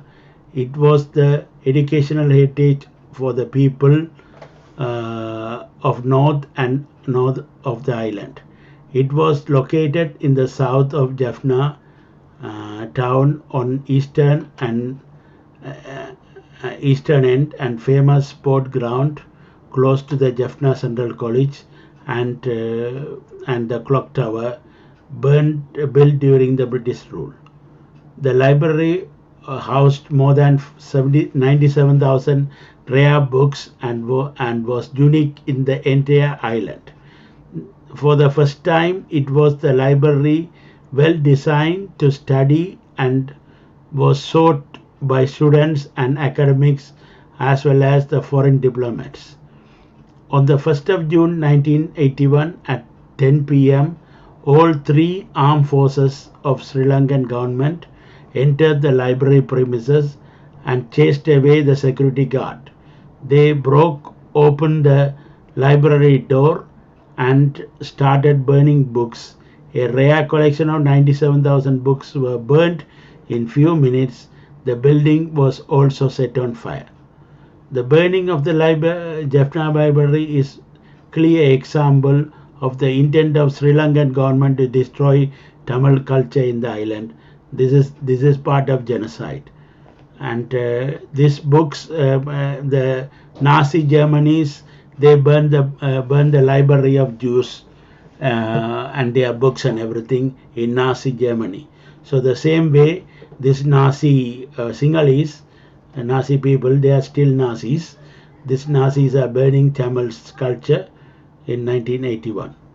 And this book's burning of rare collection of books in Southeast Asia must be engraved as a tragic episode in the human history. சரி, நான் இப்போ வந்து உங்களுடைய கருத்து பயிர்களுக்கு வருகின்றேன். இப்போது வந்து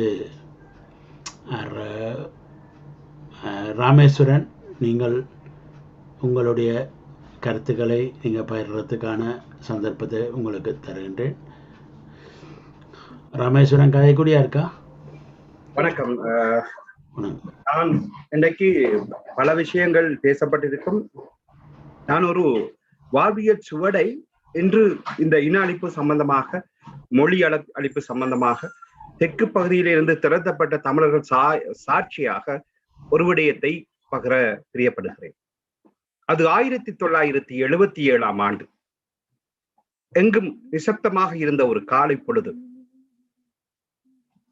எனது மாமனார் விரைந்து ஓடி வந்தார். கதிரேசன் கோயிலுக்கு உள்ளால் ஓடி வருகிற பொழுது அங்கு ஒரு சலசலப்பு. அந்த சலசலப்பு மத்தியிலே அவர் வந்து சொன்னது, சீக்கிரம் இங்க இருந்து தப்பி ஓடுங்க, உங்களை மணிக்கோபுரத்துல கட்டி தொங்க விடுறதாக பேசிக்கொண்டதை கேட்டு. இதற்கு துணை போயிருந்தவர்கள் SLP என்கின்ற சுதந்திர கட்சியினுடைய தோல்வியே காரணமாக இருந்தது. எப்பொழுதெல்லாம் 4 வருடத்திற்கு ஒரு முறை இலங்கை தேர்தலிலே ஒரு கட்சி தோற்குமோ, தோற்ற கட்சி வென்ற கட்சியை பழி தீர்ப்பதற்கு தமிழர்களை திரத்தி அடித்துக் கொள்ளும்.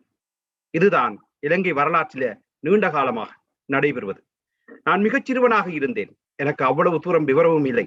ஆனாலும் கூட என் உடம்பிலே சட்டை இருக்கவில்லை, இழுத்துக்கொண்டு ஓடினார்கள். கையிலே கிடைத்த சில ஆவணங்களையும் நகைகளையும் பொருட்களையும் இதர அத்தனையும் போட்டுவிட்டு ஓடினார்கள். எங்கே? சுனில் ரஞ்சன் ஜெயக்கொடி என்கின்ற குருநாகல் மாவட்டத்தினுடைய பொல்காவலை என்கின்ற பகுதியிலே ஒரு தொழிற்சாலையை, ஆடை தைக்கும் தொழிற்சாலையை என்னுடைய அப்பா வைத்திருந்தார். அக்காலங்களிலே அவருக்காக இவர்கள் பேசியிருந்தார்கள். சினிமாவினுடைய இந்த உள்நாட்டு கொள்கைகளிலிருந்து அவர்களை திரட்டி அடித்து ஒரு திறந்த வழி பொருளாதாரம் வர வேண்டும் என்பதிலே அதிகமாக அக்கறையும் விருப்பமும் உடையவர்களாக தமிழர்களும் முஸ்லிம்களும் இருந்தார்கள், சிங்களவர்களும் தான். ஆனால் இந்த ஒவ்வொரு வெற்றிக்கும் காரணமாக இருக்கக்கூடிய சிறுபான்மையினத்தினுடைய வாக்குகளாக இருக்கக்கூடிய முஸ்லிம் மக்களுடைய வாக்குகளும் கணிசமான அளவு தமிழருடைய வாக்குகளும் ஐக்கிய தேசிய கட்சிகளுக்காக கிடைக்க பாரிய வெற்றினை JR ஜெயவர்தனா பெற்றுக்கொண்டார். அதுதான் 1977 இனக்கலவரத்திற்காக இந்த நீல கட்சி கையை காட்டிக்கொண்டு வந்து கையால் அரைந்து மனிதர்களை இனப்படுகொலை செய்த ஒரு கோர முகத்தினை அப்பொழுது நாம் கண்டோம். அங்கே ஒரு மருத்துவ கிடங்கிலே ஒளித்து வைக்கப்பட்டோம். அப்பொழுது பாராளுமன்றம் கூடுவதற்காக சுனில் ரஞ்சன் ஜெயக்கொடி சென்றிருந்தார். காடையர்களாக வரப்பட்டவர்கள் எல்லாம் துள்ளிரிய என்கின்ற அந்த பாரிய இலங்கையினுடைய நெசவு தொழிற்சாலையின் தொழிலாளர்களாகவே அடையாளம் காணப்பட்டதாக அறிந்தோம். அப்பொழுது SLP-யினுடைய இதர ஒரு கட்சியினுடைய முக்கியஸ்தர் எங்களை அங்கே தங்க வைத்து ஒழித்தாலும் கூட பாதுகாப்பற்ற சூழ்நிலை, எங்கும் அனர்த்தம், இங்கிருந்து தப்பிவிடுங்கள் என்று கொல்காவலை என்னும் போலீஸ் நிலையத்திற்கு ஒரு மாவுலொரியிலே ஏற்றி அனுப்பினார்கள். ஒரு மருத்துவ கிடங்கிலே இருந்து நாம் மிக பதுங்கி 1977 ஆண்டில் அந்த சூழ்நிலையிலே ஒரு பதுங்கு குழியில் எப்படி இருப்போம், எப்படி உயிர் காப்பதற்காக பதறுவோம் என்கிறதை ஒரு சின்ன பிராயத்தில் உணர்ந்து கொண்டேன். அப்படி செல்லுகிற பொழுது மாவு ஏற்றுகின்ற ஒரு லாரியில் நாம் அனுப்பப்பட்டோம். கிளிநொச்சியில் இருந்து, அதாவது கிளிநொச்சிக்கு வரும் வரையும் இருந்த ஒரு கதையினுடைய தொடக்கம் அது. 1977 அது நடைபெறுகிற பொழுது அங்கே அந்த பொல்காவலை என்கின்ற இடத்திலேயும் போலீஸ் நிலையத்தில் இருப்பவர்களுக்கு ஒரே பதட்டம், ஏதாவது போலீஸ் நிலையத்துக்கு நடந்துவிடும் என்கின்றதனால் அவர் குருநாகல் என்கின்ற மத்திய போலீஸ் நிலையத்திற்கு எல்லோருமாக வசுவண்டிகளிலே ஆயுதத்தோடு அனுப்பி வைக்கப்பட்டார்கள்.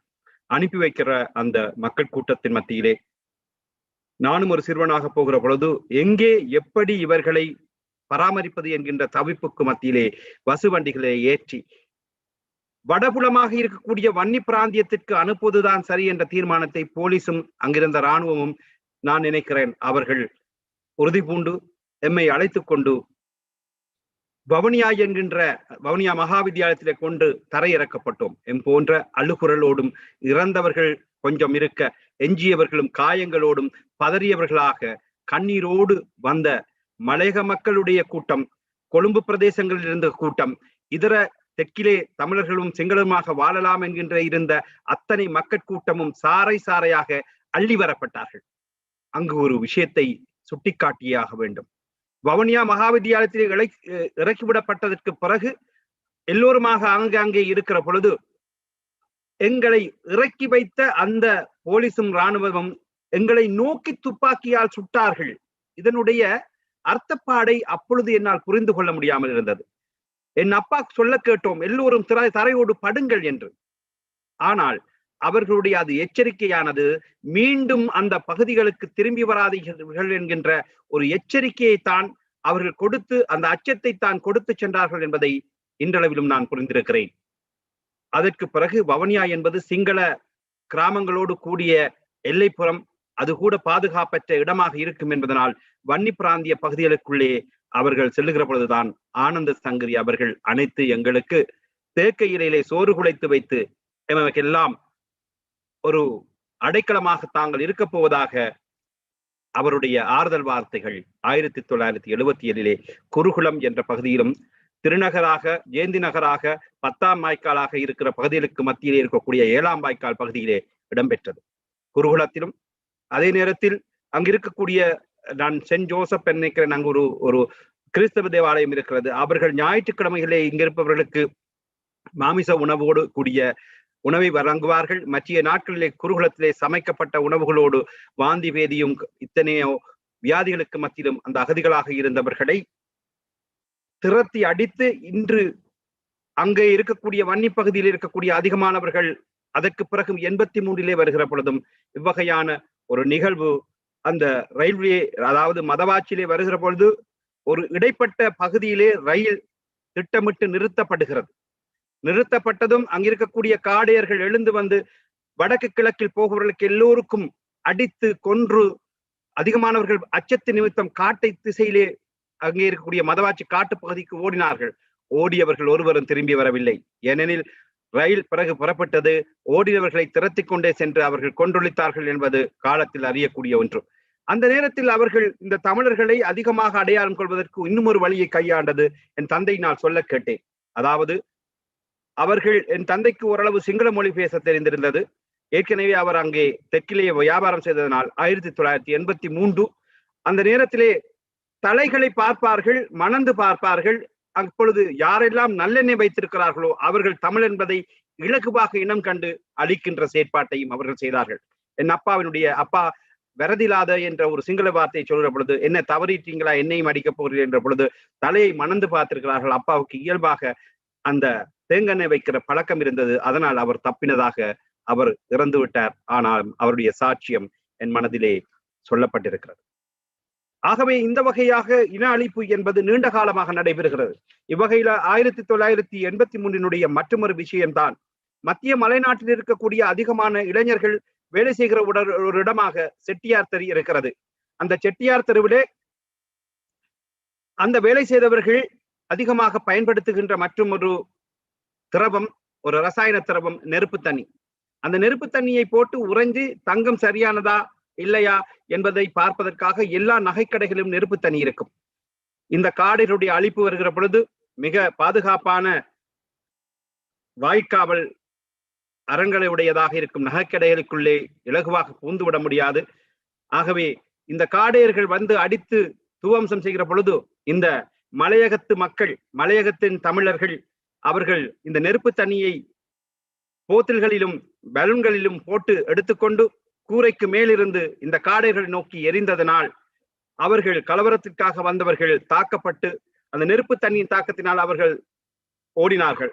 அப்பொழுது அவர்கள் பாவித்த விடயம் கொட்டியாவோ கொட்டியாவோ என்று சொல்லுகிற பொழுது இராணுவம் அந்த மலையக மக்கள் என்று தெரிந்தும், அவர்கள் தங்களுடைய உயிர்காப்பு போராட்டத்திற்கு போராடுகிறது என்று தெரிந்தும் 16 என்று எனக்கு ஞாபகம் இல்லை, சில நேரம் அதிகமாக இருக்கலாம், அந்த இளைஞர்கள் நோக்கி துப்பாக்கி சூடு சுட்டு கொன்றார்கள்.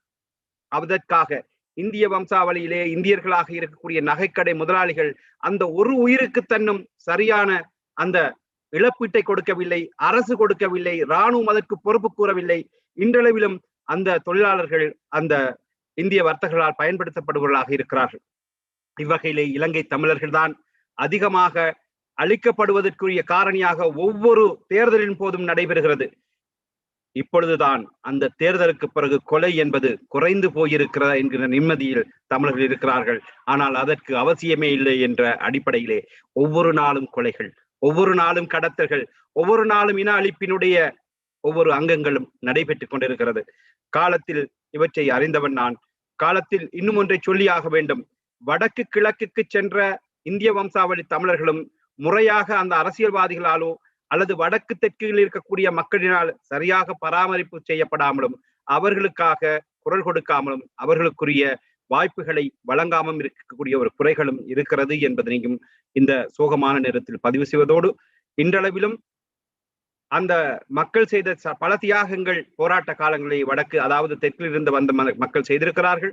அவர்களுடைய எச்சமிச்சங்களாக மலைநாட்டிலே கொத்தடிமைகளாக இருக்கக்கூடியவர்களுக்குரிய மீட்பர்களாக வடக்கு கிழக்கில் இருக்கக்கூடிய இந்த பிரஜைகள் அங்கே வாக்கெடுப்பிலே பங்கெடுத்து அவர்களுக்குரிய தலைமைத்துவத்தை ஏற்படுத்தி அந்த மக்களை தங்கள் மக்களாக, இலங்கையுடைய தேசிய மக்களாக இருக்கக்கூடிய தமிழ் மக்களுடைய பலத்தை உருவக்கப்படுத்த வேண்டும் என்கின்ற மிக தாழ்வான கருத்தோடு வருகின்ற பல கருத்துக்கள் எனக்கு சொல்ல ஆதங்கமாக இருந்தாலும், நான் இப்பொழுது இந்த விடயங்களை சொல்லுகிற பொழுது அதே சூழலிலே அதே நினைவுகளோடு வாழ்ந்த ஒரு சூழ்நிலையிலே இறுகிய மனத்தோடு இந்த உரையை நிறைவு செய்கிறேன். நன்றி. மிக்க நன்றி. இப்போ நாங்கள் ராம் அவர்கள் ஏதாவது கருத்து சொல்ல இருந்தால் நீங்கள் இப்போ கருத்து சொல்லலாம், அல்லது நான் டாக்குமெண்டேஷனுக்கு போகின்றேன். ராம் அவர்கள் ஏதாவது கருத்து சொல்ல போகிறீங்களா?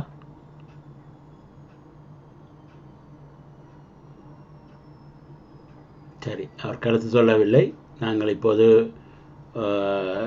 சில டாக்குமெண்டேஷன் அதாவது இதுகளை நாங்கள் பார்க்க வேண்டியிருக்கின்றது. அதில் முக்கியமானது 1976ஆம் ஆண்டு வந்த வட்டுக்கோட்டை தீர்மானம்.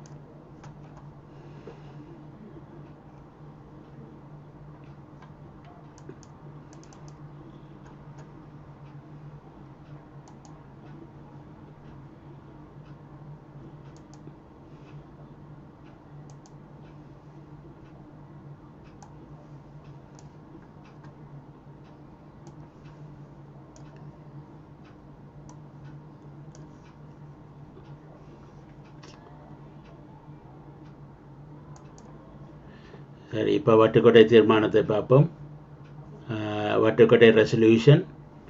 The resolution unanimously adopted at the first National Convention of Tamil United Liberation Front held on the Vaddukoddai, அதாவது நேற்று 14th of May 1976. 45 வருஷங்களுக்கு முதல் ஏற்படுத்தப்பட்ட தீர்மானம். Chairman S.J.V. Selvanayam QC MP KKS. Whereas throughout the centuries from the dawn of history, the Sinhalese and Tamils nation have been divided between themselves the possession of Ceylon. The Sinhalese inhabiting the interior country in its southern and western part of the river Valave to that of Chilo, and Tamils possessing the northern and eastern district, and whereas the Tamil kingdoms was overthrown in a war and conquered by Portuguese in 1690 from them by the Dutch and the British in turn, independent of Sinhalese kingdoms, and whereas the British colonists who ruled the territories of the Sinhalese and Tamil kingdom separately joined under the compulsion of territories of Sinhalese and Tamils kingdom for the purpose of administrative convenience on the recommendation of the Colebrook Commission in 1833, and whereas the Tamil leaders were in the forefront of the freedom movement to rid of the colonial bondage which ultimately led to the grant of independence to Ceylon in 1948, and whereas foregoing facts of history were completely overlooked and the power over the entire country was transferred to the Sinhalese nation on the basis of numerical majority, thereby reducing the Tamil nation to the position of subject people, and whereas successive Sinhalese governments since independence has always encouraged and fostered the aggressive nationalism of Sinhalese people and have used their political power to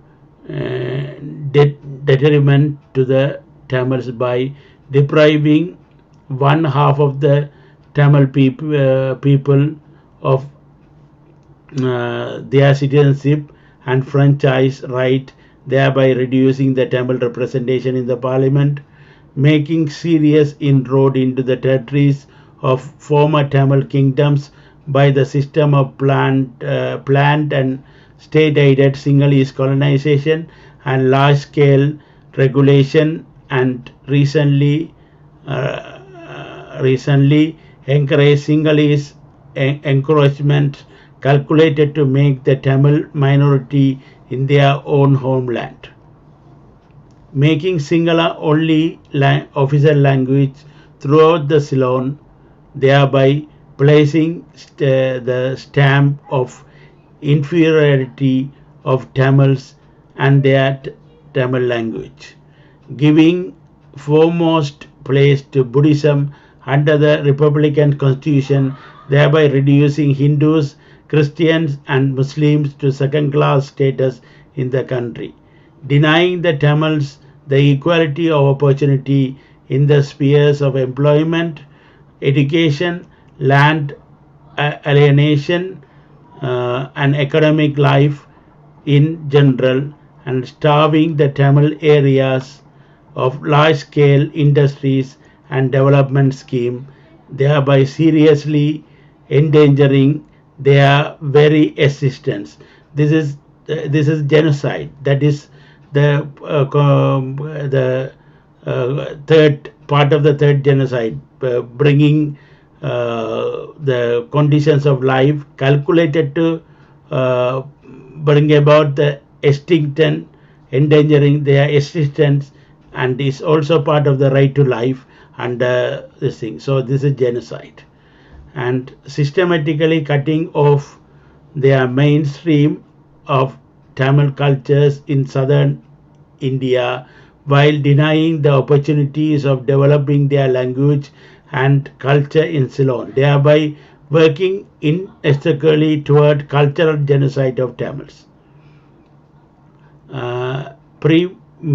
Permitting the unleashing of communal violence and intimidation against the Tamil speaking people happened in Ambarai and Colombo in 1956, all over the country in 1958, army reign of terror in the northern eastern province in 1961, police violence of International Tamil Research Conference in 1974, resulting the death of 9 people in Jaffna, police and communal violence against Tamil-speaking Muslims in Puttalam, and various other parts of the Ceylon in 1976. All these are calculated to instill terror in the mind of Tamil-speaking people, thereby breaking their spirit and will resist injustices heaped on them. By terrorizing, torturing and imprisoning Tamil youth without trial for a long period on the filmiest grounds, crippling all by imposing on the Tamil nation a constitution drafted under the conditions of emergency without opportunity for free discussion by a constituent assembly elected on the basis of the Salisbury Constitution, distorted by the citizenship law, resulting in weightage in representation to the singleist majority, thereby depriving Tamils of even their remnant of safeguard they had under the earliest constitution. Whereas all attempts by various Tamil political parties to win rights by cooperating with the government by the parliamentary and extra parliamentary agitations by entering into pacts under understanding with the successive prime ministers in order to achieve a bare minimum of political rights consistent with the self-respect of the people, they have proved fertile. Whereas all efforts under All Ceylon Tamil Congress to ensure non-domination of the minorities by the majority by adaptation scheme of balanced representation in the unitary constitution have failed, even to merge mere safeguard provided by Article 29 of the Salisbury Constitution against discrimination legislation have been removed by the Republican Constitution.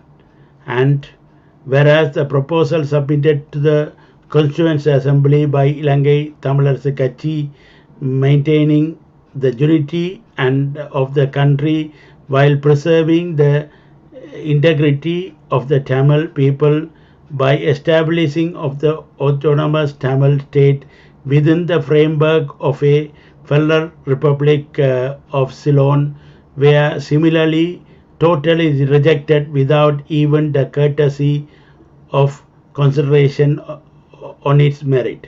Whereas the amendment to the basic resolution intended to ensure that the minimum of safeguard of Tamil people moved on the basis of 9-point demand formulated at the conference of the Tamil political parties at Valvatithurai on the 7th of February 1971 and by the individual parties of Tamil members of the parliament, including those now in the government party, were rejected by the government Constituent Assembly. And whereas even the amendment to the draft proposal relating to the language, religion and fundamental rights, including one calculated to ensure at least the provisions of Tamil language separate provisions regulation 1956 included in the constitution, were defeated, resulting in the boycott of the Constituent Assembly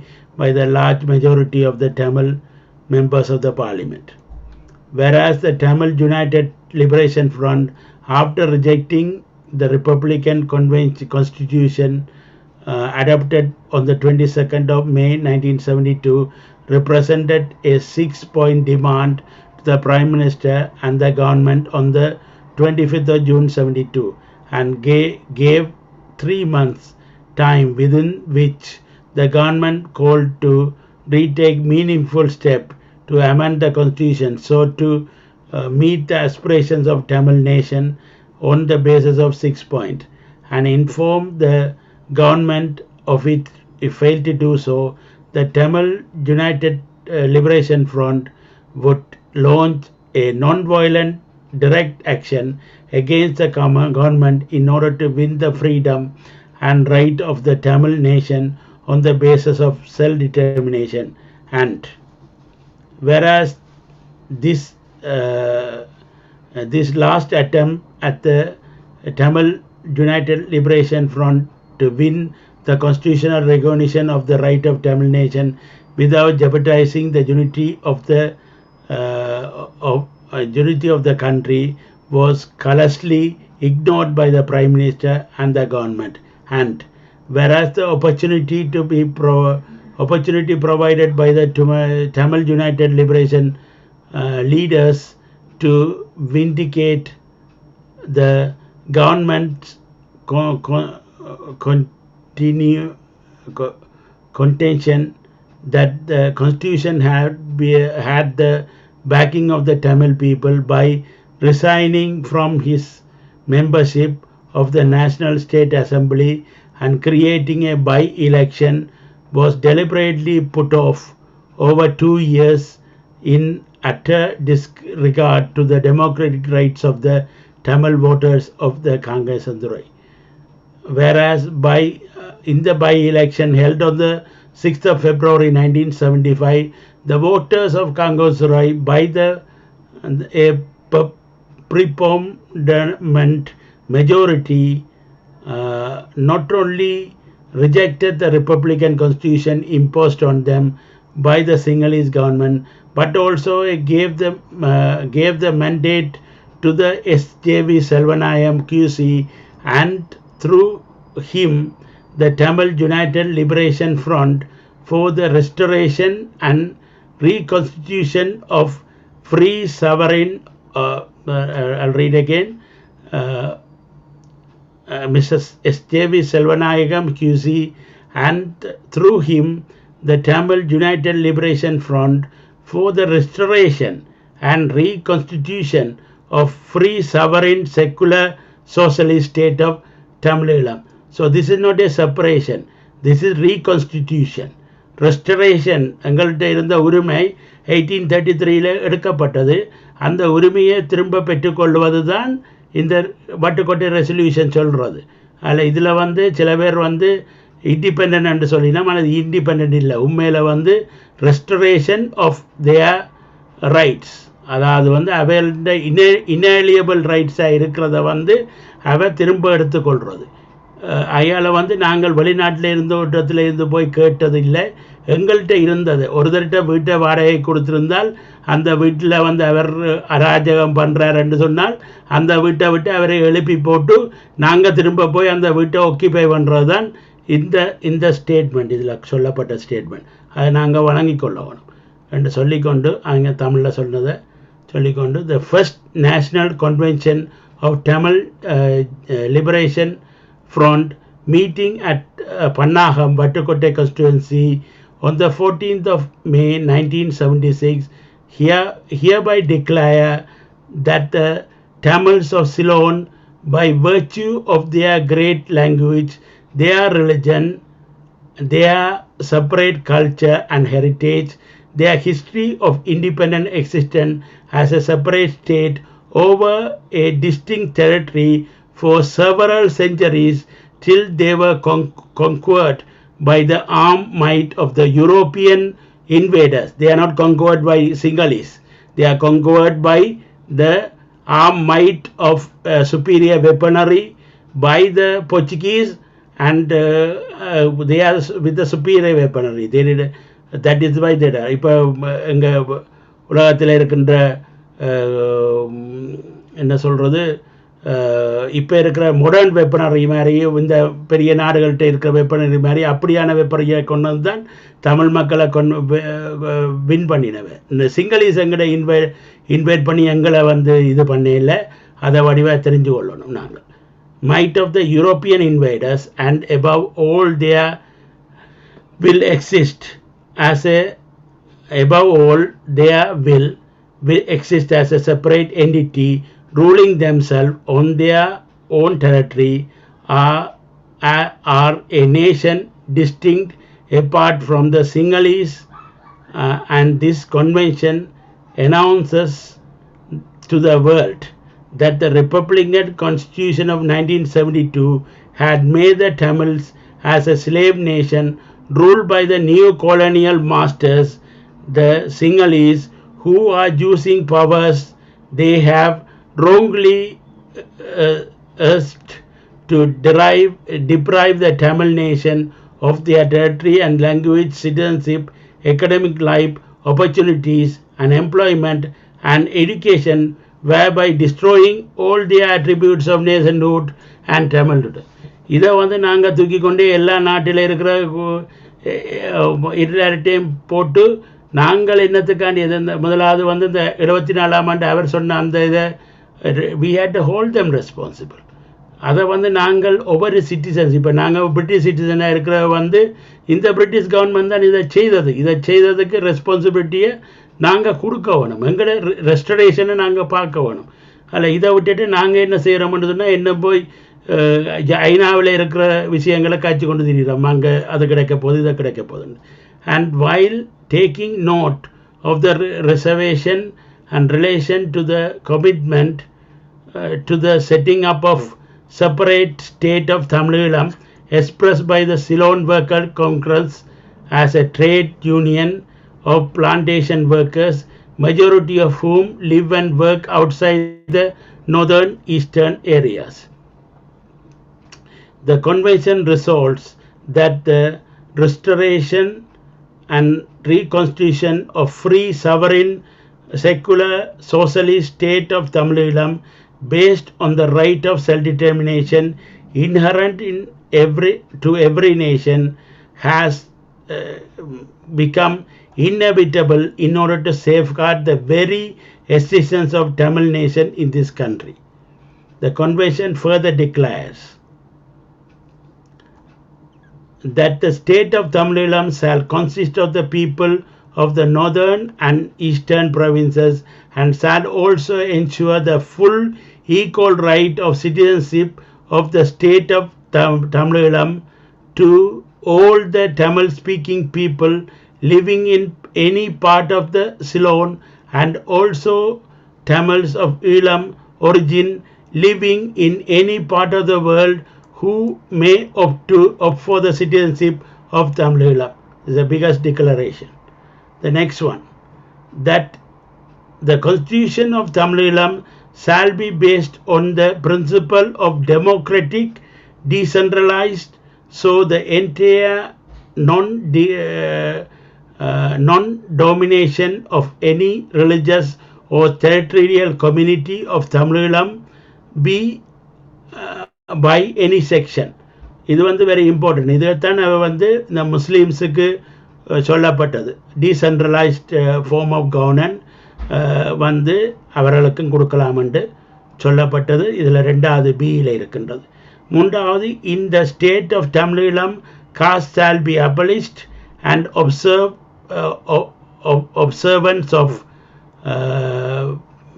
penous practice of untouchability or inequality of any type based on the birth shall be totally eradicated and observed in the and punished to the law. இதை வந்து விடுதலை புலிகள் carry out பண்ணினவே இந்த இது. அதுக்கு பிறகு வந்து இது இப்போ அதிகமாக திரும்ப கிரிப்பின் பண்ணது. ஆனால் அதுகளை நாங்கள் கிரிப்பின் பண்ண விடக்கூடாது. அடுத்தது, the Tamil shall be a secular state giving equal protection and assistance to all religions to which the people of the state may belong to. The Tamil shall be the language of the state, but the right of the singly speaking minorities in Tamil to the education and transition of business in their language, and shall be protected in the reciprocal basis with the Tamil speaking minorities in the singular state.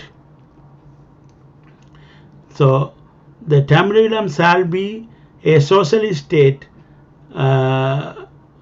in exploration of man to man shall be forbidden.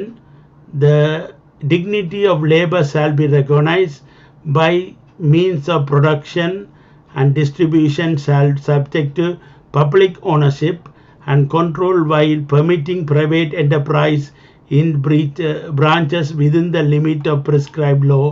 Economic development shall be on the basis of socialist planning and also shall be ceiling on the total wealth of the individual or a family may acquire. This convention directs the Action Committee of Tamil United Liberation Front to formulate plan and action to launch without undue delay the struggle of winning the sovereignty of Tamil nation. And the convention called upon the Tamil nation in general and Tamil youth in particular to come forward and throw themselves fully into the sacred fight for the freedom, to flinch not till the goal of sovereign state of Tamil is reached. They did it. They did it in 19. They did it. This Tamil youth including those similar age to mine as well at the time. They did it. And all those people who was 50,000 Maviras has perished in that fire of reaching the goal of Tamlilam, and it will continue. And this continue in a democratic fashion with the weapon of genocide in our hand. And the first law passed in 104, passed in recognition of genocide in Canada, is the first step forward of taking that one through all the countries, regardless of wherever Tamil lives. They had to take those laws and educate people, educate children, so that those children will rise up with their parents to support for the Tamilam cause. And this is the transcript resolution unanimously adopted on the first national convention of Tamil United Liberation Front had at Panagam on the 15th of May 15 today. It was adopted on the May 15 today at 1976, 45 years ago. It was adopted 46 years ago, and President presided over by Mr. Chelvanayana Kusi MP. The TULF went into the poll in 1977 and received a overwhelming mandate for from the electorate. This was the last time the Tamilam were able to express their wish freely at a democratically conducted forum. So, what about a resolution? 1974ல Commonwealth கொடுத்தது. இந்த document எல்லாம் இவ்வளோ பவர்ஃபுல்லான documents. ஆனால் நாங்கள் இந்த டாக்குமெண்ட்டை வச்சு என்ன செய்கிறோம்ன்றது தான் அடுத்த கேள்வி. இந்த கேள்விகளுக்கெல்லாம் மறுமொழி எங்கே இருந்து வருமென்று தெரியல. உங்கள்கிட்ட யாராவது கமெண்ட் என்னாவது இருந்தால் யூ கேன் கமெண்ட். நான் நினைக்கிறேன் ஐயா கமெண்ட் பண்ண போகிறீங்கன்னா உங்களை மியூட் எடுக்கணும். இளவந்தன் ஐயா உங்களோட கமெண்ட் பண்ணுறதுக்கு மியூட் இருக்குது, அதை எடுங்கோ. எடுத்தால் தான் நீங்கள் கதைக்கலாம். உங்களோட இது மைக்கை ஒரு காவேட்ட சொல்லி எடுங்கோ.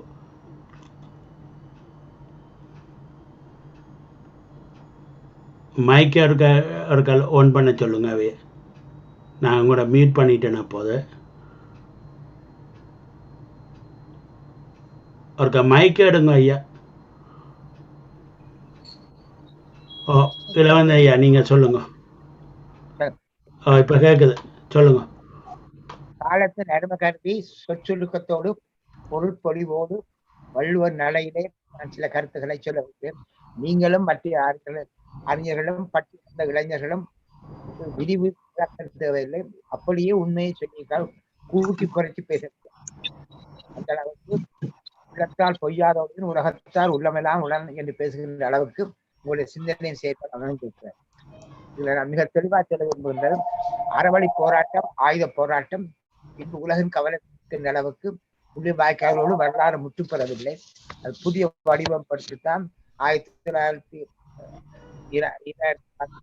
நாங்கள் நாடு கடந்த தமிழக அரசாங்கம் உருவாக்கப்பட்டது. அதன் அடிப்படை நோக்கம் அறவழி போராட்டம் வெறி நாய்க்குனால ஆயுத போராட்டத்தை இப்போதைக்கு 21 நாடுகள் பூண்டோடு அழிக்கணும் முயற்சியில் ஈடுபட்ட தமக்குள் மோதிய நாடுகள். அவை அடுத்து என்ன என்ற முறையில தான் குரலற்ற மக்கள் குரல் கொடுக்கின்ற முறையில் we are the voice of the voiceless people at home என்ற முறையில் நாடு கடந்த தமிழக அரசாங்கம் தன் பணியை ஆற்றிக் கொண்டிருக்கிறது. அது நாம் இந்த அமைப்பை உருவாக்கி இல்லாவிட்டால் பேசுவதற்கே ஒரு பொருளில்லாத நிலை உருவாக்கி.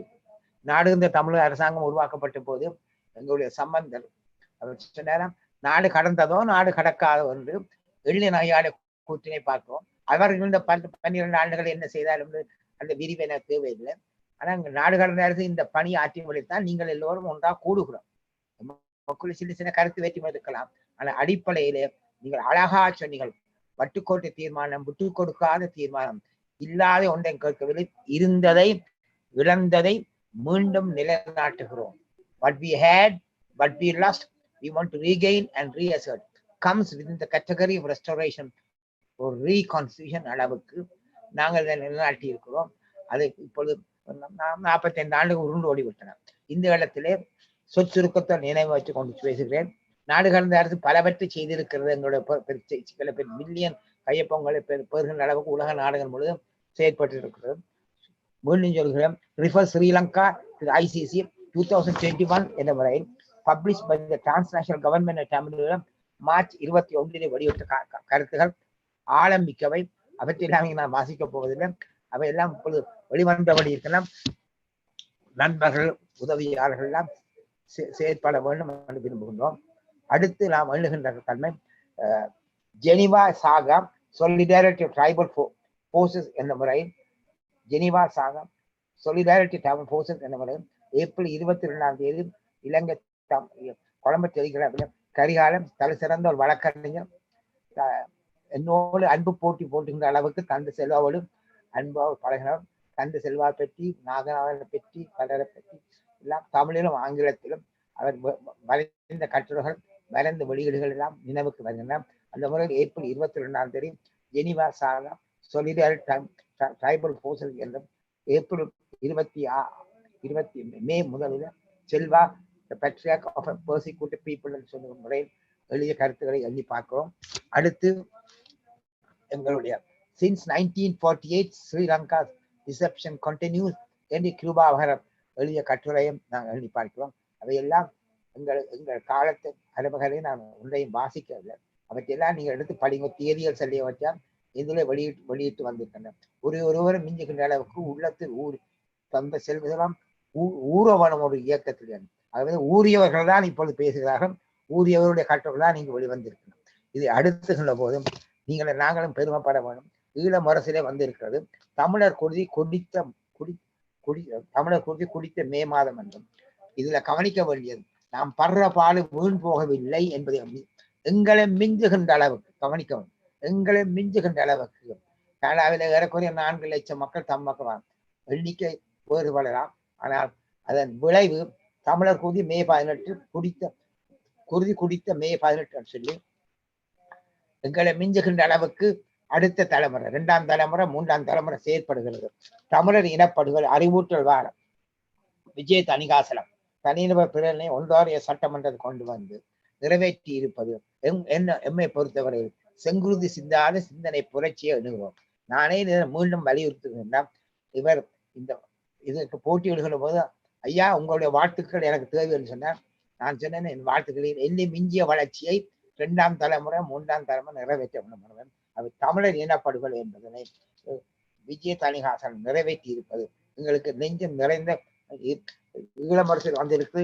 உலக தமிழர் ஒன்றாரியோ மாகாண சபையில் தமிழின் அழிப்பு அறிவியல் வாரம் சட்டமாக நிறைவேறி என்று சொல்லுகின்ற போது படுகிற பாடு வீண் போகவில்லை என்பதை நாம் எடுத்து காட்டுகின்றோம். அது மட்டுமில்லை, தமிழ் நேஷன்ஹுட் அண்ட் ஜெனசைட் இன் ஸ்ரீலங்கா என்ற முறையில் மே 5, 6, 2018 ஒக்டோபர் வெளிவந்த அதிகம் ஆணித்தரமான கருத்துக்களை திரு உருத்துகுமார கட்டளை உட்பட உலகத்து புகழ் படைத்த வழக்கறிஞர்கள், பல்கலைக்கழக பேராசிரியர், சென்னை பல்கலைக்கழகத்தின் அரசியல் துறை மணிமன்னன் போன்ற எல்லாரும் ஒருவர் கட்டுரை எது குறைந்தது கூடன்னு சொல்ல முடியாத அளவுக்கு அனைத்தையும் ஆணித்தனமாக சிந்தனைக்கு விருந்து கொடுக்கிற அளவுக்கு இதை அழித்து தந்திருக்காக பார்க்கும். அது மட்டுமில்லை, நாங்களும் பெருமைப்பட வேண்டியது எதிர்பாராத ஒரு நிலை.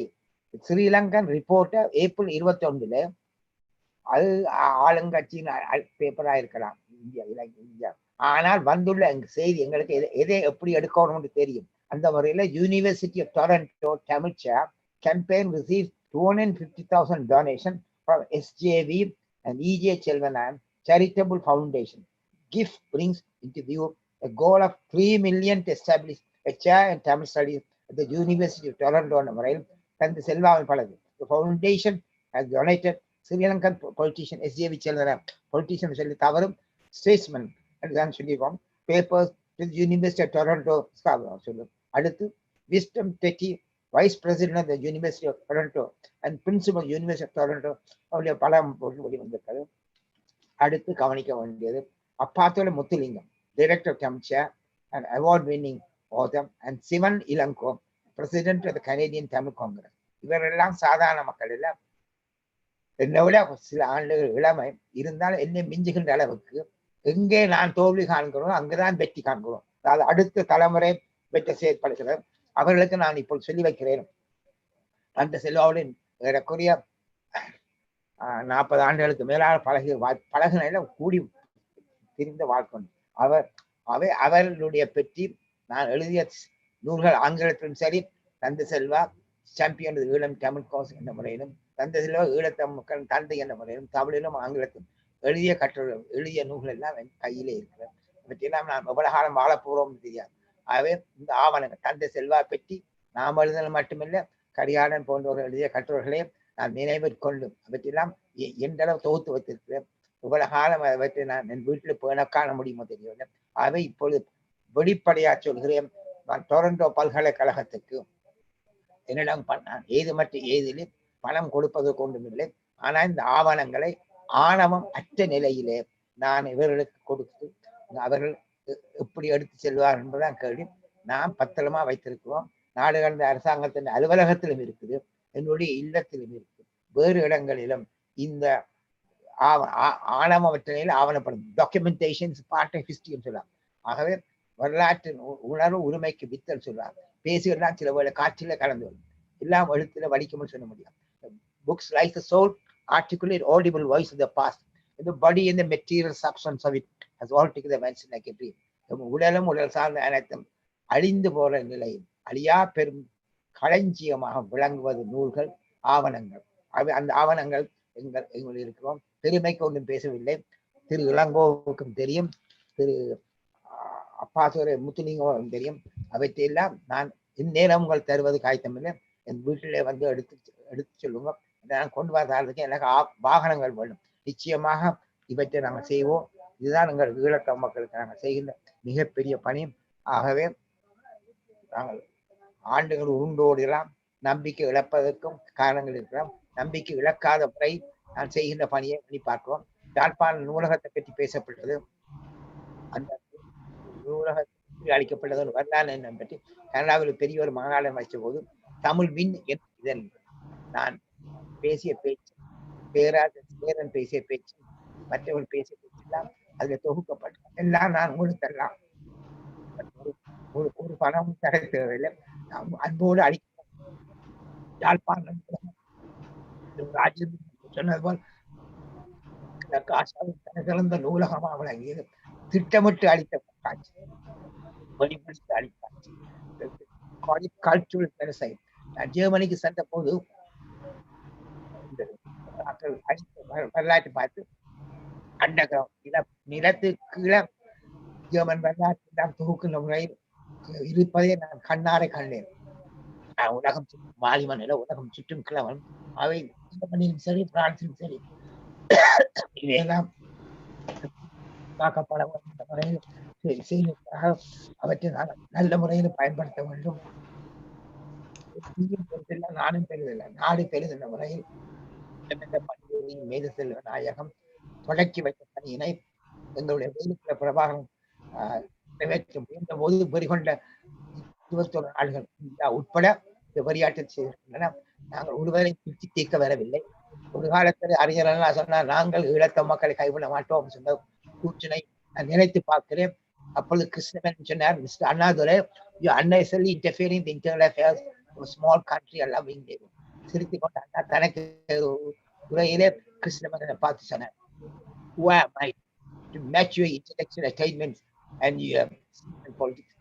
But I only ask, if I see my neighbor hugging and kissing his wife, certainly I shall not give him. Out of shyness, I shall look the other side. But under the pretext that his husband is trying to knife her to death and she cries in agony, I am to watch on. This is the plight of Tamil. சொன்ன கருத்தை அள்ளி பார்க்கிறோம். அவை ஒருவரையும் குறைத்து பேசவில்லை.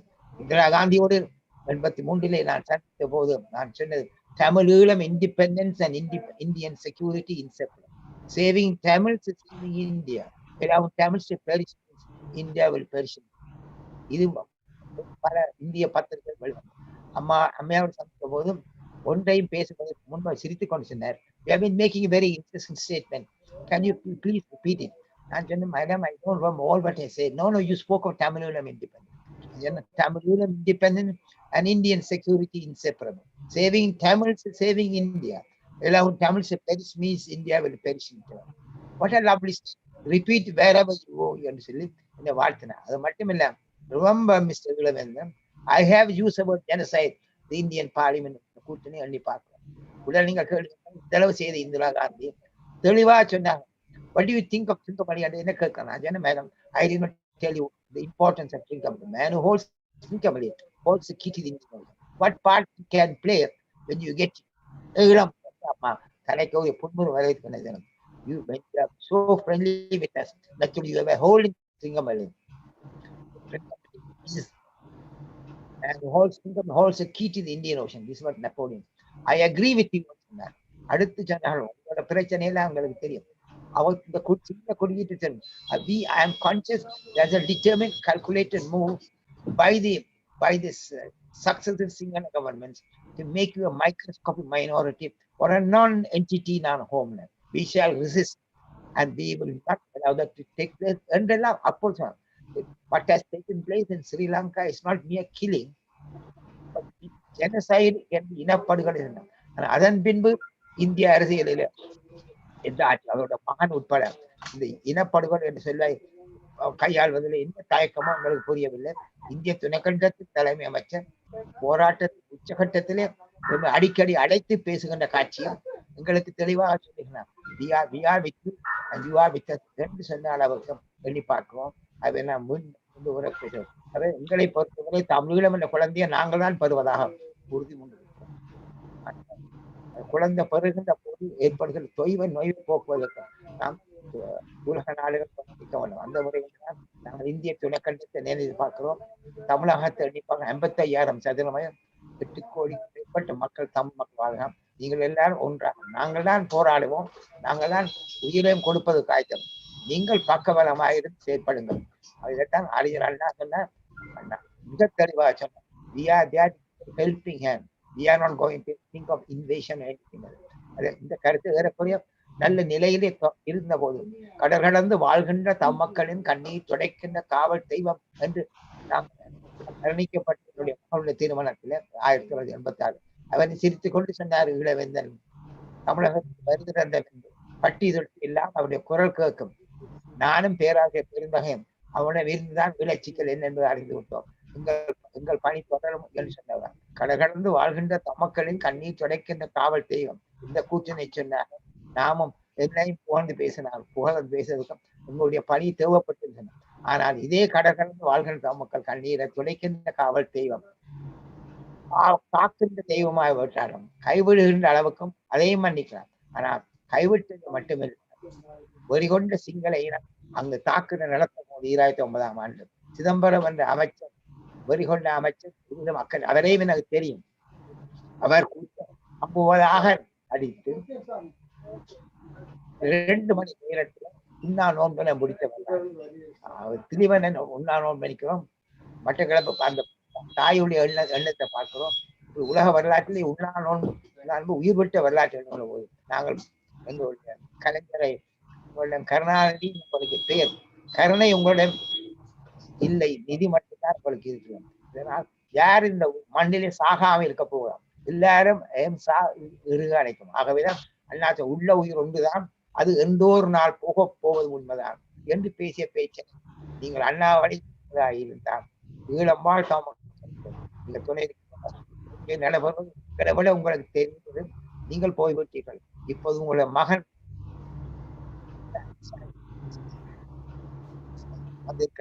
அவர் வேறொரு பெயரை வைத்தார் கேட்ட போது அவர் சொன்னார், ஸ்டாலின் தெளிவாக அனைத்துள்ள அரசியல் தெளிவு பெற்றிருந்தவன். நாங்கள் சொன்னோம், நான் அண்மையில கூட ஒரு இடத்தில் சொன்னேன், ஸ்டாலினுடைய வேற குற்றமுறைகளை பற்றி கவலை இல்லை இப்பொழுது. ஆனா ரஷ்ய அரசியலை பெரிய ஒரு தலைவரை வழங்குவார். என்ன சொன்னார், கவனிக்க வேண்டிய சொத்தோட மீண்டும் மீண்டும் சொல்கிறேன், I do not believe in a cultural autonomy. It will aggravate. I believe in a territorial autonomy. That will give the safeguard. ஜோர்ஜியன் இனத்தை சார்ந்த ஸ்டாலின் சொன்ன கூற்றினை எட்டி பார்த்தோம்.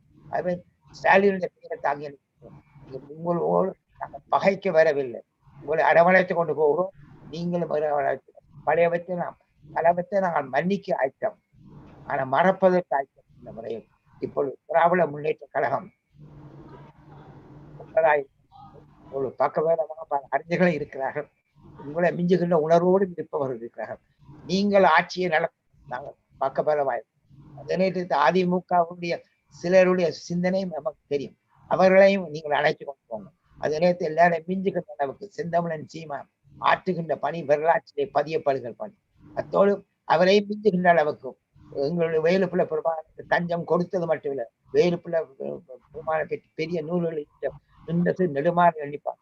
நெடுமாறன் உயிரை 87ஆம் ஆண்டு காக்காவிட்டார். நான் உங்களோட பேசுகின்ற வாய்ப்பில்லை. மஞ்சள் காமால வந்த போது என்னை விட்டான் தன்னுடைய மருத்துவமனைக்கு அழைத்து சென்ற ராஜாஜி மருத்துவமனை.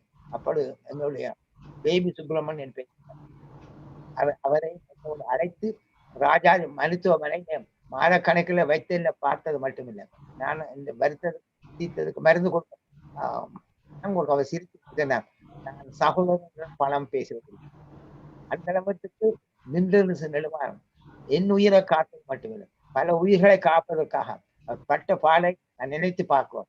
அவருக்கு அண்மையிலே நோய் வந்ததற்கு, ஆனால் அதுவும் அவர் தப்பி விட்டார். தமிழினம் அவர் தொடர்ந்து வாழ வேண்டும் என்று எண்ணுகின்ற அளவுக்கு நின்று நெடுமாறி எண்ணுகிறோம். நான் நெடுமாறன் எண்ணுகின்ற போது சிலர் நினைக்க அவர் ஒரு அரசியல்வாதி அல்ல பிரபாகரனுக்கு துணை நின்றவர் மட்டுமல்ல, அதை மிஞ்சுகின்ற அளவுக்கு தமிழருடைய வரலாற்றிலே அவர் ஆற்றுகின்ற பணி மிகப்பெரிய பணி என்பதை நான் எண்ணி பார்க்கணும். அங்கு தெளிவான கருத்தை சொல்லுகிறார். கோயில்கள் எல்லாம் தமிழிலே முழங்க வேண்டும் சார், மண்பது எல்லாம் தமிழ் மொழியால் வாழ வேண்டும், மல்குபெய செந்தமிழாய் மலர வேண்டும், அன்பகமாய் தமிழகம் தமிழனின் அங்காடி தெரிப்புகள் தமிழையாகி இன்ப நேர பூஞ்சோலை கல்விச்சாலை இயல் இசை நாடக மேடை கோயில் எல்லாம் செந்தமிழே நடம்புரிய தமிழ் ஆட்சியின் செந்தமிழ் ஆட்சியால் திகழ வேண்டும். கோயில் படிக்கட்டு கீழ்ந்து தம்மானத்தை வழிகட்டி வடமொழிய மந்திரமன் நோக்க நிலை மாற்றணும் சொல்லி இந்திய துணைக்கண்டத்தில் பேசுவது நெடுமாறும் தமிழ்நாட்டிலே தான் எந்த மாநிலத்தை விட ஆயிரக்கணக்கிலே கோயில்கள் உண்டு. அந்த கோயில் எப்படி சீரா வச்சிருக்கிறோம் என்பது கேள்வியா இருந்தாங்க. அந்த அளவுக்கு கோயில் கோயில் கோயில் கோயில் குடியிருந்த இறைவனை வழிபடுகின்ற காட்சியும் அந்த இறைவனுக்கு தமிழ் தெரியும். ஐயா, நாங்க டைமு கிட்ட வந்துட்டோம். இப்போது இன்னொரு ஆளுண்ட கருத்துரை இப்போ இருக்கின்றது. மிக்க நன்றி. நீங்கள் இவ்வளவு நேரம் சொன்ன கருத்துக்களை உள்வாங்கி கொண்டிருக்கின்றோம். மிக்க நன்றி. தோன்றுகின்ற தமிழகத்தின் தாழ்விலை கூறுகிறோம். ஈழம் வெல்லும், இதை காலம் சொல்லும் என்று கூறி விடைபெறுகின்றேன். ஈழம் வெல்லும். நன்றி. அடுத்தது ராம் அவர்கள், நீங்கள் உங்களுடைய கருத்தை தெரிவித்து நாங்கள் இந்த நிகழ்ச்சியை முடிவு கொண்டுருவோம். ராம் அவர்கள்.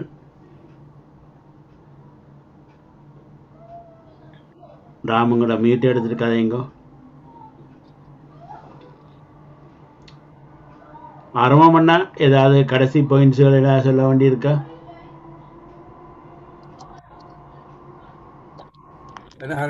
இளவேந்தன் ஐயாவோட ஒரு கேள்வி கேட்டேன். அந்த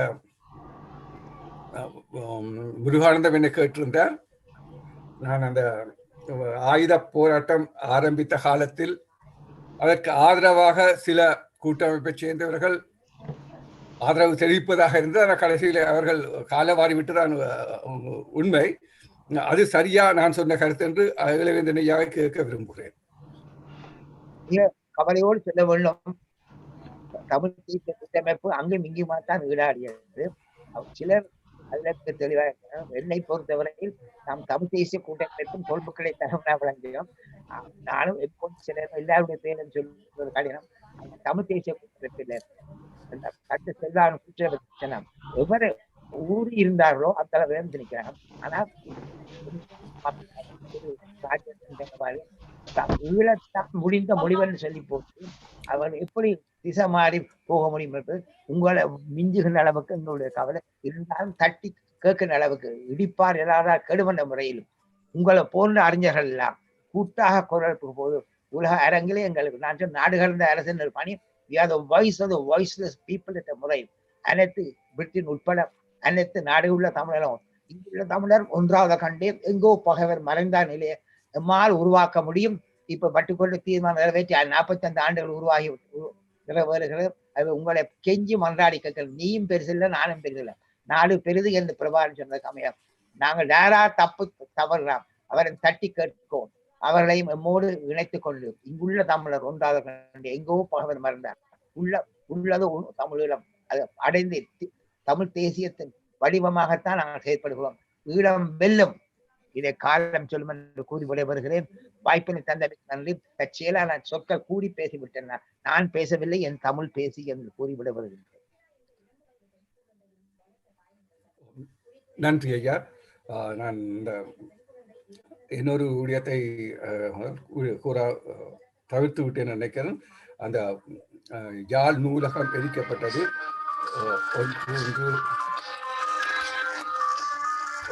1ஆம் தேதி ஜூன் மாதம் 1981 தெற்காசியாவிலே மிகவும் பழமையானது, மிகவும் பெரியதும் அருமையான பழமையான ஆவணங்கள் நூல்கள் அங்கே வைக்கப்பட்டிருந்தது. கிட்டத்தட்ட 97,000 நூல்கள் அங்கே வைக்கப்பட்டிருந்தன. இது இன அழிப்பின் ஒரு பகுதி. ஆனால் நாங்கள் இது எதற்குமாகவுமே இதுவரையில் நீதி பெற்றுக் கொள்ளாத, சர்வதேச ரீதியாக இதற்கான முன்னெடுப்புகளை எடுத்து இதற்கான நீதியை கேட்பதற்கு தவறிவிட்டோம் என்பதுதான் எனது கருத்து.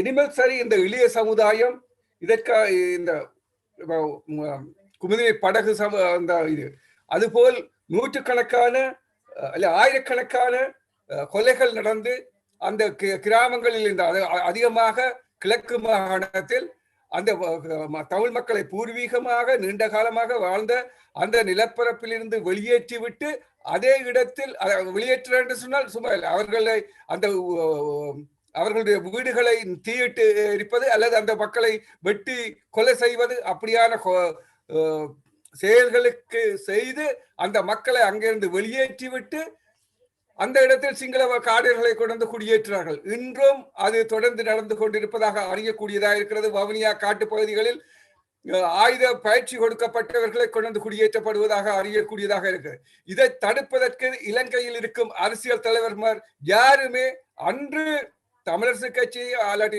ஜிஜி புனமோ இருந்த காலத்துல இவ்வளவு முரண்பாடுகள் அல்லது இவ்வளவு அழிவுகளை சந்தித்தது இல்லை.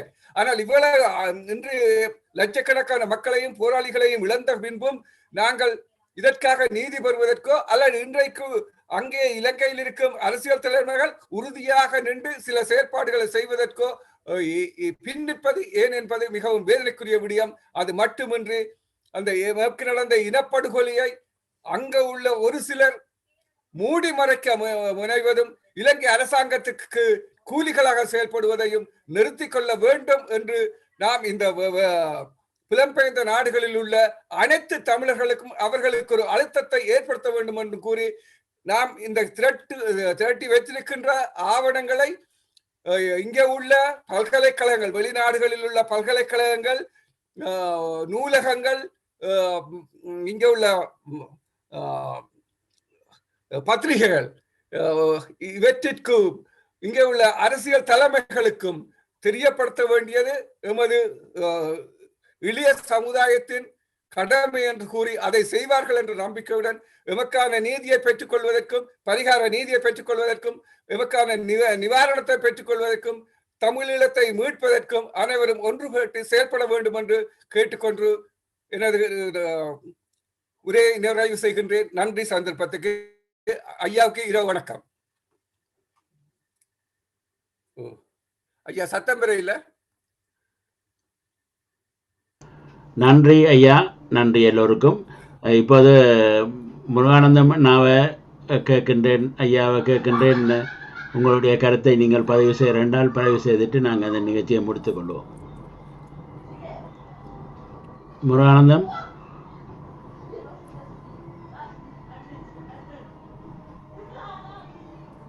சரி, அவர் இது பண்ணல. சரி, நாங்கள் நேரம் போய்விட்டபடியால் நன்றி இளவேந்தன் ஐயாவுக்கு இணைந்து கொண்டதற்கும் மற்றும் எல்லோருக்கும் நன்றியை தெரிவித்து நாங்கள் நாளைக்கு இந்த இப்போ 81ஆம் ஆண்டு மட்டும்தான் நாங்கள் முக்கியமாக பார்த்துருக்கின்றோம். ஏன்னா நாங்கள் 81 இருந்து நாளைக்கு திரும்பவும் 6 மணிக்கு ஆரம்பிக்கின்றோம். ஈவினிங் 6 மணிக்கு ஆரம்பித்து நாங்கள் 81 இருந்து அங்கால நான் நினைக்கின்றேன் 81 ஸ்டார்ட் பண்ணி அங்கால போவோம் நினைக்கிறேன். மிக்க நன்றி எல்லோரும் இணைந்து விட தமிழரின்